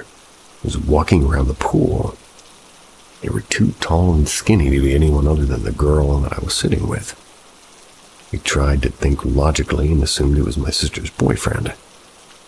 We decided to walk back. Once we got back on the porch, my sister's boyfriend ran up the steps toward us and started yelling at us for fucking with them. My sister got onto the porch and said that she'd watched us come off the swing set, so it couldn't have been us. Apparently, we saw what they saw, but someone was underneath the porch poking my sister's boyfriend in the back. And this story isn't something I witnessed, but it was my sister and her boyfriend, which we're going to call Evan. He at first didn't believe my sister about what was going on, and threatened whatever's been outside by saying that he was gonna touch it. Strange threat. He was way more detailed than that, but I don't feel like going into detail on what he told this thing. That's when they both saw it. It had somehow gotten up the porch and had peeked from around the corner of them. My sister said that she was so shocked and terrified at what she saw that she hardly put together the face of it. She just knows that it was pale and extremely skinny. Now for the stories from after I moved in. When I first moved in and was dropped off at the house, I was pretty much completely alone. Went down to the kitchen to get food. That's when I heard my sister's cat, Teslie, meowing. When I got to him, I still heard him meowing, but I was looking at him. He was not meowing or moving his mouth at all. Something told me not to look outside no matter what I heard. I stayed with him since I assumed that he'd be scared too. I went back into the room and I heard constant footsteps. I knew it wasn't the cats because I know what the cats all sound like, and it wasn't them. I used to sit in the porch at night every night until I would, without a fail, like every night hear things moving on the porch or something walking around even though I was completely alone. I would hear voices that I didn't recognize, but I just guessed I was hallucinating since, well, any hallucination I've ever had been tame. Normally, I would just hear conversation that I couldn't make out or something like that. They stopped after I moved out of my parents. I'm assuming that they were caused from stress, so now I don't think it was just me hearing things. It started to get more consistent and obvious recently, like it doesn't care who sees it or hears it. It's like it wants us to do something. The scariest experience was when we were on the porch with a friend, who we were going to call Sean. We were in the hunting blind and we were smoking together, but I wasn't too high. Sean wasn't high at all, and I believe he has a much higher tolerance than my sister and I. We were talking about it, mocking it, and just joking around everything that we had seen. My sister just stuck her hand outside the tent and pulled it back in almost immediately while screaming that something had touched and grabbed her hand. We had just read this one. Anywho, I assured her it was just a bug or something. Better than the centipedes attacking my feet currently. If you ever hear me pause, that's because I'm terrified of getting stabbed again. Anyway, I assured her it was just a bug or something, perhaps a centipede. I wanted to believe it couldn't have been a creature. For a while, we just heard footsteps and such until we all heard a male's voice speaking to us. Can't remember what it said. I thought it was Dad trying to scare us, so I yelled out to it that we could hear it. Silence. I continued to insist it was just Dad messing with us. But nothing happened until we heard the whispering. Honestly, now that I think about it, it did sound a lot like Sean, but I was looking at him and so was my sister. She started crying because she heard the same thing I did, and so did he. He looked confused and terrified at the same time. He wasn't talking at all. After that, the light turned on without anyone being out there. And we've done jumping jacks just to get that light to turn on, and it barely works. Packed up everything and immediately went inside. Only a few days ago, we went outside to go into the hunting blind for our activities. We went out to the sliding glass door that time and nothing odd was on the porch. And I know because I was trying to ice skate in the kiddie blow-up pool thingy, and I know for a fact it wasn't there before. Came back to go inside and we stopped. Dead in the center of the porch was a chunk of fresh raw meat wrapped in newspaper. We were on FaceTime with someone and they also saw it, but he insisted that we must have missed it, but I know we wouldn't have. It had been snowing. We were outside long enough it would have started to get covered in snow. We went inside and asked my dad about it. We've absolutely no newspaper. No one in that house would have wasted meat for a prank. Especially a prank that didn't even get a scream out of us. The newspaper wasn't even wet either. Only maybe a day before that incident, we saw these large, and I mean large, footprints. They were right in front of her bedroom window after being on her way inside after hunting blind activities. No one's shoes looked like that. They were long and thin, like clown shoe feet or something. They didn't lead anywhere and there's no trail, just that one set. We just simply went inside and assumed we missed it. That's when we came out. Well, I know for sure that we didn't because I tried to grab my sign that fell by our window, but I decided to leave it since it was already covered in snow.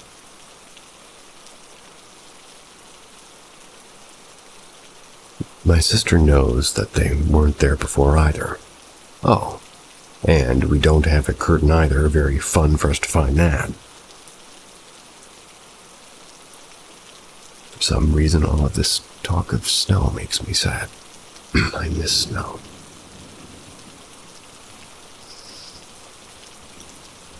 The house isn't that old, but the property has a lot of history. Not entirely sure what I was told, but perhaps the property could be haunted because of all the horrible things that happened here. People have died in this house, and sometimes things do act up, like Thanksgiving night, for example. I was in the bedroom by myself. My sister was in the bath, and her nephew was trying to sleep on the couch. I heard the sound of someone walking in and out of the house, doors opening and shutting. Just a whole lot of strange things. Her nephew heard it too, claimed that he had seen things staring through the window watching him sleep. We don't talk to him about what we've seen, but he described exactly what we have. And this was like multiple times, honestly. But my sister said that she heard somebody knock on the door and her younger sister shout, "Mom," when Mom was clearly asleep on the bed. She wouldn't have done that since it could wake her up, and this was around midnight since she texted me about it when it happened, since at first she thought it could be me. But also I knew I wouldn't make that much noise while Mom was asleep. Our sister was asleep at that time too. There's no footsteps or anything at all, even though you'd be able to hear somebody walking up to the door. And another time, most recently, we're messing around with the Ouija board, which has only worked for me once. Didn't work this time, so I spelled out something stupid and threw it across the room without saying goodbye. Later that night, I saw a little boy running into her aunt's bedroom. Went outside to tell my sister what I saw, and I didn't have anything happen related to that kid after that. We randomly get a strong feeling that we're getting watched or not to look outside or into the yard. I've never been afraid of the dark, and I've had this feeling before with my parents, so I'm not sure what else to think or feel. That's all I have for now. I might update if anything else happens.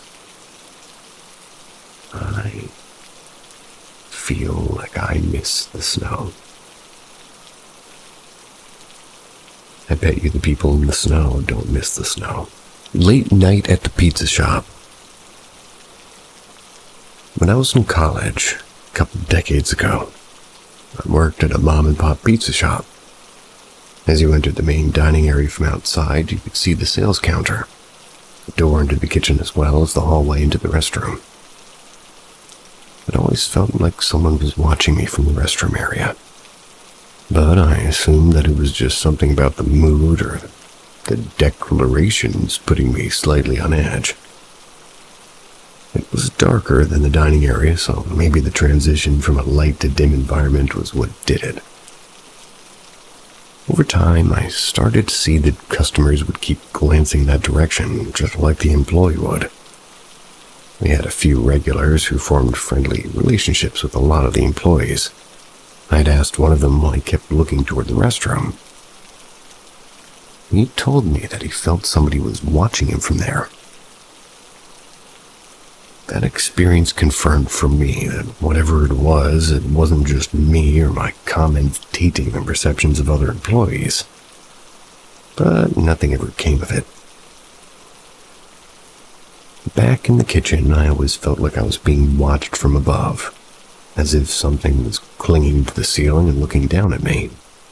or like something was peering in through the tiny window at the door leading into the alley behind the shop. We really only went back there to take out the trash, or maybe when my coworker wanted to smoke, and I never had anything bad happen back there. One night I'm in the kitchen prepping a batch of dough. That's while a coworker made pizzas in the front of the shop. Out of nowhere, the hair all over my body stood up and I felt extremely afraid. Nothing had happened. I had no reason to be afraid, but I was terrified. I'm a bit ashamed that I went into the pizza making area and asked the other guy to trade places with me. I made pizzas for the rest of the night. My coworker finished prepping the dough and cleaning up the kitchen. But that night creeped me out pretty badly. Never felt random fear like that before, and I've not felt it again since that night at the pizza shop. I realized that this could all just be caused by some weird mental state I was in at the time, and that the environment could have just been a bit creepy, causing others to respond to it as well. But after so many years with little to no similar experiences, I still wonder if anything supernatural was happening in that shop. Boy, do I miss pizza. I'm tired of the son of a bitch in my house. Parenthesis, rant. The house was blessed. My then boyfriend, now fiancé, moved in. Or, as I've come to address it, he stopped bothering us. I'm now 23 weeks pregnant, and 3 weeks ago, he came back to annoy the shit out of me. I was 20 weeks pregnant with my first daughter. That's when I first encountered him, and now he's come back to be an invisible pain in my behind. Don't mind me sounding like a woo-woo here, but these things don't scare me. I'm used to not feeling alone in completely empty rooms. I grew up with the paranormal activity, and so I'm tolerant of it, as long as there is peace. However, in this instance, he is truly trying me, spiritually and mentally. It started with hearing my nickname being called at unholy hours of the night. Spooky, absolutely, but I still slept like a baby. My stuff going missing, then magically reappearing in bizarre, how did you get here places, and appliances randomly breaking out of nowhere. All this was irritating, but I prayed over the house, did the whole shebang and everything, and it stopped. Well, for all of one night. Then, at 3:30 a.m. one night during a bathroom trip, bang bang! Loud-ass thud bangs in my roof like a burglar or something was trying to find a way in somehow. I don't know, that's just where my mind went. Naked and afraid, I tried to sneakily peek through my curtains to see if I can find any shadows and alert the appropriate people of criminals. But nothing. Even had my mother check the property cameras in that general area the next morning, and nothing. Okay. Maybe it's the entity trying to spook me. Very funny. Whatever. Skip a night and we're back to 3:30 a.m. bathroom venture. Specifically, coming back from one, and I'll explain my house layout loosely so you understand my thought process. The bathroom leads right out into my living room. The front door basically inside my living room. So walking back to my room from the bathroom, put my back directly facing the front door, which has a rectangular stained glass window in the top middle of it. Now again, I'm walking back to my room. 3:30 a.m. Bang. Very loud bang on the bottom half of my front door.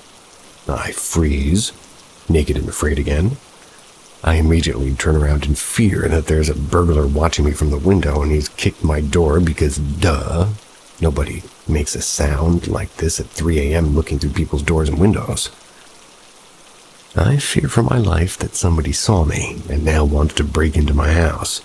I look, and nothing. I sneakily peek through curtains, and also nothing. My mother again checked the property cameras, one faces my front door directly, and nothing. Now I'm pissed. I'm not even afraid. To me, this thing is way less scary than someone trying to break into my house. Its only effect is somehow it tends to induce irrational anger and frustration between my partner and I, and also my daughter's nightmares, which are constant, and kind of severe enough that she is full-on hyperventilation and anxiety and panic attacks before sleep. And then, when she wakes up from a nightmare, I could ignore it if he would just basically leave my daughter alone, but clearly he knows this is the only way to irk me, to mess with my child. Before writing this post, I broke out the holy water, blessed my toddler, my fiancé, and even the cat before going out of my room and demanding it get out of my house, and telling it that it had no place in my daughter's dreams or even in this house. First time I wrote about this was 2023. I truly was afraid. I had never experienced something directly trying to affect me before. Now I'm used to it. I'm tired of its antics and I'm done with its shit. It's got no place in my house, within my family, or around my unborn daughter. For all of you listening out there, well, thanks for listening. Sweet dreams.